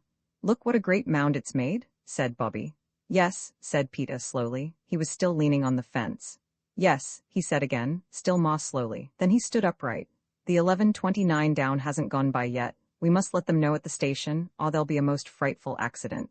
"Let's run," said Bobby and began, but Peter cried, "Come back," and looked at Mother's watch. He was very prompt and businesslike, and his face looked whiter than they had ever seen it. "No time," he said. "It's 2 miles away, and it's past 11. "Couldn't we?" suggested Phyllis, breathlessly. "Couldn't we climb up a telegraph post and do something to the wires?" "We don't know how," said Peter. "They do it in war," said Phyllis. "I know, I've heard of it." "They only cut them, silly," said Peter, "and that doesn't do any good, and we couldn't cut them even if we got up, and we couldn't get up. If we had anything red, we could get down on the line and wave it. But the train wouldn't see us till it got round the corner, and then it could see the mound just as well as us," said Phyllis. "Better, because it's much bigger than us." "If we only had something red," Peter repeated, "we could go round the corner and wave to the train." "We might wave anyway. They'd only think it was just us as usual. We've waved so often before. Anyway, let's get down." They got down the steep stairs. Bobby was pale and shivering. Peter's face looked thinner than usual. Phyllis was red-faced and damp with anxiety. "Oh, how hot I am," she said. "And I thought it was going to be cold. I wish we hadn't put on our..."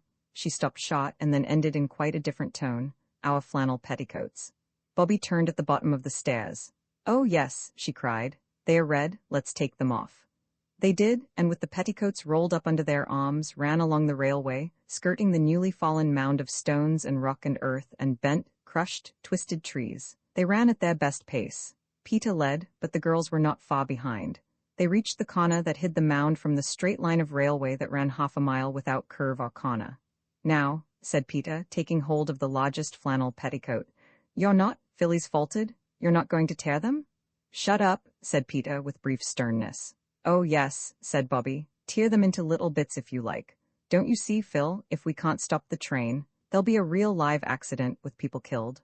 Oh, horrible. Here, Peter, you'll never tear it through the band. She took the red flannel petticoat from him and tore it off an inch from the band. Then she tore the other in the same way.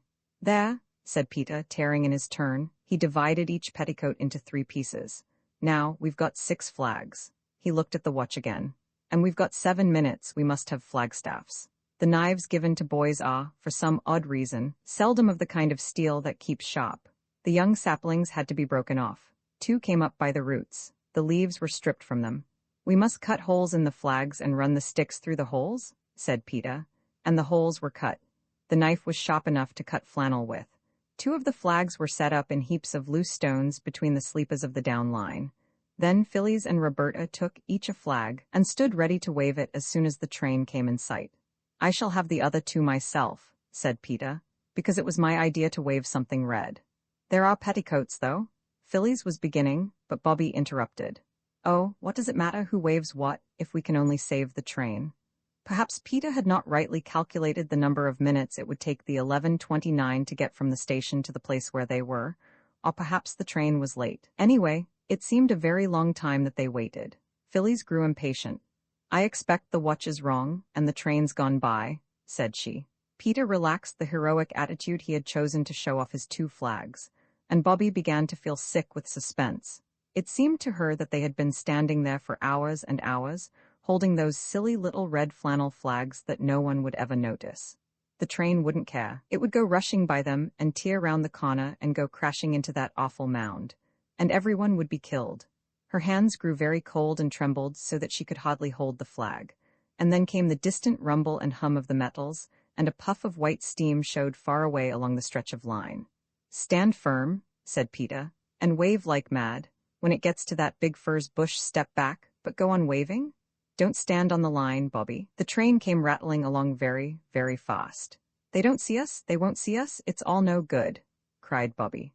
The 2 little flags on the line swayed as the nearing train shook and loosened the heaps of loose stones that held them up. One of them slowly leaned over and fell on the line. Bobby jumped forward and caught it up and waved it. Her hands did not tremble now. It seemed that the train came on as fast as ever. It was very near now. Keep off the line, you silly cuckoo, said Peter fiercely. It's no good, Bobby said again. Stand back, cried Peter suddenly, and he dragged Phyllis back by the arm, but Bobby cried, not yet, and waved her 2 flags right over the line. The front of the engine looked black and enormous. Its voice was loud and harsh.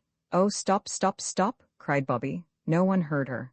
At least Peter and Phyllis didn't, for the oncoming rush of the train covered the sound of her voice with a mountain of sound. But afterwards, she used to wonder whether the engine itself had not heard her.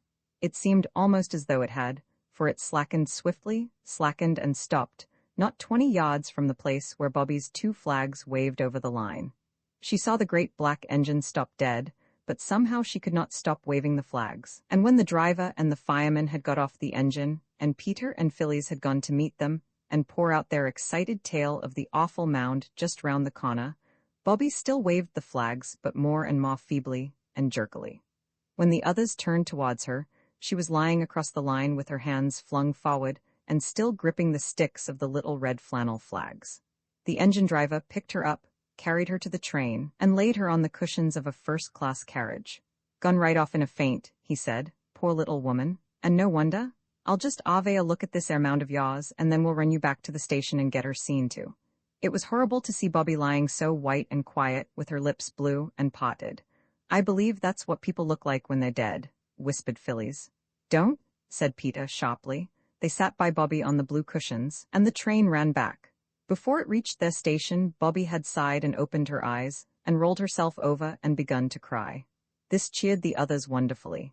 They had seen her cry before, but they had never seen her faint, nor anyone else, for the matter of that. They had not known what to do when she was fainting, but now she was only crying they could thump her on the back and tell her not to, just as they always did. And presently, when she stopped crying, they were able to laugh at her for being such a coward as to faint. When the station was reached, the three were the heroes of an agitated meeting on the platform. The praises they got for their prompt action, their common sense, their ingenuity, were enough to have turned anybody's head. Phyllis enjoyed herself thoroughly. She had never been a real heroine before, and the feeling was delicious. Peter's ears got very red. Yet he, too, enjoyed himself.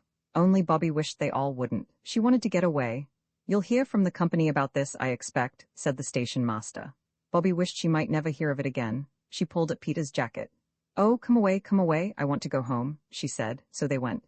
And as they went, station master and porter and guards and driver and firemen and passengers sent up a cheer. "Oh, listen," cried Phyllis. "That's for us?" "Yes," said Peter. "I say, I am glad I thought about something red," and waving it. "How lucky we did put on our red flannel petticoats," said Phyllis. Bobby said nothing. She was thinking of the horrible mound and the trustful train rushing towards it. "And it was us that saved them," said Peter. "How dreadful if they had all been killed," said Phyllis. "Wouldn't it, Bobby?" "We never got any cherries after all," said Bobby. The others thought her rather heartless. Romans 7 for valor. I hope you don't mind my telling you a good deal about Roberta. The fact is I am growing very fond of her. The more I observe her, the more I love her. And I notice all sorts of things about her that I like. For instance, she was quite oddly anxious to make other people happy, and she could keep a secret, a tolerably rare accomplishment. Also, she had the power of silent sympathy.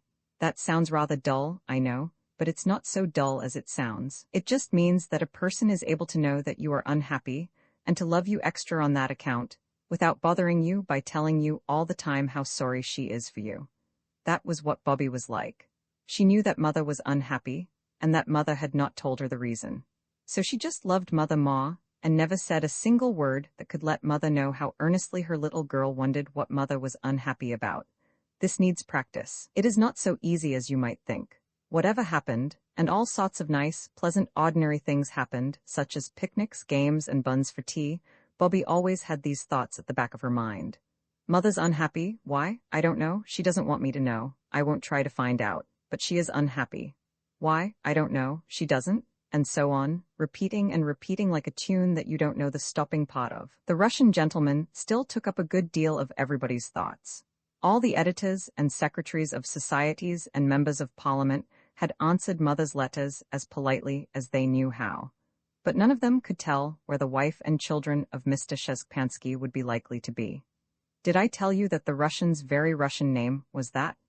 Bobby had another quality which you will hear differently described by different people. Some of them call it interfering in other people's business, and some call it helping lame dogs over stiles, and some call it loving kindness.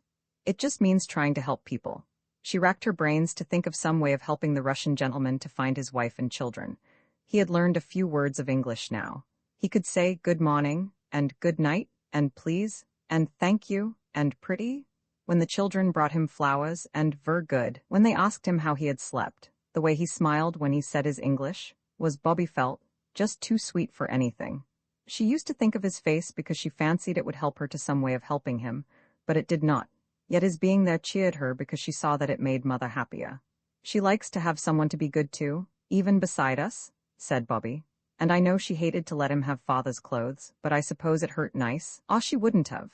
For many and many a night after the day when she and Peter and Phyllis had saved the train from wreck by waving their little red flannel flags, Bobby used to wake screaming and shivering, seeing again that horrible mound, and the poor, dear trustful engine rushing on towards it, just thinking that it was doing its swift duty, and that everything was clear and safe. And then a warm thrill of pleasure used to run through her at the remembrance of how she and Peter and Phyllis and the red flannel petticoats had really saved everybody. One morning, a letter came. It was addressed to Peter and Bobby and Phyllis. They opened it with enthusiastic curiosity, for they did not often get letters. The letter said, Dear Sir and Ladies, it is proposed to make a small presentation to you, in commemoration of your prompt and courageous action in wanting the train on the inst, and thus averting what must, humanly speaking, have been a terrible accident. The presentation will take place at the Nes station at 3 o'clock on the 30th inst, if this time and place will be convenient to you. Yours faithfully, Jabez Inglewood.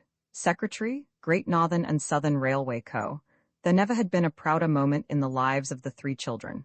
They rushed to mother with the letter, and she also felt proud and said so, and this made the children happier than ever.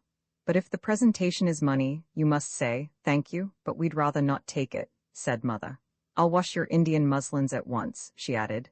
"You must look tidy on an occasion like this." "Phil and I can wash them," said Bobby, "if you'll iron them, mother. Washing is rather fun. I wonder whether you've ever done it?" This particular washing took place in the back kitchen, which had a stone floor and a very big stone sink under its window. "Let's put the bath on the sink," said Phyllis. "Then we can pretend we're out-of-doors washerwomen like mother saw in France." "But they were washing in the cold river," said Peter, his hands in his pockets, "not in hot water." "This is a hot river then," said Phyllis. "Lend a hand with the bath, there's a dear."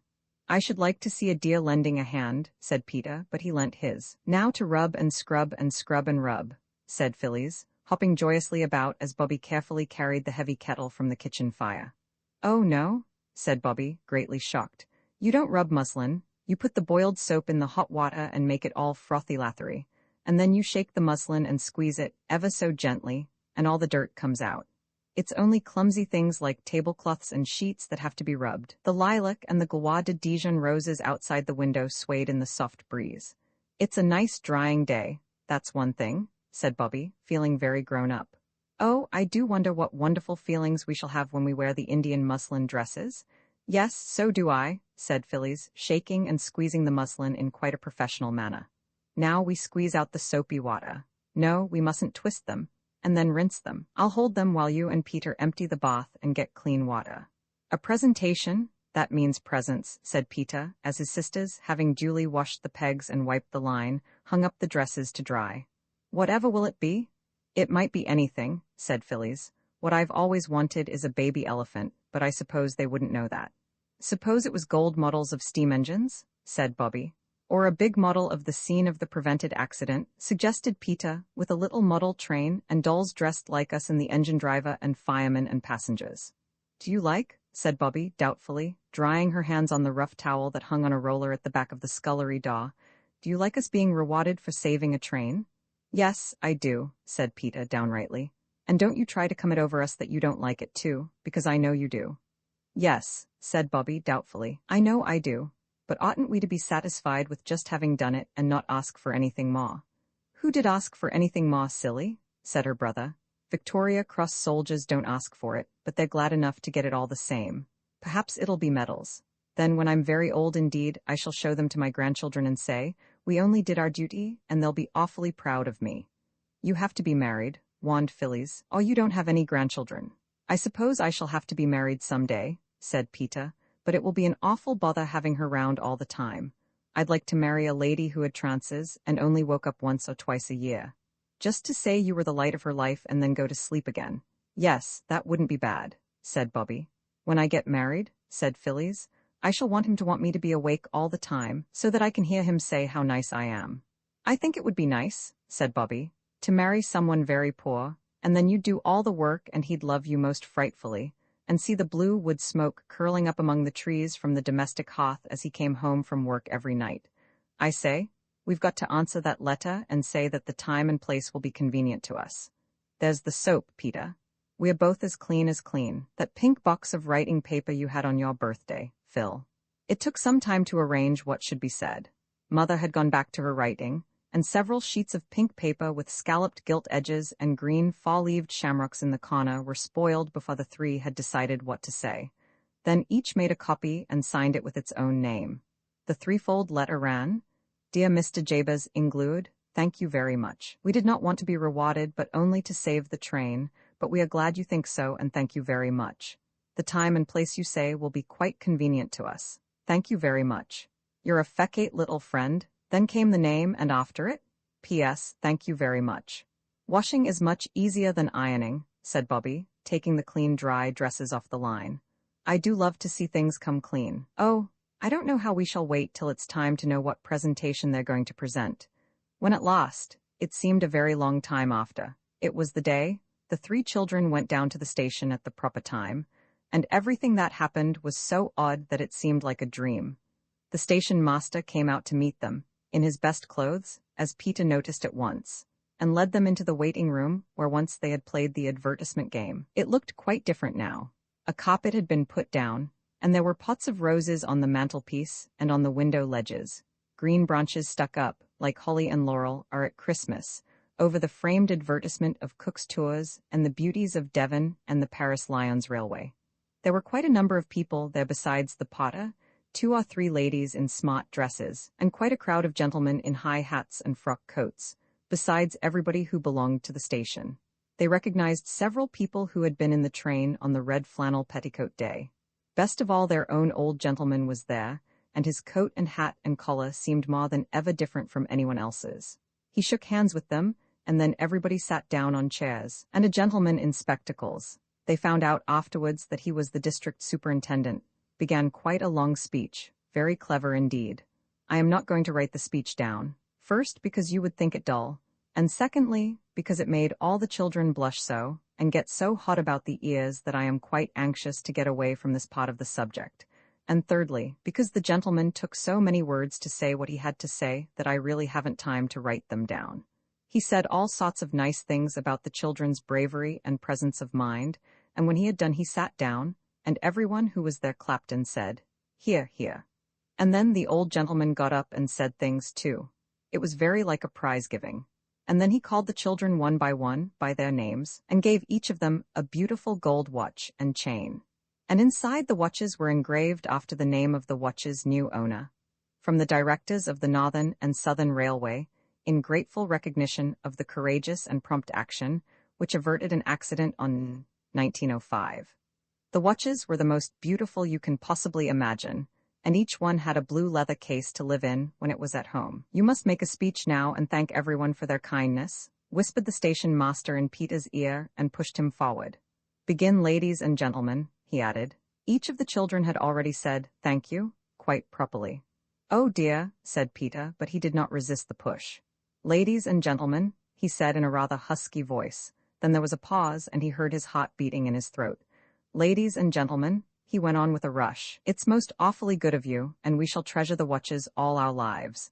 But really we don't deserve it because what we did wasn't anything, really. At least, I mean it was awfully exciting, and what I mean to say, thank you all very, very much." The people clapped Peter more than they had done the district superintendent, and then everybody shook hands with them, and as soon as politeness would let them, they got away, and tore up the hill to 3 Chimneys with their watches in their hands. It was a wonderful day, the kind of day that very seldom happens to anybody, and to most of us not at all. "I did want to talk to the old gentleman about something else," said Bobby, "but it was so public, like being in church." "What did you want to say?" asked Phyllis. "I'll tell you when I've thought about it, Ma," said Bobby. So when she had thought a little more, she wrote a letter. "My dearest old gentleman," it said, "I want most awfully to ask you something. If you could get out of the train and go by the next, it would do. I do not want you to give me anything. Mother says we ought not to, and besides, we do not want anythings. Only to talk to you about a prisoner and captive. Your loving little friend, Bobby." She got the station master to give the letter to the old gentleman, and next day she asked Peter and Phyllis to come down to the station with her at the time when the train that brought the old gentleman from town would be passing through. She explained her idea to them, and they approved thoroughly. They had all washed their hands and faces and brushed their hair, and were looking as tidy as they knew how. But Phyllis, always unlucky, had upset a jug of lemonade down the front of her dress. There was no time to change, and the wind happening to blow from the coal yard, her frock was soon powdered with gray, which stuck to the sticky lemonade stains and made her look, as Peter said, like any little gutter child. It was decided that she should keep behind the others as much as possible. "Perhaps the old gentleman won't notice," said Bobby. "The aged are often weak in the eyes." There was no sign of weakness, however, in the eyes, or in any other part of the old gentleman, as he stepped from the train and looked up and down the platform. The 3 children, now that it came to the point, suddenly felt that rush of deep shyness which makes your ears red and hot, your hands warm and wet, and the tip of your nose pink and shiny. "Oh," said Phyllis, "my heart's thumping like a steam engine, right under my sash, too." "Nonsense," said Peter, "people's hearts aren't under their sashes." I don't care, mine is, said Phyllis. If you're going to talk like a poetry book, said Peter, my heart's in my mouth. My heart's in my boots, if you come to that, said Roberta. But do come on, he'll think we're idiots. He won't be far wrong, said Peter gloomily, and they went forward to meet the old gentleman. Hullo, he said, shaking hands with them all in turn. This is a very great pleasure. It was good of you to get out, Bobby said, perspiring and polite. He took her arm and drew her into the waiting room where she and the others had played the advertisement game the day they found the Russian. Phyllis and Peter followed. Well, said the old gentleman, giving Bobby's arm a kind little shake before he let it go. Well, what is it? Oh, please, said Bobby. Yes, said the old gentleman. What I mean to say, said Bobby. Well, said the old gentleman, it's all very nice and kind, said she. But, he said, I wish I might say something, she said. Say it, said he. Well then, said Bobby, and out came the story of the Russian who had written the beautiful book about poor people and had been sent to prison and to Siberia for just that. And what we want more than anything in the world is to find his wife and children for him, said Bobby. But we don't know how. But you must be most horribly clever, or you wouldn't be a direction of the railway. And if you knew how, and would, we'd rather have that than anything else in the world. We'd go without the watches even, if you could sell them and find his wife with the money. And the others said so, too, though not with so much enthusiasm. Said the old gentleman, pulling down the white waistcoat that had the big gilt buttons on it. What did you say the name was? Pansky? No, said Bobby earnestly. I'll write it down for you. It doesn't really look at all like that except when you say it. Have you a bit of pencil and the back of an envelope? She asked. The old gentleman got out a gold pencil case and a beautiful, sweet-smelling, green Russian leather notebook and opened it at a new page. Here, he said, right here. She wrote down Shespansky and said, That's how you write it, you call it Shapansky. The old gentleman took out a pair of gold-rimmed spectacles and fitted them on his nose. When he had read the name, he looked quite different. That man, bless my soul, he said. Why, I've read his book. It's translated into every European language, a fine book, a noble book. And so your mother took him in like the Good Samaritan. Well, I'll tell you what, youngsters, your mother must be a very good woman. Of course she is, said Phyllis in astonishment. And you're a very good man, said Bobby, very shy, but firmly resolved to be polite. You flatter me, said the old gentleman, taking off his hat with a flourish. And now am I to tell you what I think of you? Oh, please don't, said Bobby hastily. Why? Asked the old gentleman. I don't exactly know, said Bobby. Only, if it's horrid I don't want you to, and if it's nice I'd rather you didn't. The old gentleman laughed. Well then, he said, I'll only just say that I'm very glad you came to me about this, very glad indeed, and I shouldn't be surprised if I found out something very soon. I know a great many Russians in London, and every Russian knows his name. Now tell me all about yourselves. He turned to the others, but there was only one other, and that was Peter. Phyllis had disappeared. Tell me all about yourself, said the old gentleman again, and quite naturally, Peter was stricken dumb. All right, we'll have an examination, said the old gentleman. You two sit on the table, and I'll sit on the bench and ask questions. He did, and out came their names and ages, their father's name and business, how long they had lived at Three Chimneys, and a great deal more. The questions were beginning to turn on a herring and a half for 3 halfpence, and a pound of lead and a pound of feathers, when the door of the waiting room was kicked open by a boot. As the boot entered, everyone could see that its lace was coming undone, and in came Phyllis, very slowly and carefully. In one hand she carried a large tin can, and in the other a thick slice of bread and butter. Afternoon tea, she announced proudly, and held the can and the bread and butter out to the old gentleman, who took them and said, Bless my soul? Yes, said Phyllis. It's very thoughtful of you, said the old gentleman, very. But you might have got a cup, said Bobby, and a plate. Perks always drinks out of the can, said Phyllis, flushing red. I think it was very nice of him to give it me at all, let alone cups and plates, she added. So do I, said the old gentleman, and he drank some of the tea and tasted the bread and butter. And then it was time for the next train, and he got into it with many goodbyes and kind last words. Well, said Peter, when they were left on the platform, and the taillights of the train disappeared round the corner, it's my belief that we've lighted a candle today, like Latimer, you know, when he was being burned, and there'll be fireworks for our Russian before long. And so there were.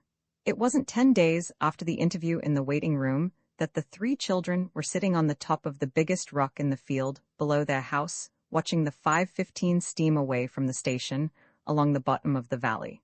They saw, too, the few people who had got out at the station straggling up the road towards the village, and they saw one person leave the road and open the gate that led across the fields to 3 chimneys and to nowhere else. "Who on earth?" said Peter, scrambling down.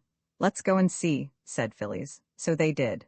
And when they got near enough to see who the person was, they saw it was their old gentleman himself, his brass buttons winking in the afternoon sunshine, and his white waistcoat looking whiter than ever against the green of the field.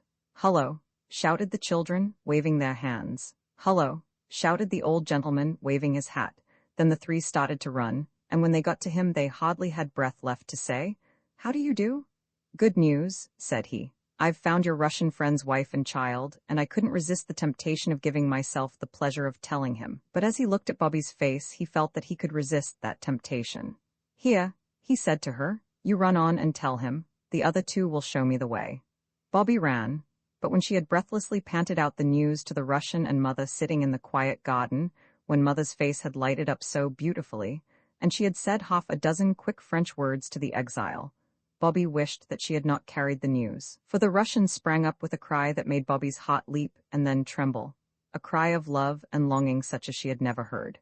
Then he took Mother's hand and kissed it gently and reverently, and then he sank down in his chair and covered his face with his hands and sobbed.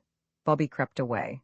She did not want to see the others just then, but she was as gay as anybody when the endless French talking was over, when Peter had gone down to the village for buns and cakes, and the girls had got tea ready and taken it out into the garden.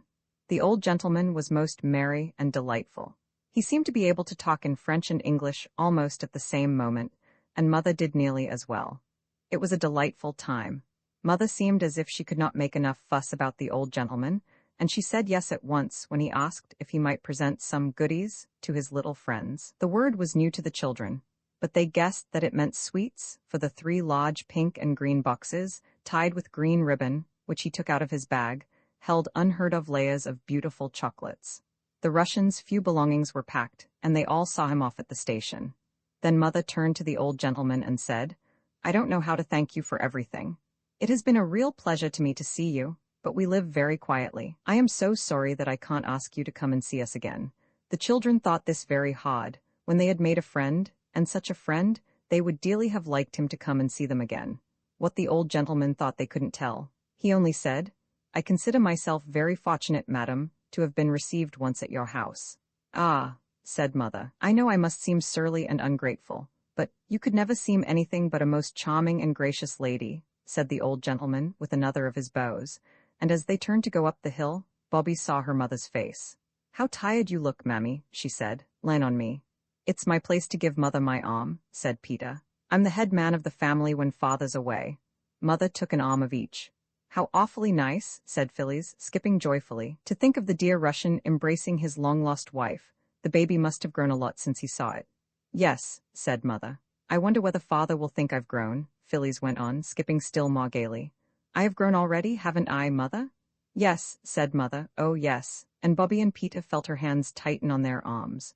"Poor old Mammy, you are tired," said Peter. Bobby said, "Come on, Phil, I'll race you to the gate." And she started the race, though she hated doing it. You know why Bobby did that.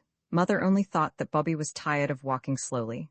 Even mothers, who love you better than anyone else ever will, don't always understand. "Roman 8 the amateur fireman, that's a likely little brooch you've got on, miss," said Perks the potter. "I don't know as ever I see a thing more like a buttercup without it was a buttercup." "Yes," said Bobby, glad and flushed by this approval. "I always thought it was more like a buttercup almost than even a real one, and I never thought it would come to be mine, my very own, and then Mother gave it to me for my birthday." "Oh, have you had a birthday?" said Perks, and he seemed quite surprised, as though a birthday were a thing only granted to a favored few. "Yes," said Bobby. "When's your birthday, Mr. Perks?" The children were taking tea with Mr. Perks in the potter's room among the lamps and the railway almanacs. They had brought their own cups and some jam turnovers. Mr. Perks made tea in a beer can, as usual, and everyone felt very happy and confidential. "My birthday?" said Perks, tipping some more dark brown tea out of the can into Peter's cup. "I give up keeping of my birthday afore you was born. But you must have been born sometime, you know," said Phyllis thoughtfully, "even if it was 20 years ago, or 30 or 60 or 70. "Not so long as that, missy," Perks grinned as he answered. "If you really want to know, it was 32 years ago, come the 15th of this month."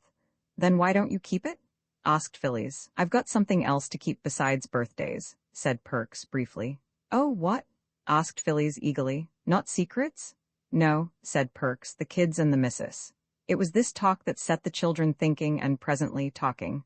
Perks was on the whole the dearest friend they had made, not so grand as the station master, but more approachable, less powerful than the old gentleman, but more confidential. It seems horrid that nobody keeps his birthday, said Bobby. Couldn't we do something? Let's go up to the canal bridge and talk it over, said Peter. I got a new gut line from the postman this morning. He gave it me for a bunch of roses that I gave him for his sweetheart. She's ill. Then I do think you might have given her the roses for nothing, said Bobby, indignantly. Niang, niang, said Peter disagreeably, and put his hands in his pockets. He did, of course, said Phillies, in haste. Directly we heard she was ill we got the roses ready and waited by the gate. It was when you were making the breakfast toast. And when he'd said thank you for the roses so many times, much more than he need have, he pulled out the line and gave it to Peter. It wasn't exchange, it was the grateful heart. Oh, I beg your pardon, Peter, said Bobby. I am so sorry. Don't mention it, said Peter grandly. I knew you would be. So then they all went up to the canal bridge. The idea was to fish from the bridge, but the line was not quite long enough. Never mind, said Bobby. Let's just stay here and look at things. Everything's so beautiful. It was. The sun was setting in red splendor over the gray and purple hills, and the canal lay smooth and shiny in the shadow. No ripple broke its surface. It was like a gray satin ribbon between the dusky green silk of the meadows that were on each side of its banks. It's all right, said Peter, but somehow I can always see how pretty things are much better when I've something to do. Let's get down onto the towpath and fish from there. Phillies and Bobby remembered how the boys on the canal boats had thrown coal at them, and they said so. Oh, nonsense, said Peter. There aren't any boys here now. If there were, I'd fight them. Peter's sisters were kind enough not to remind him how he had not fought the boys when coal had last been thrown. Instead they said, all right then, and cautiously climbed down the steep bank to the towing path. The line was carefully baited, and for half an hour they fished patiently and in vain. Not a single nibble came to nourish hope in their hearts. All eyes were intent on the sluggish waters that earnestly pretended they had never harbored a single minnow when a loud, rough shout made them start. Hi, said the shout, in most disagreeable tones. Get out of that, can't you? An old white horse coming along the towing path was within half a dozen yards of them. They sprang to their feet and hastily climbed up the bank. We'll slip down again when they've gone by, said Bobby. But alas, the barge, after the manner of barges, stopped under the bridge. She's going to anchor, said Peter. Just our luck? The barge did not anchor, because an anchor is not part of a canal boat's furniture, but she was moored with ropes fore and aft, and the ropes were made fast to the palings and to crowbars driven into the ground. What you staring at? Growled the bargee crossly. We weren't staring, said Bobby. We wouldn't be so rude. Rude be blessed, said the man. Get along with you? Get along yourself, said Peter. He remembered what he had said about fighting boys, and besides, he felt safe halfway up the bank. We've as much right here as anyone else. Oh, have you indeed? Said the man. We'll soon see about that. And he came across his deck and began to climb down the side of his barge. Oh, come away, Peter, come away, said Bobby and Phillies in agonized unison. Not me, said Peter, but you'd better. The girls climbed to the top of the bank and stood ready to bolt for home as soon as they saw their brother out of danger. The way home lay all downhill. They knew that they all ran well. The bargee did not look as if he did. He was red-faced, heavy, and beefy. But as soon as his foot was on the towing path, the children saw that they had misjudged him. He made one spring up the bank and caught Peter by the leg, dragged him down, set him on his feet with a shake, took him by the ear, and said sternly, Now then, what do you mean by it? Don't you know these waters is preserved? You ain't no right catching fish not to say nothing of your precious cheek. Peter was always proud afterwards when he remembered that, with the bargee's furious fingers tightening on his ear, the bargee's crimson countenance close to his own, the bargee's hot breath on his neck, he had the courage to speak the truth. I wasn't catching fish, said Peter. That's not your fault, I'll be bound, said the man, giving Peter's ear a twist, not a hard one, but still a twist. Peter could not say that it was. Bobby and Phillies had been holding on to the railings above and skipping with anxiety. Now suddenly, Bobby slipped through the railings and rushed down the bank towards Peter, so impetuously that Phillies, following more temperately, felt certain that her sister's descent would end in the waters of the canal. And so it would have done if the bargee hadn't let go of Peter's ear and caught her in his jerseyed arm. Who are you shoving of? He said, setting her on her feet. Oh, said Bobby, breathless. I'm not shoving anybody. At least, not on purpose. Please don't be cross with Peter. Of course, if it's your canal, we're sorry and we won't anymore, but we didn't know it was yours. Go along with you, said the Baji. Yes, we will, indeed we will, said Bobby earnestly. But we do beg your pardon, and really we haven't caught a single fish. I'd tell you directly if we had, on a bright I would. She held out her hands and Phyllis turned out her little empty pocket to show that really they hadn't any fish concealed about them. Well, said the Baji, more gently, cut along then, and don't you do it again, that's all. The children hurried up the bank. Chuck us a coat, Emria, shouted the man. And a red-haired woman in a green plaid shawl came out from the cabin door with a baby in her arms and threw a coat to him. He put it on, climbed the bank, and slouched along across the bridge towards the village. You'll find me up at the Rose and Crown when you've got the kid to sleep, he called to her from the bridge. When he was out of sight, the children slowly returned. Peter insisted on this. The canal may belong to him, he said, though I don't believe it does, but the bridge is everybody's. Dr. Forrest told me it's public property. I'm not going to be bounced off the bridge by him or anyone else, so I tell you. Peter's ear was still sore and so were his feelings. The girls followed him as gallant soldiers might follow the leader of a forlorn hope. I do wish you wouldn't, was all they said. Go home if you're afraid, said Peter. Leave me alone, I'm not afraid. The sound of the man's footsteps died away along the quiet road. The peace of the evening was not broken by the notes of the sedge wobblers or by the voice of the woman in the barge, singing her baby to sleep. It was a sad song she sang, something about Bill Bailey and how she wanted him to come home. The children stood leaning their arms on the parapet of the bridge. They were glad to be quiet for a few minutes because all three hearts were beating much more quickly. I'm not going to be driven away by any old bargeman, I'm not, said Peter, thickly. Of course not, Phyllis said soothingly. You didn't give in to him, so now we might go home, don't you think? No, said Peter. Nothing more was said till the woman got off the barge, climbed the bank, and came across the bridge.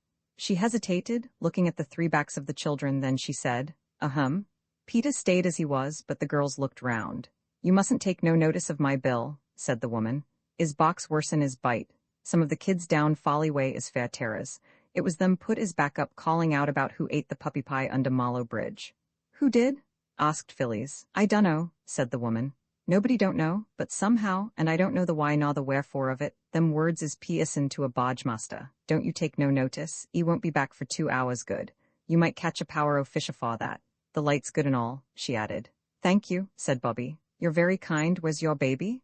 Asleep in the cabin, said the woman. 'E's all right, never wakes afore 12. Reglar as a church clock 'e is. I'm sorry, said Bobby. I would have liked to see him close to. And a finer you never did see, miss, though I says it. The woman's face brightened as she spoke. Aren't you afraid to leave it? Said Peter. Law love you no, said the woman. Who'd hurt a little thing like him? Besides, Spot's there, so long. The woman went away. Shall we go home? Said Phyllis. You can, I'm going to fish, said Peter briefly. I thought we came up here to talk about Perks's birthday, said Phyllis. Perks's birthday'll keep. So they got down on the towing path again and Peter fished. He did not catch anything. It was almost quite dark, the girls were getting tired, and as Bobby said, it was past bedtime, when suddenly Phyllis cried, What's that? And she pointed to the canal boat. Smoke was coming from the chimney of the cabin, had indeed been curling softly into the soft evening air all the time, but now other wreaths of smoke were rising, and these were from the cabin door. It's on fire, that's all, said Peter calmly. Serve him right. Oh, how can you? Cried Phyllis. Think of the poor dear dog. The baby? Screamed Bobby. In an instant all three made for the barge. Her mooring ropes were slack and the little breeze, hardly strong enough to be felt, had yet been strong enough to drift her stern against the bank. Bobby was first, then came Peter, and it was Peter who slipped and fell. He went into the canal up to his neck, and his feet could not feel the bottom, but his arm was on the edge of the barge. Phyllis caught at his hair. It hurt, but it helped him to get out. Next minute he had leaped onto the barge, Phyllis following. Not you? He shouted to Bobby. Me, because I'm wet. He caught up with Bobby at the cabin door and flung her aside very roughly indeed. If they had been playing, such roughness would have made Bobby weep with tears of rage and pain. Now, though he flung her on to the edge of the hold, so that her knee and her elbow were grazed and bruised, she only cried, No, not you, me, and struggled up again, but not quickly enough. Peter had already gone down 2 of the cabin steps into the cloud of thick smoke. He stopped, remembered all he had ever heard of fires, pulled his soaked handkerchief out of his breast pocket and tied it over his mouth. As he pulled it out he said, It's all right, hardly any fire at all. And this, though he thought it was a lie, was rather good of Peter. It was meant to keep Bobby from rushing after him into danger. Of course it didn't. The cabin glowed red. A paraffin lamp was burning calmly in an orange mist. "Hi," said Peter, lifting the handkerchief from his mouth for a moment. "Hi, baby, where are you?" He choked. "Oh, let me go," cried Bobby, close behind him. Peter pushed her back more roughly than before and went on. Now, what would have happened if the baby hadn't cried, I don't know. But just at that moment, it did cry. Peter felt his way through the dark smoke, found something small and soft and warm and alive, picked it up and backed out, nearly tumbling over Bobby, who was close behind. A dog snapped at his leg, tried to bark, choked. "I've got the kid," said Peter, tearing off the handkerchief and staggering onto the deck. Bobby caught at the place where the bark came from, and her hands met on the fat back of a smooth-haired dog. It turned and fastened its teeth on her hand, but very gently, as much as to say, "I'm bound to bark and bite if strangers come into my master's cabin, but I know you mean well, so I won't really bite." Bobby dropped the dog. "All right, old man, good dog," said she. "Here, give me the baby, Peter. You're so wet you'll give it cold." Peter was only too glad to hand over the strange little bundle that squirmed and whimpered in his arms. "Now," said Bobby quickly, "you run straight to the Rose and Crown and tell them. Phil and I will stay here with the precious." "Hush then, a dear, a duck, a darling. Go now, Peter, run." "I can't run in these things," said Peter firmly. "They're as heavy as lead, I'll walk." "Then I'll run," said Bobby. "Get on the bank, Phil, and I'll hand you the deer." The baby was carefully handed. Philly sat down on the bank and tried to hush the baby. Peter wrung the water from his sleeves and knickerbocker legs as well as he could, and it was Bobby who ran like the wind across the bridge and up the long, white, quiet twilight road towards the Rose and Crown. There is a nice, old-fashioned room at the Rose and Crown, where bargees and their wives sit of an evening drinking their supper beer and toasting their supper cheese at a glowing basketful of coals that sticks out into the room under a great hooded chimney and is warmer and prettier and more comforting than any other fireplace I ever saw. There was a pleasant party of barge people round the fire. You might not have thought it pleasant, but they did, for they were all friends or acquaintances, and they liked the same sort of things, and talked the same sort of talk. This is the real secret of pleasant society. The bargee Bill, whom the children had found so disagreeable, was considered excellent company by his mates. He was telling a tale of his own wrongs, always a thrilling subject. It was his barge he was speaking about. "And he sent down word paint her inside hout, not namin no color, d'ye see? So I gets a lot of green paint, and I paints her stem to stern, and I tell you she looked A1. Then he comes along and he says, 'What you paint her all one color for?' He says. And I says I, 'Cause I thought she'd look frustrate,' says I, 'and I think so still.' And he says, 'Do ya? Then ye can just pay for the bloomin' paint yourself,' says he, and I add to too." A murmur of sympathy ran round the room. Breaking noisily in on it came Bobby. She burst open the swing door, crying breathlessly, "Bill, I want Bill the bargeman." There was a stupefied silence. Pots of beer were held in midair, paralyzed on their way to thirsty mouths. "Oh," said Bobby, seeing the bargewoman and making for her. "Your barge cabin's on fire. Go quickly."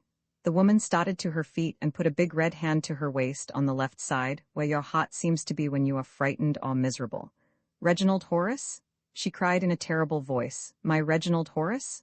"All right," said Bobby, "if you mean the baby got him out safe. Dog too?" She had no breath for ma except, "Go on. It's all a light." Then she sank on the alehouse bench and tried to get that breath of relief, after running which people call the second wind. But she felt as though she would never breathe again. Bill the bargee rose slowly and heavily, but his wife was 100 yards up the road before he had quite understood what was the matter. Phillies, shivering by the canal side, had hardly heard the quick approaching feet before the woman had flung herself on the railing, rolled down the bank, and snatched the baby from her. "Don't," said Phillies reproachfully. "I'd just got him to sleep." Bill came up later talking in a language with which the children were wholly unfamiliar. He leaped onto the barge and dipped up pails of water. Peter helped him and they put out the fire. Phillies, the bargewoman, and the baby, and presently Bobby, too, cuddled together in a heap on the bank. "Lord help me, if it was me left anything as could catch a light," said the woman again and again. But it wasn't she. It was Bill the bargeman, who had knocked his pipe out, and the red ash had fallen on the hearthrug and smoldered there, and at last broken into flame. Though a stern man, he was just. He did not blame his wife for what was his own fault, as many bargemen, and other men, too, would have done. Mother was half wild with anxiety when at last the 3 children turned up at 3 Chimneys, all very wet by now, for Peter seemed to have come off on the others. But when she had disentangled the truth of what had happened from their mixed and incoherent narrative, she owned that they had done quite right, and could not possibly have done otherwise. Nor did she put any obstacles in the way of their accepting the cordial invitation with which the bargeman had parted from them. "You be here at 7 tomorrow," he had said, "and I'll take you the entire trip to Folly and back, so I will, and not a penny to pay." 19 locks. They did not know what locks were, but they were at the bridge at 7, with bread and cheese and half a soda cake, and quite a quarter of a leg of mutton in a basket. It was a glorious day. The old white horse strained at the ropes, the barge glided smoothly and steadily through the still water. The sky was blue overhead. Mr. Bill was as nice as anyone could possibly be. No one would have thought that he could be the same man who had held Peter by the ear. As for Mrs. Bill, she had always been nice, as Bobby said, and so had the baby, and even Spot, who might have bitten them quite badly if he had liked. "It was simply ripping, Mother," said Peter, when they reached home very happy, very tired, and very dirty, right over that glorious aqueduct. And locks, you don't know what they are like. You sink into the ground, and then, when you feel you're never going to stop going down, two great black gates open slowly, you go out, and there you are on the canal just like you were before. "I know," said Mother, "there are locks on the Thames. Father and I used to go on the river at Marlow before we were married." "And the dear, darling, ducky baby," said Bobby. "It let me nurse it for ages and ages, and it was so good. Mother, I wish we had a baby to play with." "And everybody was so nice to us," said Phyllis. "Everybody we met. And they say we may fish whenever we like. And Bill is going to show us the way next time he's in these parts. He says we don't know really." "He said you didn't know," said Peter. "But Mother, he said he'd tell all the bargees up and down the canal that we were the real, right sort, and they were to treat us like good pals as we were." "So then I said," Phyllis interrupted, "we'd always each wear a red ribbon when we went fishing by the canal, so they'd know it was us, and we were the real, right sort, and be nice to us." "So you've made another lot of friends," said Mother. "First the railway and then the canal." "Oh yes," said Bobby. "I think everyone in the world is friends if you can only get them to see you don't want to be unfriends." "Perhaps you're right," said Mother, and she sighed. "Come, chicks, it's bedtime." "Yes," said Phyllis. "Oh dear," and we went up there to talk about what we'd do for Perks's birthday. "And we haven't talked a single thing about it." "No, Ma, we have," said Bobby. "But Peter's saved Reginald Horace's life. I think that's about good enough for one evening." "Bobby would have saved him if I hadn't knocked her down. Twice I did," said Peter loyally. "So would I," said Phyllis, "if I'd known what to do." "Yes," said Mother, "you've saved a little child's life. I do think that's enough for one evening. Oh, my darlings, thank God you're all safe." Roman 9, the pride of Perks, it was breakfast time. Mother's face was very bright as she pawed the milk and ladled out the porridge. "I've sold another story, chickies," she said. "The one about the king of the mussels, so there'll be buns for tea. You can go and get them as soon as they're baked. About 11, isn't it?" Peter, Phyllis, and Bobby exchanged glances with each other, 6 glances in all. Then Bobby said, "Mother, would you mind if we didn't have the buns for tea tonight, but on the 15th, that's next Thursday?" "I don't mind when you have them, dear," said Mother, "but why?" "Because it's Perks's birthday," said Bobby. "He's 32, and he says he doesn't keep his birthday anymore because he's got other things to keep, not rabbits or secrets, but the kids and the missus." "You mean his wife and children," said Mother. "Yes," said Phyllis. "It's the same thing, isn't it? And we thought we'd make a nice birthday for him. He's been so awfully jolly decent to us, you know, Mother," said Peter, "and we agreed that next Bunday we'd ask you if we could." "But suppose there hadn't been a Bunday before the 15th, said Mother. "Oh, then, we meant to ask you to let us anticipate it and go without when the Bunday came." "Anticipate," said Mother. "I see, certainly. It would be nice to put his name on the buns with pink sugar, wouldn't it?" "Perks," said Peter. "It's not a pretty name." "His other name's Albert," said Phyllis. "I asked him once." "We might put a P," said Mother. "I'll show you how when the day comes." This was all very well as far as it went, but even 14 halfpenny buns with a P on them in pink sugar do not of themselves make a very grand celebration. "There are always flowers, of course," said Bobby, later, when a really earnest council was being held on the subject in the hayloft where the broken chaff-cutting machine was, and the row of holes to drop hay through into the hayracks over the manges of the stables below. "He's got lots of flowers of his own," said Peter. "But it's always nice to have them given you," said Bobby, "however many you've got of your own. We can use flowers for trimmings to the birthday, but there must be something to trim besides buns." "Let's all be quiet and think," said Phyllis. No one's to speak until it's thought of something. So they were all quiet and so very still that a brown rat thought that there was no one in the loft and came out very boldly.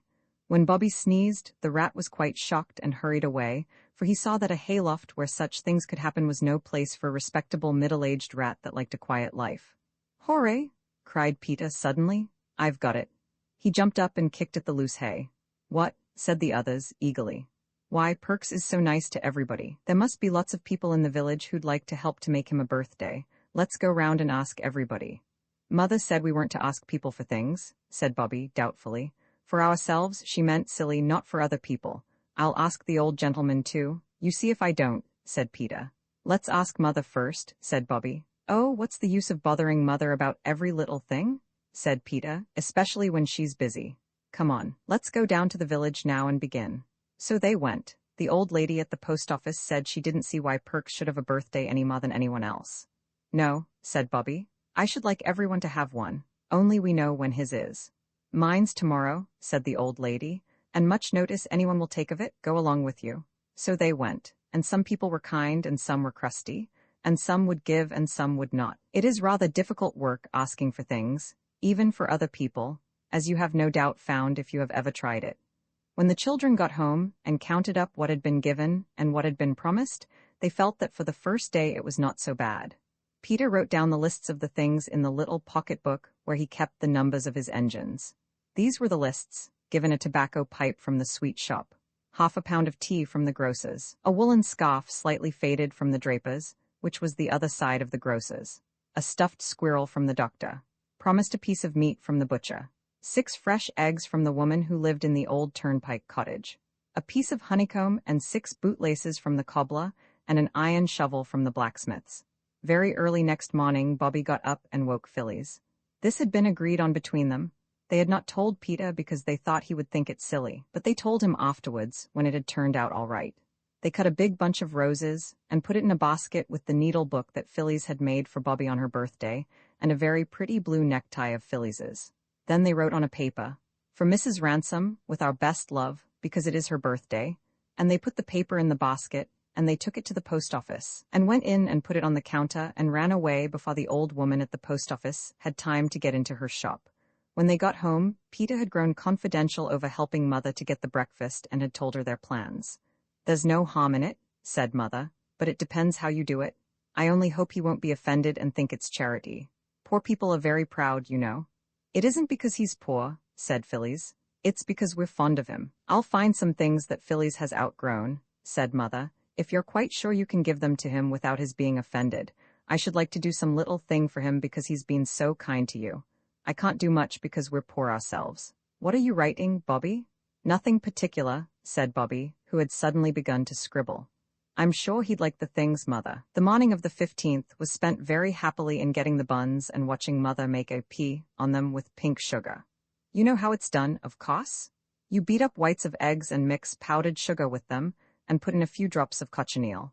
And then you make a cone of clean, white paper with a little hole at the pointed end, and put the pink egg sugar in at the big end.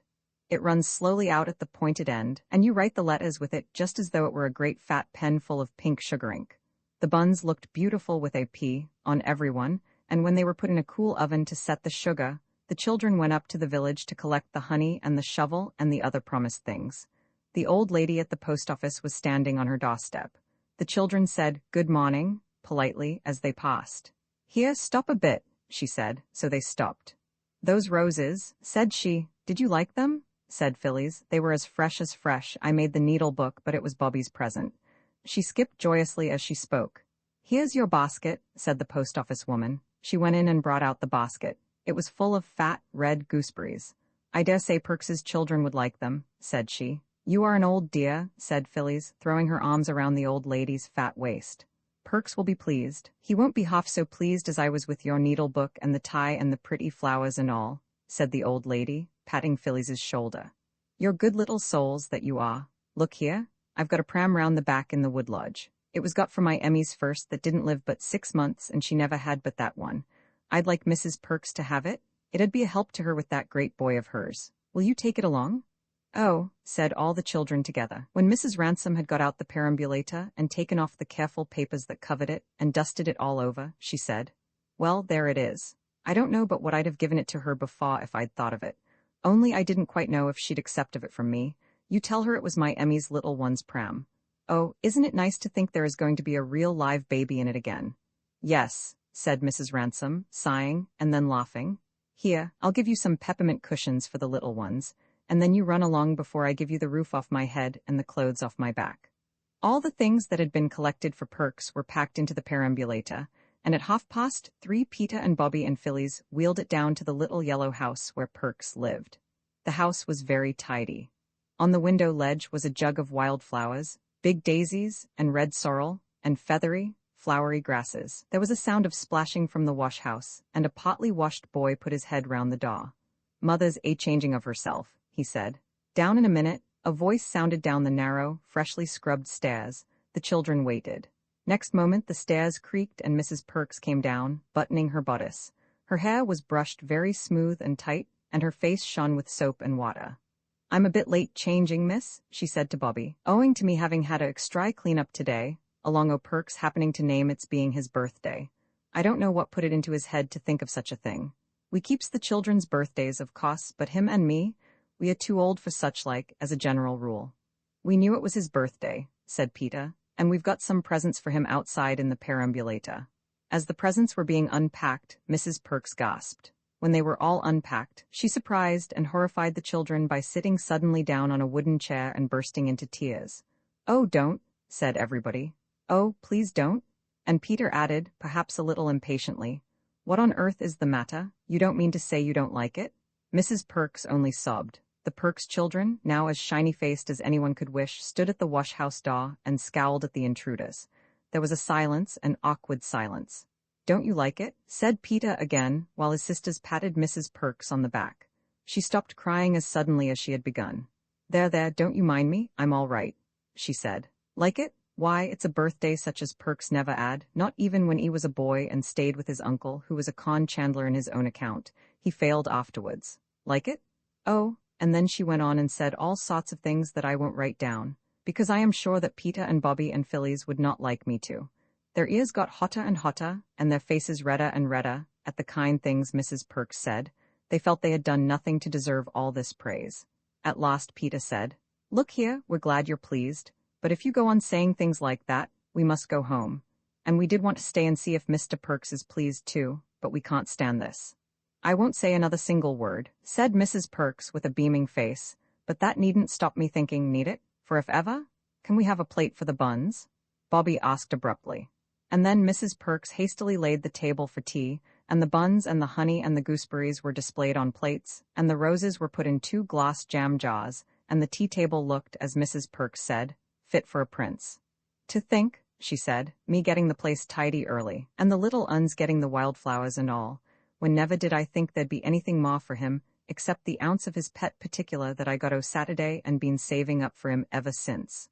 Bless us, is early. Perks had indeed unlatched the latch of the little front gate. Oh, whispered Bobby, let's hide in the back kitchen and you tell him about it. But give him the tobacco first because you got it for him. And when you've told him, we'll all come in and shout, many happy returns. It was a very nice plan, but it did not quite come off. To begin with, there was only just time for Peter and Bobby and Phyllis to rush into the wash-house, pushing the young and open-mouthed Perks children in front of them. There was not time to shut the door, so that, without at all meaning it, they had to listen to what went on in the kitchen. The wash-house was a tight fit for the Perks children and the 3 Chimneys children, as well as all the wash-house's proper furniture, including the mangle and the copper. Hullo, old woman, they heard Mr. Perks's voice say. Here's a pretty set-out. It's your birthday tea, Bert, said Mrs. Perks, and here's a ounce of your extra particular. I got it o' Saturday along o' your happening to remember it was your birthday today. Good old girl, said Mr. Perks, and there was a sound of a kiss. But what's that pram doing here? And what's all these bundles? And where did you get the sweet stuff? And the children did not hear what Mrs. Perks replied, because just then Bobby gave a start, put her hand in her pocket, and all her body grew stiff with horror. Oh, she whispered to the others, whatever shall we do? I forgot to put the labels on any of the things. He won't know what's from who, he'll think it's all us, and that we're trying to be grand or charitable or something horrid. Hush, said Peter, and then they heard the voice of Mr. Perks, loud and rather angry. I don't care, he said. I won't stand it, and so I tell you straight. But, said Mrs. Perks, it's them children you make such a fuss about, the children from the Three Chimneys. I don't care, said Perks firmly. Not if it was an angel from heaven. We've got on all right all these years and no favors asked. I'm not going to begin these sort of charity goings-on at my time of life, so don't you think it, Nell. Oh, hush, said poor Mrs. Perks. Bert, shut your silly tongue, for goodness sake. The all three of M's in the wash-house a listening to every word you speaks. Then I'll give them something to listen to, said the angry Perks. I've spoke my mind to them afore now, and I'll do it again, he added, and he took 2 strides to the wash-house door and flung it wide open, as wide, that is, as it would go, with the tightly packed children behind it. Come out, said Perks, come out and tell me what you mean by it. Ave I ever complained to you of being shot, as you comes this charity lay over me? Oh, said Phyllis, I thought you'd be so pleased. I'll never try to be kind to anyone else as long as I live. No, I won't, not never. She burst into tears. We didn't mean any harm, said Peter. It ain't what you mean so much as what you does, said Perks. Oh, don't, cried Bobby, trying hard to be braver than Phyllis, and to find more words than Peter had done for explaining in. We thought you'd love it. We always have things on our birthdays. Oh, yes, said Perks, your own relations, that's different. Oh, no, Bobby answered. Not our own relations. All the servants always gave us things at home, and us to them when it was their birthdays. And when it was mine, and Mother gave me the brooch like a buttercup, Mrs. Viney gave me 2 lovely glass pots, and nobody thought she was coming the charity lay over us.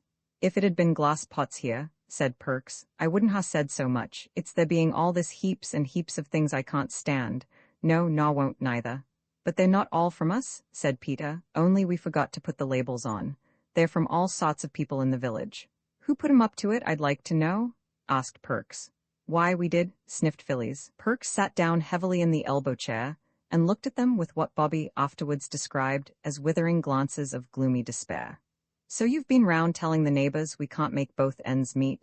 Well, now you've disgraced us as deep as you can in the neighborhood, you can just take the whole bag of tricks back where it come from. Very much obliged, I'm sure. I don't doubt but what you meant it kind, but I'd rather not be acquainted with you any longer if it's all the same to you. He deliberately turned the chair round so that his back was turned to the children. The legs of the chair grated on the brick floor, and that was the only sound that broke the silence. Then suddenly Bobby spoke. Look here, she said, this is most awful. That's what I says, said Perks, not turning round. Look here, said Bobby, desperately, we'll go if you like, and you needn't be friends with us any more if you don't want, but we shall always be friends with you, however nasty you are to us, sniffed Phyllis wildly. Be quiet, said Peter in a fierce aside, but before we go, Bobby went on desperately, do let us show you the labels we wrote to put on the things.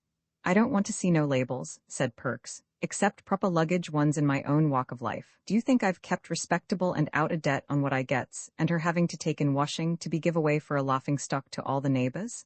Laughing? Said Peter, you don't know. You're a very hasty gentleman, whined Phyllis. You know you were wrong once before, about us not telling you the secret about the Russian. Do let Bobby tell you about the labels. Well, go ahead, said Perks grudgingly. Well then, said Bobby, fumbling miserably, yet not without hope in her tightly stuffed pocket, we wrote down all the things everybody said when they gave us the things, with the people's names, because Mother said we ought to be careful, but I wrote down what she said, and you'll see. But Bobby could not read the labels just at once. She had to swallow once or twice before she could begin. Mrs. Perks had been crying steadily ever since her husband had opened the wash-house door. Now she caught her breath, choked, and said, Don't you upset yourself, missy. I know you meant it kind if he doesn't. May I read the labels? Said Bobby, crying onto the slips as she tried to sort them. Mother's first. It says, Little clothes for Mrs. Perks's children. Mother said, I'll find some of Phyllis's things that she's grown out of if you're quite sure Mr. Perks wouldn't be offended and think it's meant for charity. I'd like to do some little thing for him, because he's so kind to you. I can't do much because we're poor ourselves. Bobby paused. That's all right, said Perks. Your ma's a bon lady. We'll keep the little frocks and whatnot, Nell. Then there's the perambulator and the gooseberries and the sweets, said Bobby. They are from Mrs. Ransom. She said, I dare say Mr. Perks's children would like the sweets, and the perambulator was got for my Emmy's first.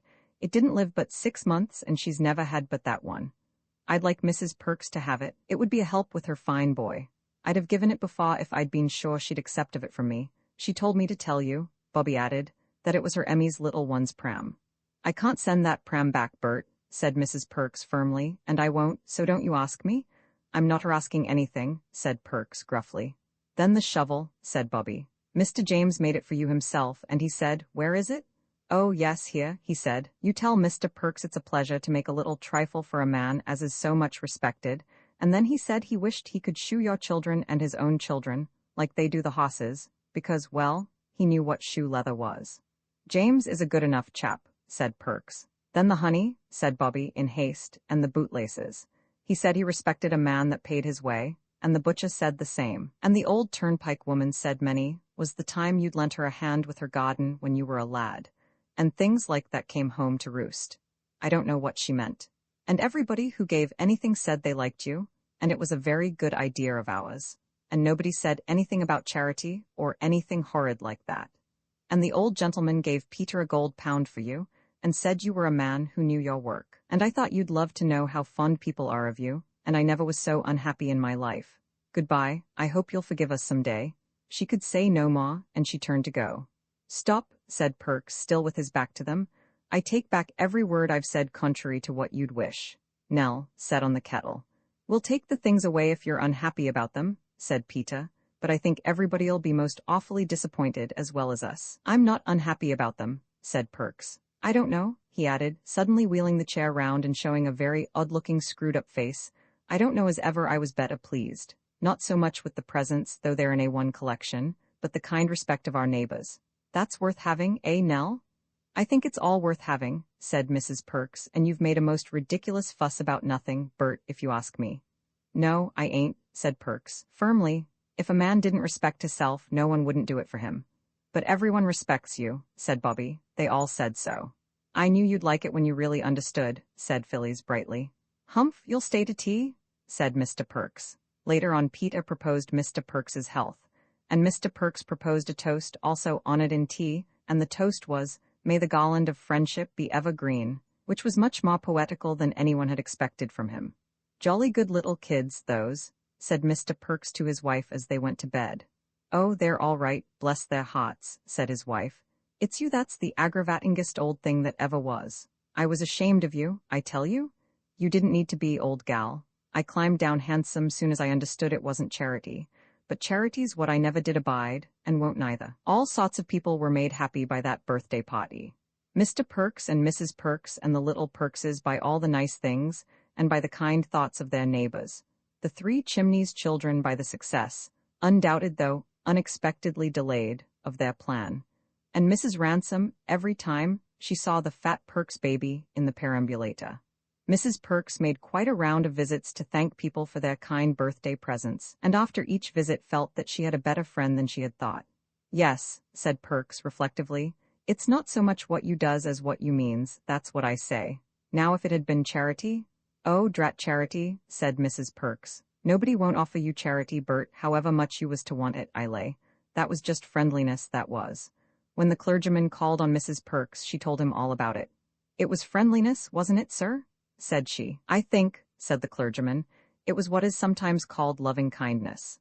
So you see it was all right in the end, but if one does that sort of thing, one has to be careful to do it in the right way. For as Mr. Perks said when he had time to think it over, it's not so much what you do as what you mean.